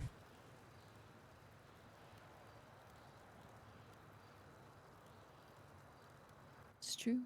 Making people afraid of that pain doesn't really teach them the same lesson. Just drives them to pain and anger. And, well, like you said, retaliation. Yeah. I also don't necessarily think that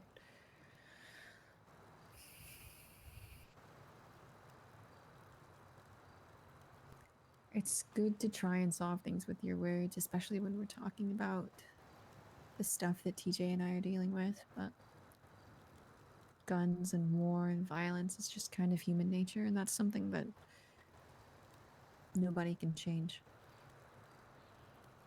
Try. You can try to spark the mind that might actually do it, but Occasionally you do. Occasionally you change one person's mind. Look at TJ.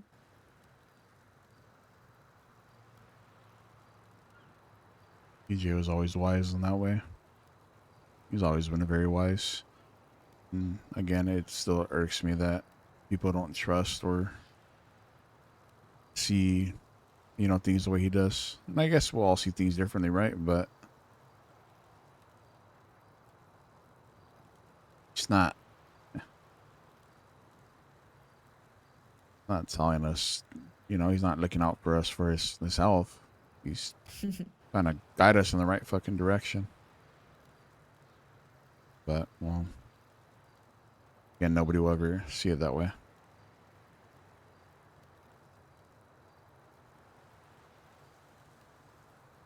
I know. I do want to chat for longer. However, I told Nana that I want to talk to her. Okay.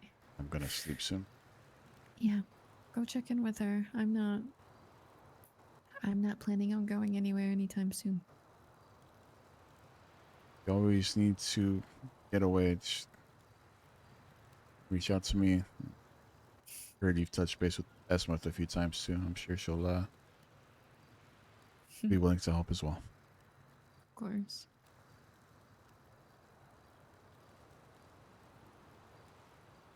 You be safe. Well, I do my best. You too. Bye. If you talk to TJ before I do, tell him I do want to have a chat with him. Okay, will do. Need to get some theories on this whole club shit. Night.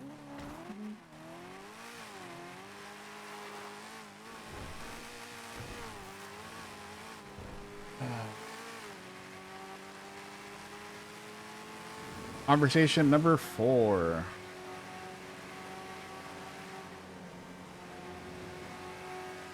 Time to go figure out what's going on with Nana now.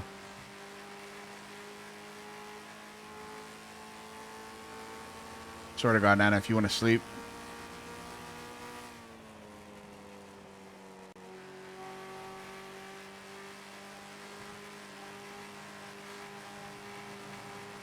Nana, if you went to sleep, I swear to God. She's probably daydreaming.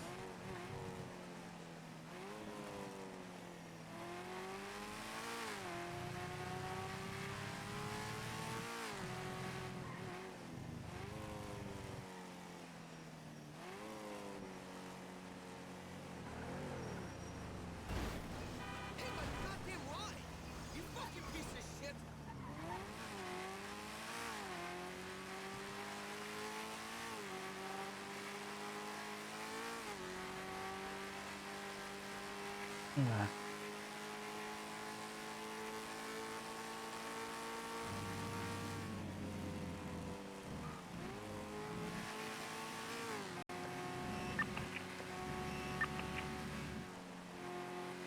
Hello? Where you at? Oh, I'm at the block, sir. I just had to take a fucking nap. I was all scuffled. Alright. I can't get free! I'm on the way. Never mind, I'm okay. I just had to run further away from the bar door. Alright, I'll see you soon. I'll be there soon. Alright, see you soon. Bye.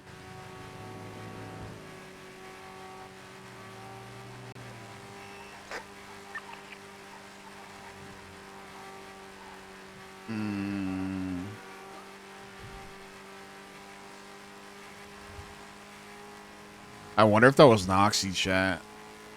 But I think Noxie would have showed if it was him. But I am curious if that was him.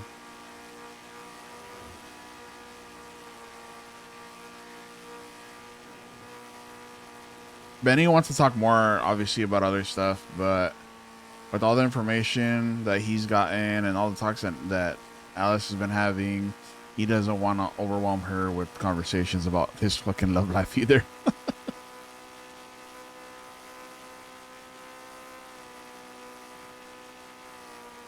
There's way too much happening right now, and I don't know how Benny's gonna break this to S, man, without making it seem like, oh, don't talk to Shang. He doesn't want that.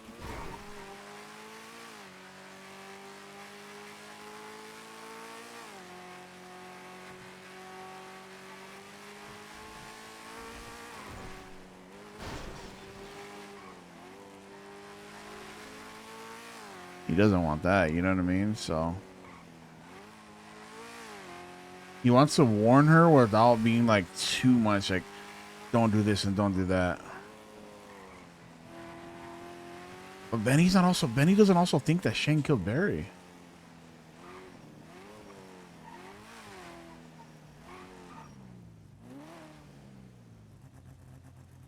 Up in. Let's go, yeah.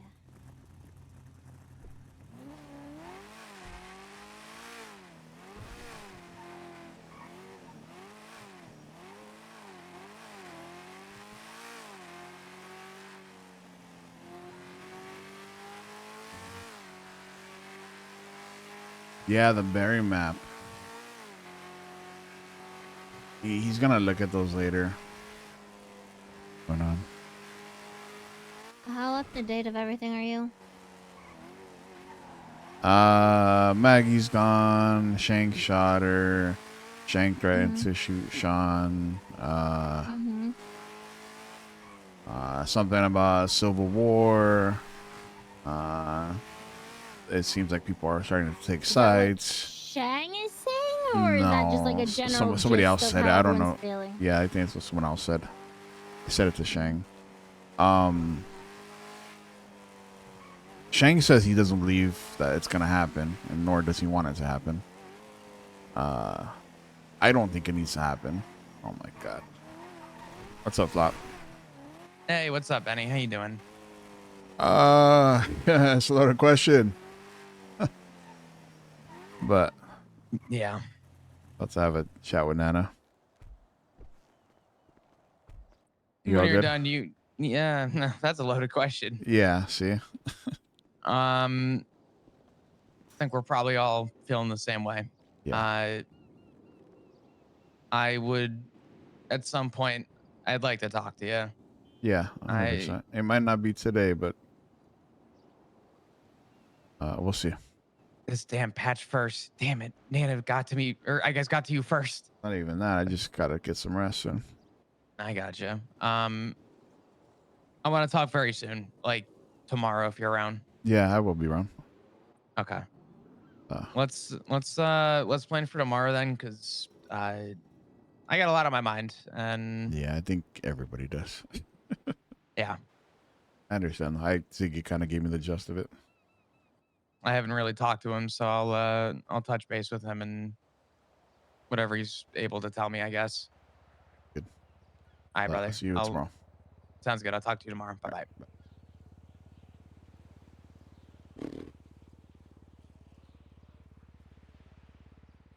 Yeah, that's pretty much you know, the Maggie thing, the Shang and Sean thing, then something about a Reaper vote on Sean. I think that's a bit extreme. Can I ask? I'm not saying that I'm agreeing with it. But can I ask why you think it's extreme?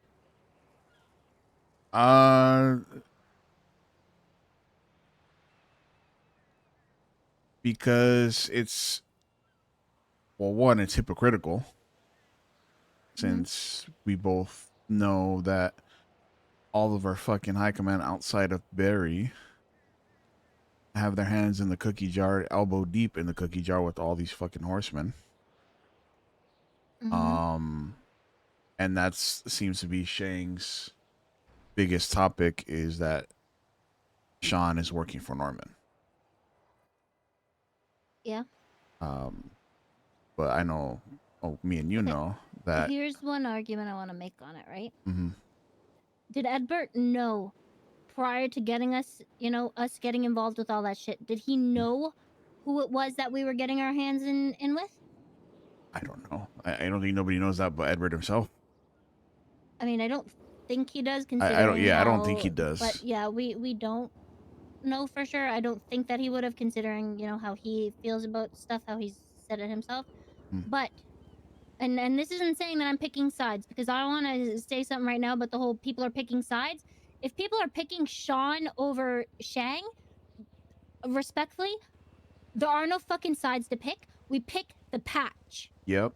I We're was just not gonna say picking- that. If we're you would have not picked a fucking side, I was picking just gonna whether yell we at you. agree with Shang or Sean. We fucking pick the patch. We protect the patch. So where we need to be concerned in regards to who's doing this or who's doing that is, are they going against everything the patch stands for? Are they putting the patch at risk? Are they putting club members at risk? And then in regards to the whole, yes, everybody got their fucking hands in the cookie jar with these fucking horsemen. Of course, we don't know. We're not fucking Edbert. But we can't say for sure whether he knew or not before going into it. I'm giving him the benefit of the doubt, and assuming he did not, Sean knows what he's doing getting involved with Norman, and has it not been fucking pressed down on our necks time and time again? If we get involved with him, if we make deals with him, it's a bullet to your fucking head. Is that not something that has been said to us over and over again? Yep. To not get involved with them. And this is something that I've told Ziggy too. I said, I've caught both Shang and John down there red-handed with both Pesto and Norman. Whether they knew I was there or not, I've seen them down there at the lighthouse. I've heard whispers of them being down there at the lighthouse, not from just one person, but multiple. So it's like, again, this There are patch. faults on both sides. Yeah. But who's the one fucking taking names and going out on a hit list and then trying to bring the rest of the club into it? At least this is what, of course, unless I speak to Sean, I need to hear his side of it. But the way I'm getting it described is that he was trying to get other club members to assist him in it. Therefore, making us just as guilty of getting involved with Norman as he is. And so here's my thing with it, right? I understand that too. I'm not But- saying that Shang's completely innocent. I want to No, make no, no. that known. Yeah. No, I'm not. I have, again, no sides here. It's this patch on my back and nothing else. From my understanding, Sean is as close as you can get without making a full-on deal. He's his fucking hitman. I'm sorry, to me, it makes no fucking difference. If he is going out and killing people on his behalf, it makes no difference whether there's a deal or not. It is just as guilty. And the fact that, I'm gonna say it, Benny. I got told today, or the other day, by my grandma, that the only way pestilence really gives cures to people is if they make some form of deal with him. Whether that is 100% true or not, I don't know. But Finn was sick. Sean went and spoke to Pestilence, and then Finn was fine. Sean was in prison. Pestilence showed up to see him. Pestilence fucking walked into or drove into the block the other day. And I'm sorry, I'm not saying that he made a deal with him or anything. But whatever involvement he is making with him, and maybe Shang too, because again, I don't know fully about what Shang's doing with him, but is that not actively putting everybody in the club at risk? Because the fucking plague, it is fucking changing. It is getting worse. The symptoms are worse. It is mutating, and somebody has now died because of it. Somebody has officially died because of the plague. Meaning nobody is fucking safe. Not that they ever were to begin with, but nobody is fucking safe now. Did Ivy and Tally get themselves sick? Yes. But on purpose? No. But having some form of relationship with him where he now feels like he can just fucking drive through our block is putting every single fucking club member at risk.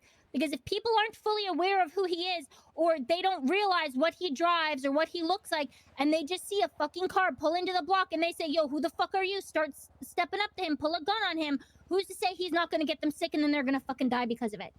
Because he felt that he could come into the block because people are fucking chatting with him. Yeah, I agree.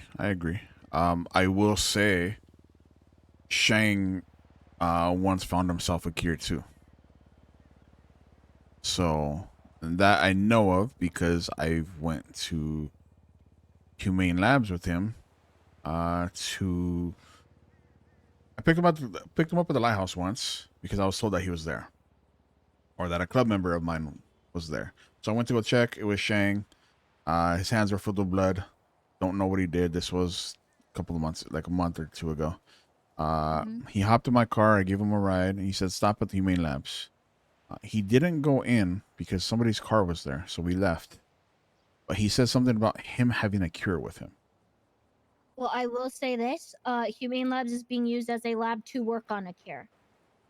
I'm not saying that doesn't mean he didn't talk to Pestilence or whatever, but Oh no, he had the Humane cure Labs before we is went to Humane currently- Labs. Oh, he did. Okay. Yeah. Well, yeah. Well, just so you are aware, Humane Labs is now being used as the center of fucking trying to get shit cured by some person who I don't believe has the full credentials because fucking Nino brought her in. She's not on any form of board in Los Santos medical shit, and her badge that she gave us was only digital. Yet I can't give a digital license. I have to have a physical one as well. Police have physical licenses, but her digital one is apparently okay. And she said she was the director, but her badge simply said administration. I'm sorry, but if you're a director, I think it would say director on it. So I You don't know a trust her, name? and neither does my grandma. Hold on, I have the shit on my phone. Is it It's Stacy? something Todd. Oh, okay. No, Jason Todd. Okay. That's her name, Jason Todd. Listen, back to besides the point of that, Mm. what I told Yeah. Ziggy is that I think I told you this a while back too. Maybe not. Maybe I might have just said it in my own head. But what needs to happen is Sean and Shang both need to be demoted.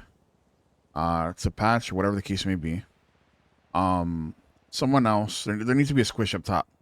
Finn or Edbert or whoever else needs to take VP and then high command. As of right now, we know hasn't been okay for a very long time. No, I agree. Did you hear everything I said? I might throat was sore. A little bit of sore throat, but I Okay. caught the end of it in regards to you saying that Shang hasn't been okay for a while. Shang's mental hasn't been okay for a while. Sean, I would like to say same boat, not as bad, given what happened with you and going back into that chase. And often Sean likes to just disappear, and we don't know where he is.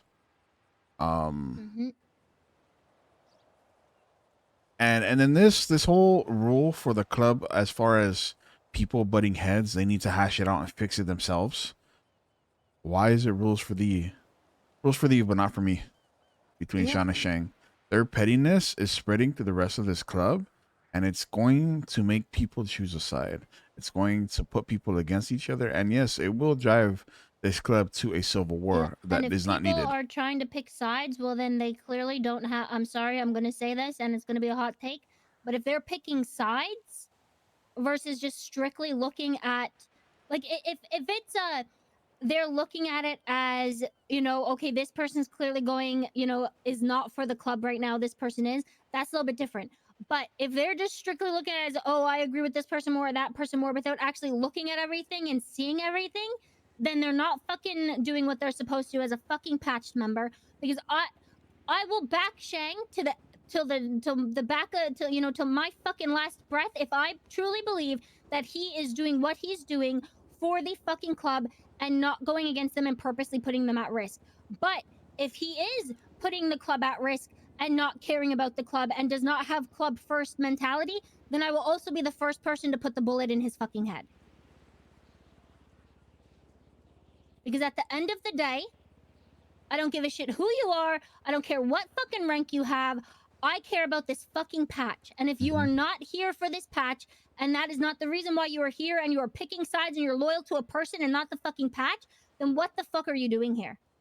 Yeah, it's Why kind the of fuck are you it's here kind if of that's what the I case? told. It's kind of what I told Ziggy, and I understand the I whole have a thing. question for you about Ziggy. Mhm. Do you feel like he's picking a side? Oh, 100%. He just wasn't even in his cut when I had to talk with him. I mean, I'm Which not gonna fully take that as I because, won't. sometimes people have, but Yeah. my problem is that he, and I know this because Blue told Shang this, but Ziggy was texting people who were actively standing with Shang saying, "Come and talk to me, but slip away, don't let him notice," or something along those lines. Listen, That yes, I that's don't bad. think is okay. No, it's not okay. And the fact that Shang wants to have a conversation with Ziggy, he's been trying to have a conversation with him all day, and Ziggy hasn't. No, I get it. I get that Ziggy probably has a lot on his plate right now. But if he is actively avoiding him, he is one, not doing his duty as chaplain, in my opinion. But two, again, it's not very patch first because that's him fucking just picking a side versus hearing Shang. Not to say that Shang is in the right or the wrong. Same with Sean. I'm not saying anyone's in the right or the wrong. But we need the fucking, whether we agree with people or not, we need to fucking hear what they have to say and hear their reasoning behind it in order to make a judgment call on whether we think their actions are for the club or not. If we don't know why they're doing what they're doing, well then how the fuck are you to make a fucking choice on whose side you're on? Because at that point you're picking a person versus the club. And I've been through this shit with Rust, and I'm not gonna fucking do it again with letting people fucking just pick the sides because of a person. talk. No, if you're gonna fucking stand behind somebody, you're gonna stand behind them because they are putting the patch first, whereas the other person isn't. Nana's just unloading right now. Yeah. I told Ziggy that. I said, listen,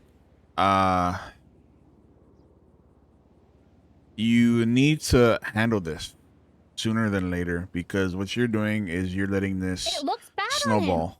It's gonna snowball, and it's gonna turn into something bigger than what it is. I'm being completely honest right now, Benny. I'm judging Ziggy for the way he's behaving in this.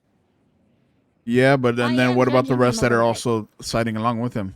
And then I'm judging them too because they're not putting patch first. They're picking a person, not the club. Unless they can give me a good reason why they're backing behind somebody. If they have a good reason, then fine. But if they're just picking it because of a popularity vote or All the something, besties. then they're not Okay, all right. fucking being club first right now. Not to say that they're not always club first, but in this moment, that's not club first if you're just picking someone for the sake of picking someone because you like them more or something. I feel that I'm being honest.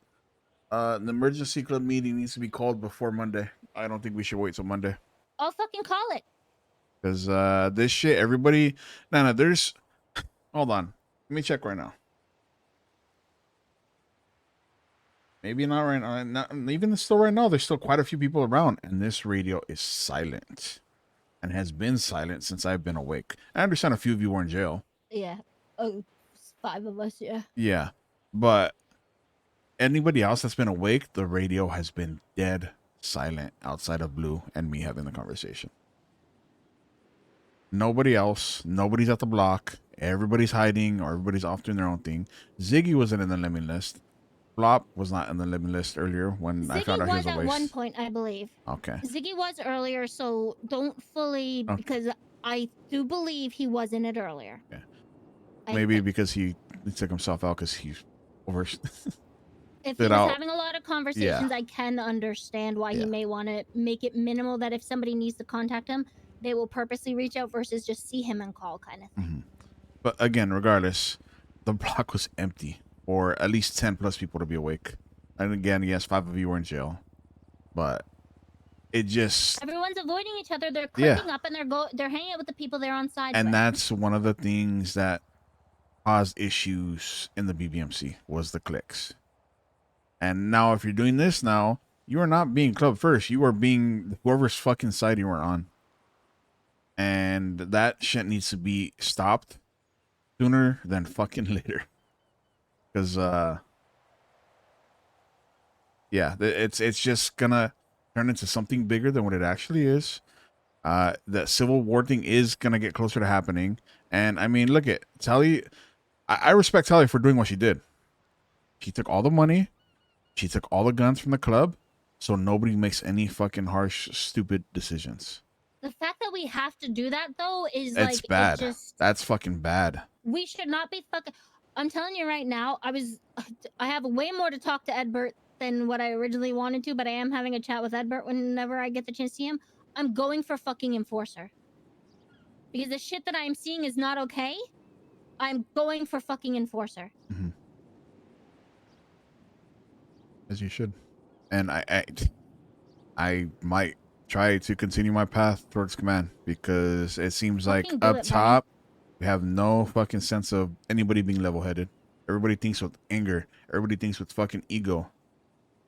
And for what? Where does that get us? Where is it going to get us besides a We're petty not off? supposed to think about ego or ourselves or who's better or not. We're supposed to think about the club and get make the club good, not ourselves. The club. It's become a petty off between Shang and Sean. I understand Shang's perspective of that's Shang's home is his private space, right? That is his place away from the club. So I can understand. Do you know what was in his house? Did they tell you? Yes. Okay. Me And did they try Albert to were looking last night. and did they try to stir your mind into worst case scenario? Well, Edbert said it. Edbert was the one who told me, and Edbert's not the one to assume instantly that Shang killed Barry or some shit. Does it look bad? Yes, of course. But knowing Shang and the respect he has for Barry, I don't believe that he would have ever hurt him. Nope. Does it still look bad and something clearly happened and Shang saying that, oh, I just hurt myself? I don't fully believe that, but I'm not saying that it's because I think he killed Barry. It's because Shang, he tends to play down things, or he sometimes doesn't remember things. But That's I don't part of his believe that he mental did state. something. And one thing I want to say, like obviously we can't assume one thing or another. We looked around a couple places. Ed reached out to Colin to see if potentially Barry would be with him, because in Barry's house, because Tally went and looked, one of the bottles of whiskey, which Ed did say that Colin likes, was off of the shelf and on the desk empty. And then there was also a key that used to be on his counter. Shang's calling me. Hold on. Huh? What's up, Shang? Yo, are you by Radius? What's up? There's a slam truck here. You good? Oh yeah, no, I'm On with the side of Nana. the road. Okay, all right. I'm just checking in. Okay, okay, bye. Feel good? Yeah, he was checking in, making sure that I was good because he saw a slam van. Too much. I mean, that is a possibility, but what if? Okay, but hold on, let me finish though. So, there was also a key that had been there that went missing recently, and because we don't know how long Barry has actually been missing, unsure to say when that key went missing, as well as there was a photo, a drawn photo. Now, mind you, the paper could have, crumpled up and accidentally got thrown out or something. But there had been a photo that Rue drew of TJ. I don't think that Barry would have let that just, go bad. Because, I mean, that was his fucking son. I know that Edbert said back in the day in BBMC when some stuff happened with TJ and that, and it was hard on Barry, he went away for a little bit, He kind of ran off to, I'm wondering, and again, I'm not saying it's for sure because of the fact that I don't want to just assume one ultimatum or one ultimate and then I'd be completely wrong and we didn't do our due diligence. But his fucking son died. When has he been given the chance to grieve? Is there a chance, given the fact that there was a key there that was missing, that we don't know where it belonged? It could have been someone that he trusted's home, that maybe he's gone to hide in.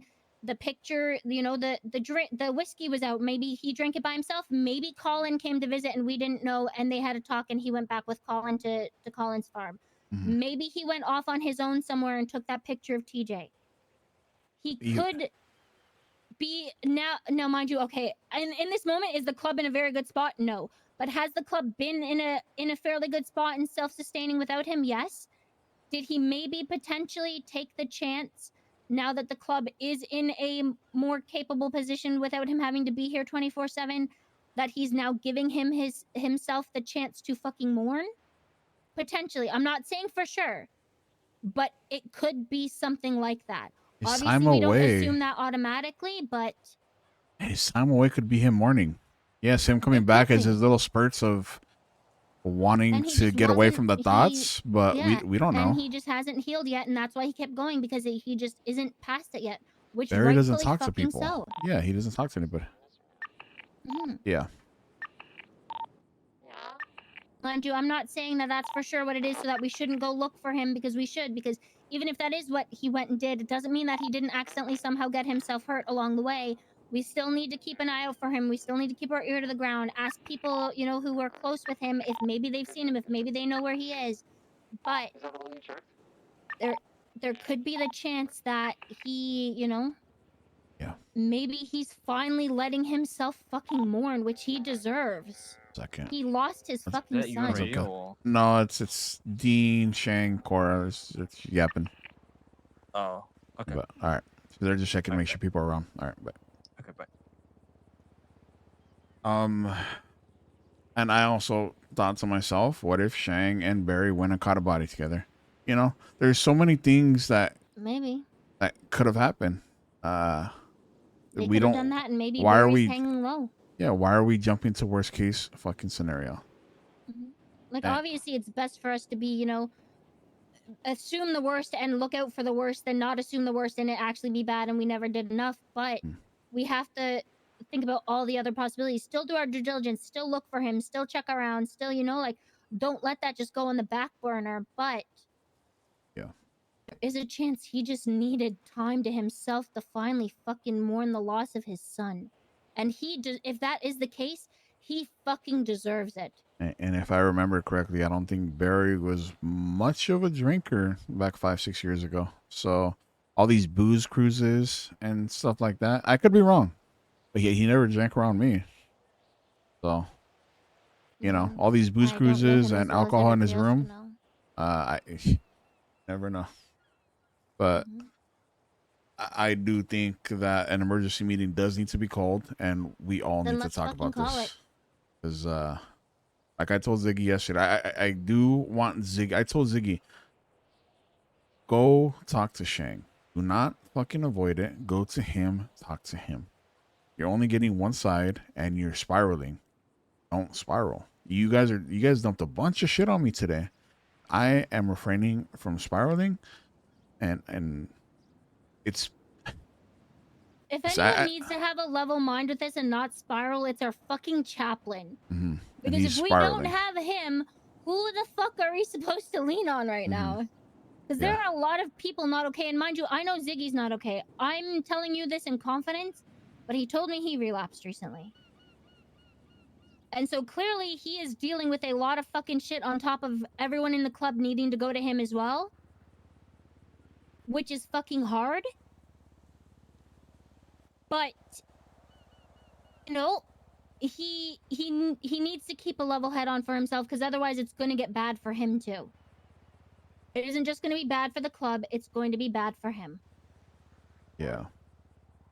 Because the more he spirals, the more he goes, you know, he is just going to fucking go down the rabbit hole, and it's going to end up happening again.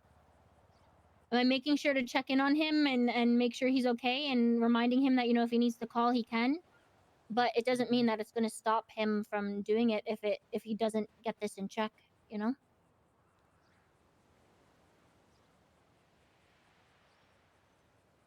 Mm-hmm.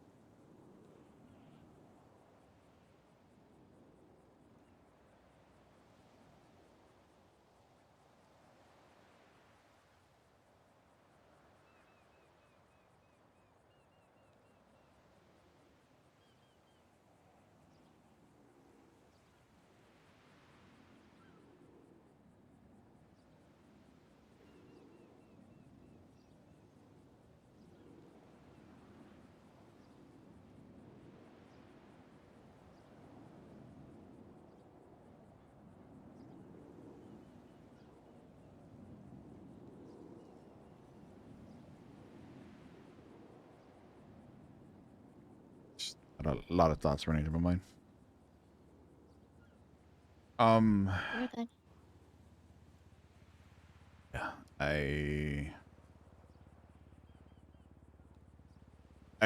I do think that it's, you know, if Ed's getting out of bed today, I unfortunately don't know. I'm gonna try and stay awake for him a little longer because I really want to talk to him. This needs to be dealt But with. I'm We not can't sure let 'cause it. I know he's still sick. A lot can happen in 3 fucking days. Trust me, I know. I haven't been around for 2. So I think let's give until tomorrow in case Ed does wake up tonight. If not, if we don't get the chance to speak to Ed, tomorrow we call an emergency meeting. has anybody talked to Finn? How does Finn feel about all this? Oh my god, this fucking club! I What? love this club. Huh? I said it at one of the fucking meetings recently. People need to not assume that people know things and fucking communicate things. He's in the ICU right now. And nobody tells people shit because they either forget about it because object permanence and they don't see it, they don't fucking care, they forget about it, or they just automatically assume everybody fucking knows shit when they clearly don't. I don't care if you have to tell the same person 3, 4, 5 fucking times. Make sure you tell people in case they don't fucking know. I'm sorry. I'm so fucking done with the people not communicating shit. You are the third fucking person that I've had to tell this to because nobody fucking told anybody else shit. He is in the ICU because of a shootout that happened yesterday. He is stable. He's okay. He nothing has changed in regards to his status, but he flatlined. They had to put a graph in, but he is currently stable. My grandma will let me know if anything changes. One of the doctors, they all know to let me know if something happens. If there's any changes in him. But as of right now, there's been no changes from yesterday, and no change is better than bad change. So he is okay right now. He is in recovery in the ICU. How have I been around 5 to 6, maybe 7 club members does now, it and fucking nobody shock told me? you, Benny? Does that fucking shock And you? Ziggy even mentioned Finn's name earlier and did not mention that part. Does Ziggy even fucking know? I don't even know if Ziggy knows. I don't know who knows. Nobody said anything to me, so. Bro, when we go back to the block, I'm calling it out on radio. If people aren't aware, I'm fucking telling them because this club is so fucking shit with communication about things that should be fucking communicated. A member in the ICU should be fucking getting communicated to everybody. Even if you think they already know, assume that they don't and fucking tell them again. I'm sorry. I'm sorry. No, you're good. You're good. Trust me. You were good. I feel like that should have been the first thing said to me before anybody decided to info dump me with everything else that's happened. Yeah.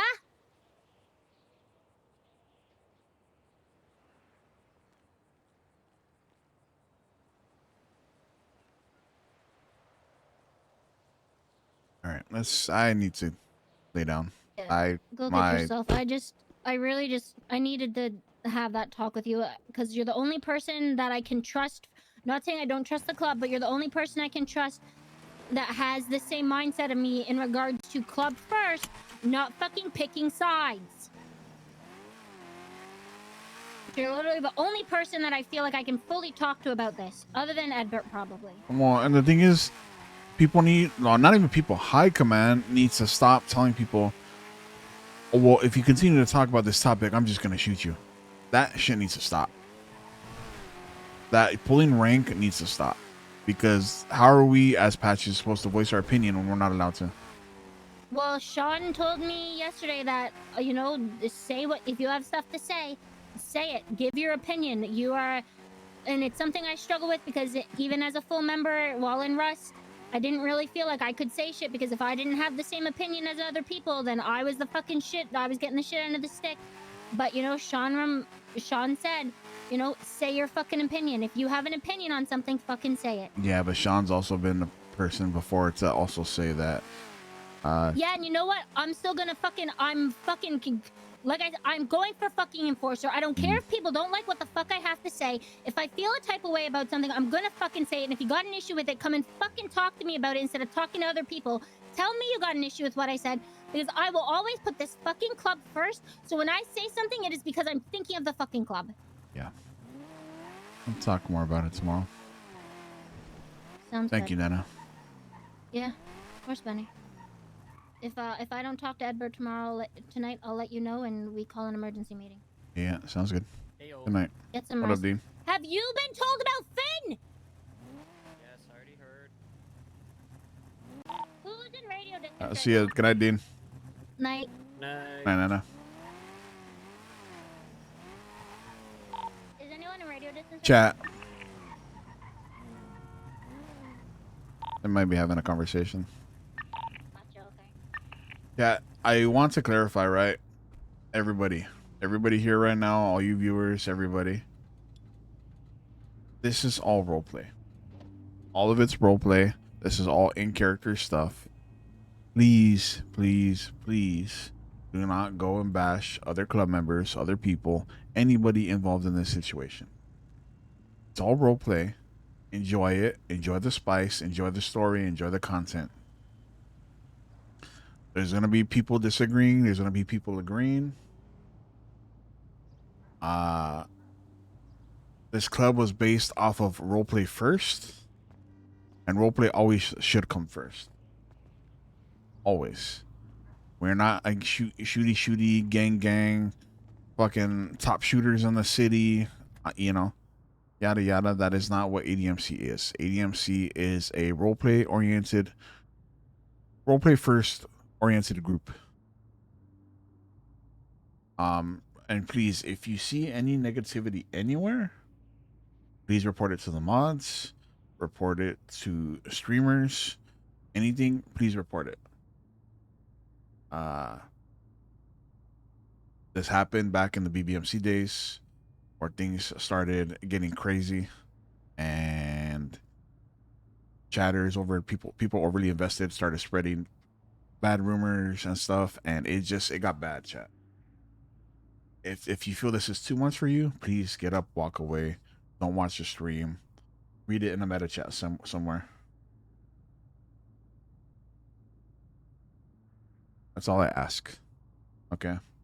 The same thing goes with the relationship stuff, the club stuff, the character, anything roleplay related, chat. Just we're here to tell a story for you guys. We're here to create content for you guys and to enjoy ourselves and have fun. And whether you may not see, I know a lot of people don't like the way Benny is. That's your opinion, man. You don't have to spread that negativity just because you don't like the way Benny is, or because just don't spread that negativity. It doesn't need to be spread. I was shocked Nana and Benny are against Ziggy and Sean. It's not a guess. It's not against. It's more so they're just club first. That's it. They're not trying to be against anybody. They're just thinking with the club first. Oh, you missed a lot, Potato. It's been a day. It's been a fucking day. But yes, please, chat. This is gonna be a hefty storyline.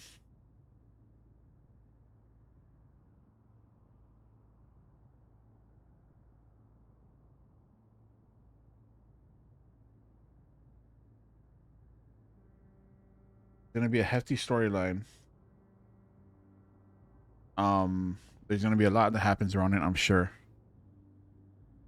Hope you guys enjoy it. I don't know Benny, and what's on Benny's mind right now is that he's gonna possibly try to shoot for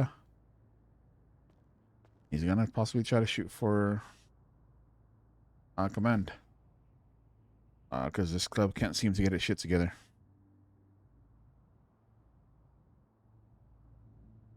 Seems like this club is really yeah,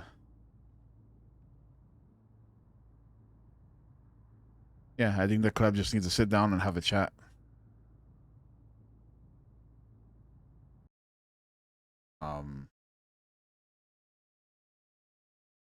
But I think Benny kind of showed his growth today a lot.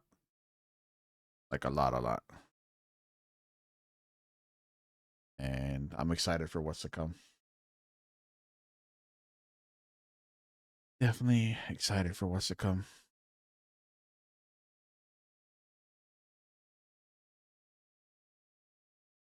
But let's go show. Let's see who's live right now.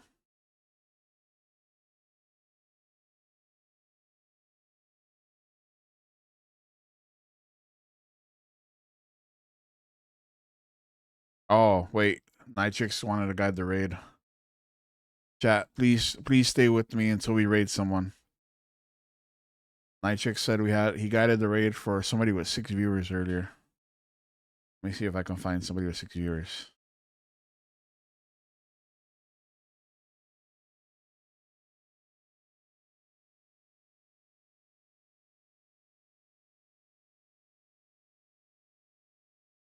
Let's go spread some love, chat.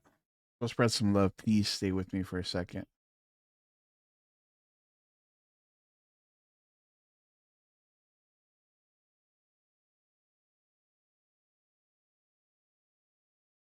Oh, here's somebody that you guys might like. It's not 6. It's not 6, but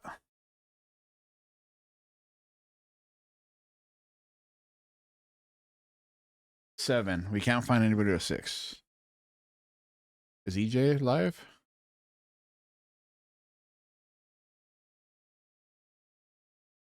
All right, you guys will like this one. It is 7, so close enough. Let's go show Idol some love, chat. I know you guys will like this one.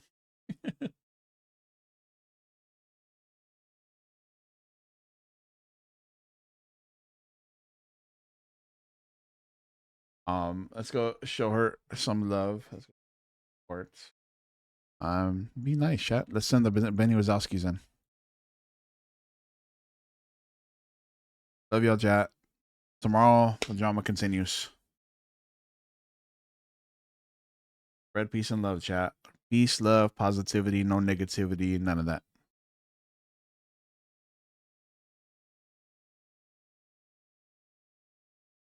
Good night, good night, good night. Love y'all. Have a good Friday or Saturday, whatever day it is for you.